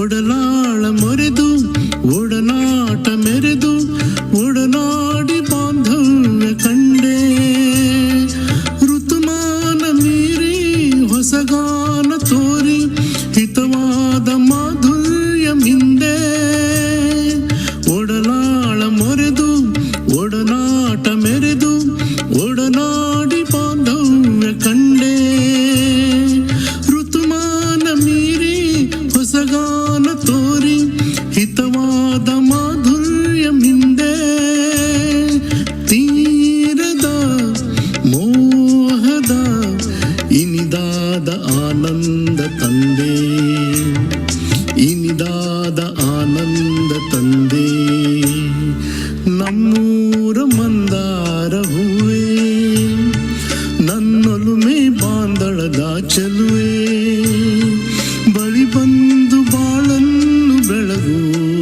ನನ್ನ ಬರಿದಾದ ಮನದಲ್ಲಿ ಮಿನುಗು ನಮ್ಮೂರ ಮಂದಾರ ಹೂವೇ.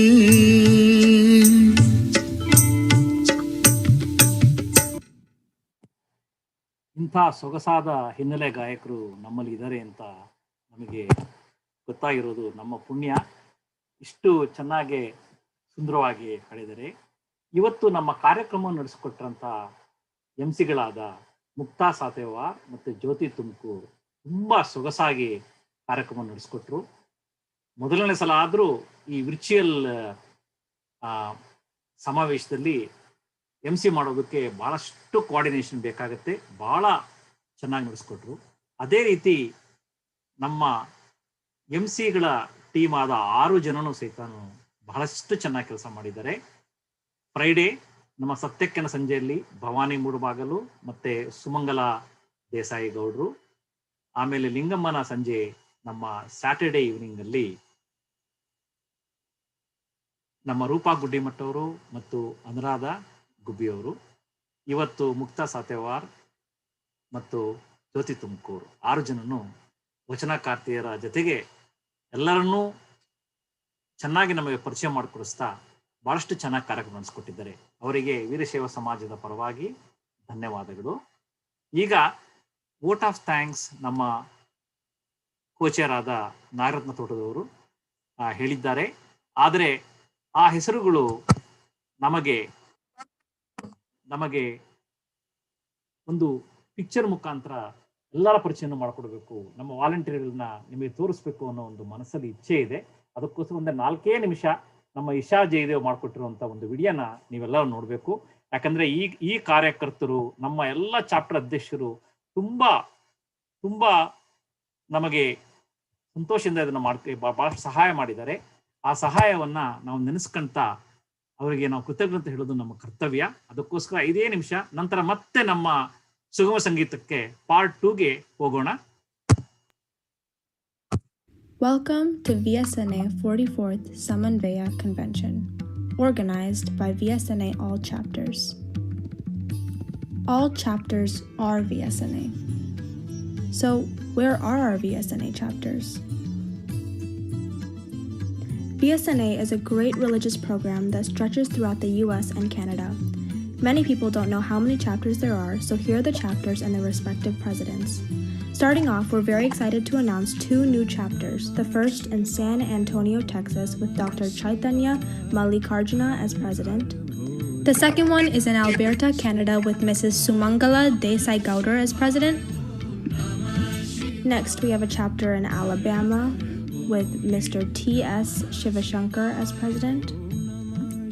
We have a chapter in DC and Virginia with Miss Rupa Gudimat as president. Next, we have a chapter all the way in Detroit with Mr. Santosh Telly as president. Then we have a chapter in Dallas, Texas with Mr. Mahantesh Nashi as president. Then going to Florida, we have a chapter there with Miss Vidya Takalaki as president. Then back to Texas and Houston, we have a chapter with Mr. C.K. Swaroop as president. Then in North Carolina, we have a chapter with Mr. Tumbesh Halnur as president. Next, in Pennsylvania East, we have a chapter with Mr. Sid Tumkur as president. Then also in Pennsylvania, in Pittsburgh, we have a chapter with Mr. Shrikant Hanumantappa as president. Then we have a chapter in Kansas City with Mr. Satish Kavi as president. We have a chapter in New England with Mr. Rudresh Kotani as president. And more specifically, in New York and New Jersey, we have a chapter with Mr. Onkara Murundi as president. Then all the way in California North, we have a chapter with Mr. Shivu Vibhuti as president. Then in California Central, we have a chapter with Mr. Shankar Yediyur as president. Then in California South, we have a chapter with Miss Uma Hukeri as president. Then in Ohio, we have a chapter with Mr. Sudhir Naikar as president. We have a chapter in West Virginia with Dr. Vivek Naginahal as president. Then all the way in Toronto, we have a chapter with Mr. Kiran Shivapagaudar as president. In Connecticut, we have a chapter with Mr. Nagaraj Shivakumar as president. In Maryland, we have a chapter with Mr. Nijaguna Prasad as president. Then in Chicago, we have a chapter with Mr. Akash Angadi as president. Then in Georgia, we have a chapter with Mr. J. Jayadev as president. We have a chapter in Tennessee with Mr. K.P. Channabasappa as president. Finally, we have our VSNA Next Gen chapter. We thank our chapter presidents as well as the many leaders that worked in the convention organization committees. Thank you to Mr. Sajan Shiva. Thank you to Dr. Suresh Shroff and Dr. Chaitanya Mallikarjuna. Thank you to Mr. J. Jayadev and Mr. Mahesh Patil. Thank you to Mr. Shrikant Hanumantappa and Mr. Mahantesh Nashi. Thank you to Mr. Yash Kaddi. Thank you to Mr. Sudhir Naikar. Once again, thank you to Mr. Sajan Shiva and Mr. Yash Kaddi. Thank you to Mr. Harish Hiremat. Thank you to Ms. Bhavani Mudabagil. Thank you to Ms. Nagratna Totada. Thank you to Ms. Nayantara Swami, Ms. Vidya Takalaki, and Ms. Anu Gubbi. And thank you to Mr. Kiran Babaladi. Also to recognize some people for their work behind the scenes, Sanjana Gowda and her video editing, Trishul Nagenali and his website editing, Isha Jaidev and Flyers website updating and video creation, Ishwar Bhupalam for his convention banner and logo. Also, a huge thank you to our convention leads, Ms. Bhavani Mudabagil as convention treasurer, Mr. Kiran Babaladi as convention secretary, Ms. Nagratna Tortada as convention co-chair, and Mr. Harish Hiremat as convention chair.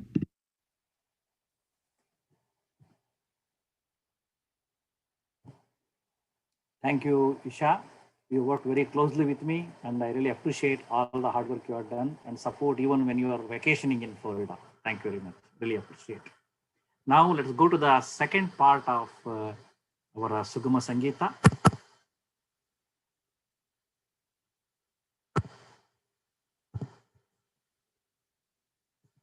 Sanjay Jirgal.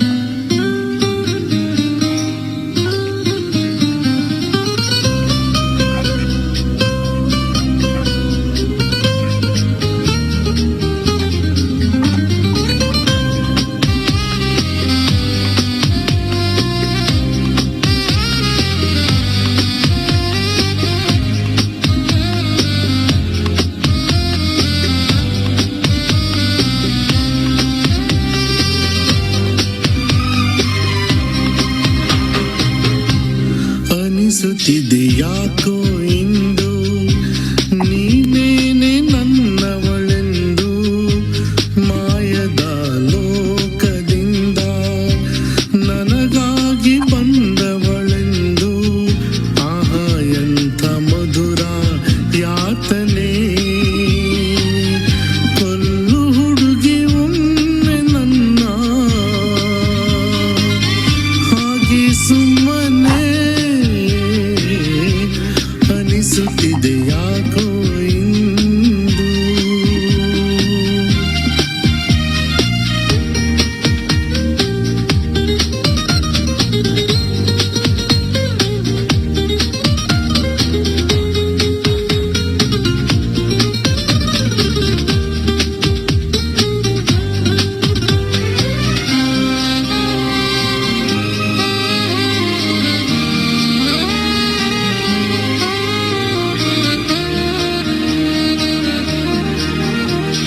ಸುರಿಯುವ ಸೋನೆಯು ಸೂಸಿದೆ ನಿನ್ನದೆ ಪರಿಮಳ ಇನ್ಯಾರ ಕನಸಲು ನೀನು ಹೋದರೆ ತಳಮಳ ಪೂರ್ಣ ಚಂದಿರ ರಜಾ ಹಾಕಿದ ನಿನ್ನಯ ಮೊಗವನ್ನು ಕಂಡ ಕ್ಷಣ ನಾ ಕೈದಿ ನೀನೆ ಸೆರೆಮನೆ ತಪ್ಪಿ ನನ್ನ ಅಪ್ಪಿಕೊಮ್ಮೆ ಹಾಗೆ ಸುಮ್ಮನೆ ಅನಿಸುತ್ತಿದೆ ಯಾಕೋ ಇಂದು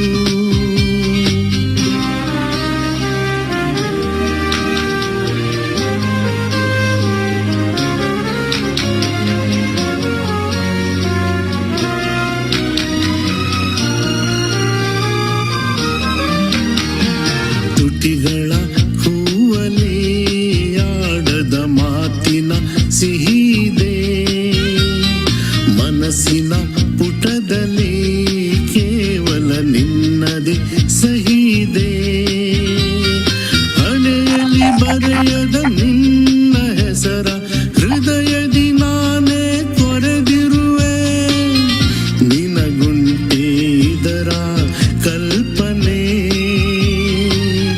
ನನ್ನ ಹೆಸರ ಕೂಗೆ ಒಮ್ಮೆ ಹಾಗೆ ಸುಮ್ಮನೆ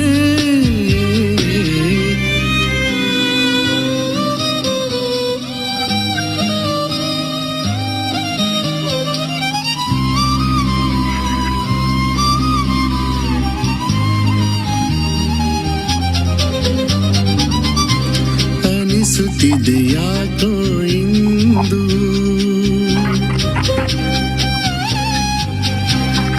ನೀನೇನೆ ನನ್ನವಳೆಂದು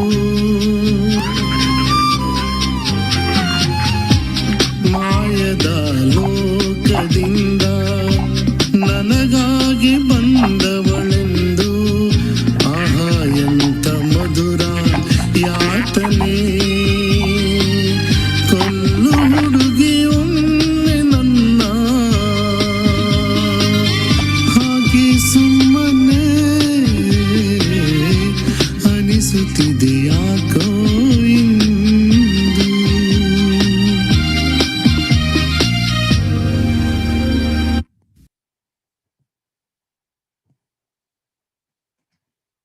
ಸುಂದರವಾದ ಹಾಡು.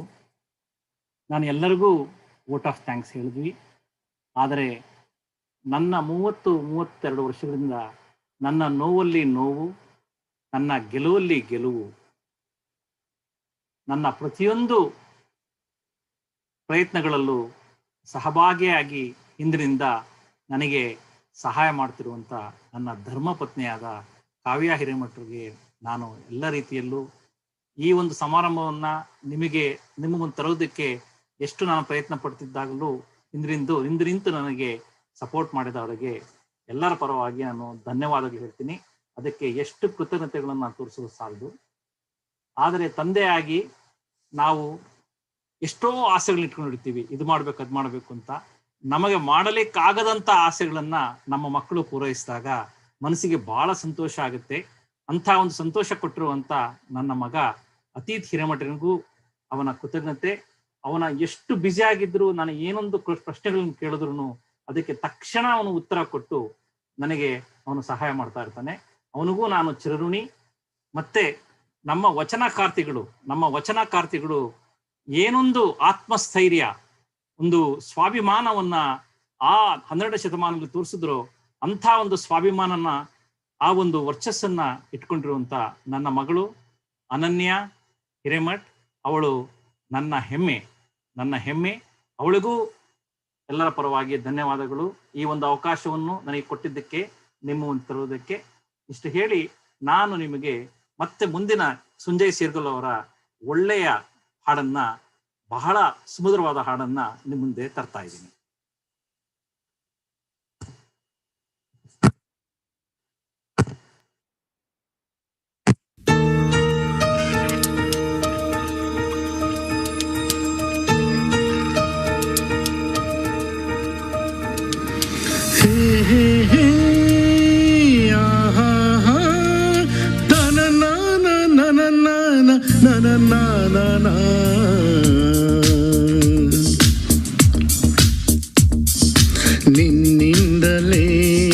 ನಿನ್ನಿಂದಲೇ ಕನಸೊಂದು ಶುರುವಾಗಿದೆ.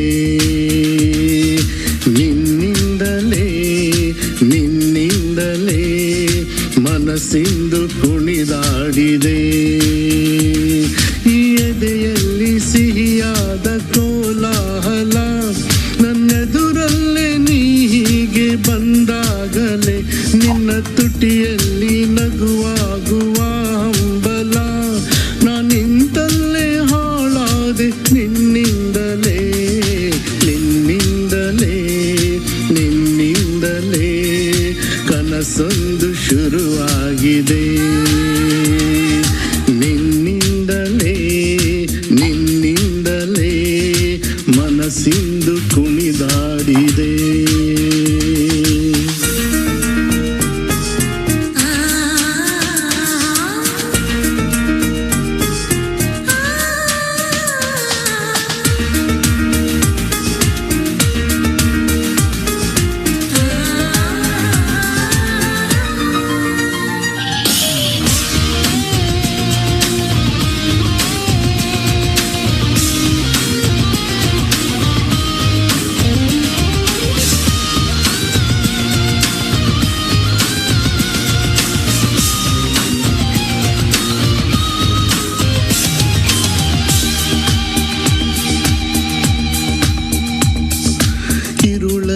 ಜ್ವರದಂತೆ ಕಾಡೀಗ ಹಾಯಾಗಿ ನಿಂತಿರುವೆ ಸರಿಯೇನು, ಬೇಕಂತಲೇ ಮಾಡಿಯೇನೋ ಮೋಡಿ ಇನ್ನೆಲ್ಲೋ ನೋಡುವ ಪರಿಯೇನು.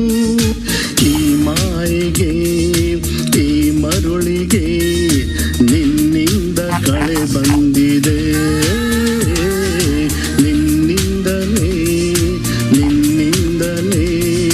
ಕನಸೊಂದು ಶುರುವಾಗಿದೆ.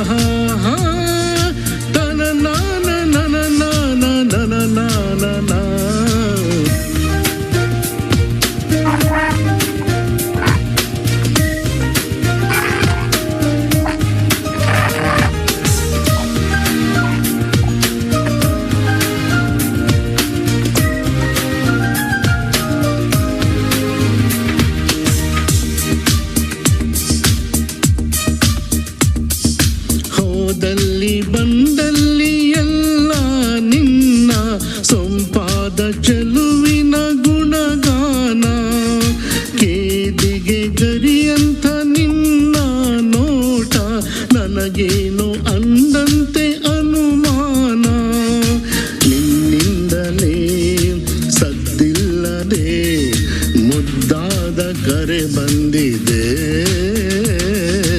ನಿನ್ನಿಂದಲೇ ಕನಸೊಂದು ಶುರುವಾಗಿದೆ ಈ ಎದೆಯಲ್ಲಿ ಸಿಹಿಯಾದ ಕೋಲಾಹಲ ನನ್ನೆದುರಲ್ಲೇ ನೀ ಹೀಗೆ ಬಂದಾಗಲೇ ನಿನ್ನ ತುಟಿಯಲ್ಲಿ ನಗುವಾಗುವ ಹಂಬಲ ನಾನಿಂತಲ್ಲೇ ಹಾಳಾದೆ ನಿನ್ನಿಂದಲೇ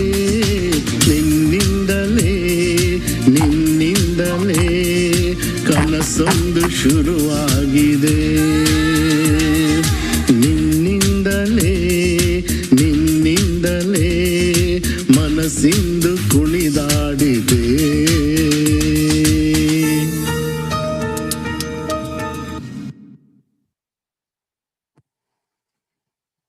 ಸಂಜೆ ಜೀರುಗಳಿಗೆ ನಮ್ಮ ವೀರಶೈವ ಸಮಾಜದ ಪರವಾಗಿ ಧನ್ಯವಾದಗಳು. ಸುಂದರ ಸಂಜೆಯನ್ನು ತಂದುಕೊಟ್ಟಿದ್ದಕ್ಕೆ. ಈಗ ನಮ್ಮಿಂದೆಲ್ಲ ನಿಮಗೆ ಸ್ವಲ್ಪವಾದರೂ ಇದರಿಂದ ಸಂತೋಷ ಆಗಿದ್ದರೆ, ಈ ವಿರ್ಚುವಲ್ ಕನ್ವೆನ್ಷನ್ ಸಮನ್ವಯ ಸಮಾವೇಶದಿಂದ ಸಂತೋಷವಾಗಿದ್ದರೆ ನಮಗೆ ಸಂತೋಷ. ಇದು ಬರೀ ನಾವು ತಂದಿದ್ದಲ್ಲ, ನಮ್ಮ ಪ್ರಯತ್ನದಿಂದ ಬಂದಿದ್ದಲ್ಲ. ನಮ್ಮ ಹಿರಿಯರಾದ ಆದಿಶರಣರ ಅನುಗ್ರಹ ಮತ್ತೆ ನಮ್ಮ ವೀರಶೈವ ಸಮಾಜದ ನಾರ್ತ್ ಅಮೆರಿಕಾ ಸಂಸ್ಥೆಯ ಹಿರಿಯರು, ನಮ್ಮ ಪಾಸ್ಟ್ ಪ್ರೆಸಿಡೆಂಟ್ಸ್ ಎಲ್ಲ ಹಿರಿಯರ ಆಶೀರ್ವಾದ. ಇಂಥ ಒಂದು ಪರಿಸ್ಥಿತಿಯಲ್ಲೂ ನಿಮ್ಮ ಮುಂದೆ ಇಂಥ ಒಂದು ಸಮಾವೇಶವನ್ನ ತರೋದಕ್ಕೆ ಸಾಧ್ಯ ಆಯಿತು. ಈ ಸಮಾವೇಶದಲ್ಲಿ ನಾವು 7 ಭಾಗಗಳಾಗಿ ವಿಂಗಡಿಸಿ ಅದನ್ನು 7 ಜನ ವಚನಕಾರ್ತಿಯರಿಗೆ ಅವರ ಭಕ್ತಿ, ಯುಕ್ತಿ, ಮುಕ್ತಿಯ ಶಕ್ತಿ ಅಂತ ಹೇಳಿ ಅರ್ಪಿಸಿದ್ದೀವಿ. ಶುಕ್ರವಾರ ಸಂಜೆಯನ್ನ ಸತ್ಯಕ್ಕನ ಸಂಜೆ ಅಂತ ಕರೆದಿದ್ದೀವಿ. ಶನಿವಾರವನ್ನ ಬೆಳಗ್ಗೆಯನ್ನ ಅಕ್ಕಮ್ಮನ ಮುಂಜಾನೆ, ನಂತರ ಲಕ್ಕಮ್ಮನ ನಡುಹಗಲು, ಲಿಂಗಮ್ಮನ ಸಂಜೆ, ಬೊಗ್ಗವಯ್ಯ ಮುಂಜಾನೆ, ಸಂಕವಯ್ಯ ನಡುಹಗಲು, ರಾಯಮ್ಮನ ಸಂಜೆ ಹೀಗೆ ಕರೆದು ಇವತ್ತು ರಾಯಮ್ಮನ ಸಂಜೆಯನ್ನ ಮುಗಿಸುವಂತ ಕೊನೆಗಳಿಗೆ ಬರ್ತಿದೆ. ನಾವು ನಮ್ಮ ಕೈಯಲ್ಲಾದಷ್ಟು ಪ್ರಯತ್ನ ಪಟ್ಟಿದ್ದೀವಿ. ನಮ್ಮಿಂದ ಎಲ್ಲಾದರೂ ತಪ್ಪುಗಳು ನಡೆದಿದ್ದರೆ ಖಂಡಿತ ಅದನ್ನು ಕ್ಷಮಿಸಿ. ಯಾವುದೇ ಆಗಲಿ ನಾವು ಆದಷ್ಟು ನಿಷ್ಪಕ್ಷಪಾತವಾಗಿ ಎಲ್ಲರನ್ನೂ ಇನ್ಕ್ಲೂಡ್ ಮಾಡಿಕೊಂಡು ಸೇರಿಸ್ಕೊಂಡು ಮಾಡಬೇಕು ಅಂತ ಬಯಸಿ ಮಾಡೋದಕ್ಕೆ ಪ್ರಯತ್ನ ಪಟ್ಟಿದ್ದೀವಿ. ಈ ಕನ್ವೆನ್ಷನಲ್ಲಿ ಎಲ್ಲರೂ ಸಂತೋಷ ಪಟ್ಟಿದ್ದೀವಿ. ಯಾರಿಗೂ ಬೇಸರ ಆಗಿಲ್ಲ ಅನ್ನೋ ಒಂದು ಭಾವನೆ ನನಗಿದೆ. ಅಕಸ್ಮಾತ್ ಸ್ವಲ್ಪ ಏನಾದ್ರು ಬೇಸರ ಆಗಿದ್ದರೆ ನಮ್ಮನ್ನು ಖಂಡಿತ ಕ್ಷಮಿಸಿ. ಇಷ್ಟು ಹೇಳಿ ನಾನು ಈ ರಾಯಮ್ಮನ ಸಂಜೆಯ ಕಾರ್ಯಕ್ರಮವನ್ನ ಈಗ ಮುಗಿಸ್ತಾ ಇದ್ದೀನಿ. ಮತ್ತೆ ಮುಂದಿನ ಕಾರ್ಯಕ್ರಮ ಮುಂದಿನ ಸಮಾವೇಶ ಜುಲೈ 1, 2022. ಮುಂದಿನ ಸಮಾವೇಶ ಜುಲೈ 1, 2022. ಮತ್ತೆ ಸಿಗೋಣ. ಎಲ್ಲರಿಗೂ ಧನ್ಯವಾದಗಳು. ಇಷ್ಟು ಹೇಳಿ ಈ ವೀರಶೈವ ಸಮಾಜದ 44ನೆಯ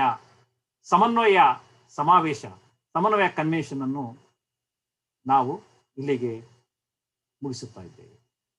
ಧನ್ಯವಾದಗಳು. ನಿಮ್ಮ ಆಶೀರ್ವಾದ ನಮ್ಮ ಮೇಲೆ ಯಾವಾಗಲೂ ಹೀಗೆ ಇರಲಿ.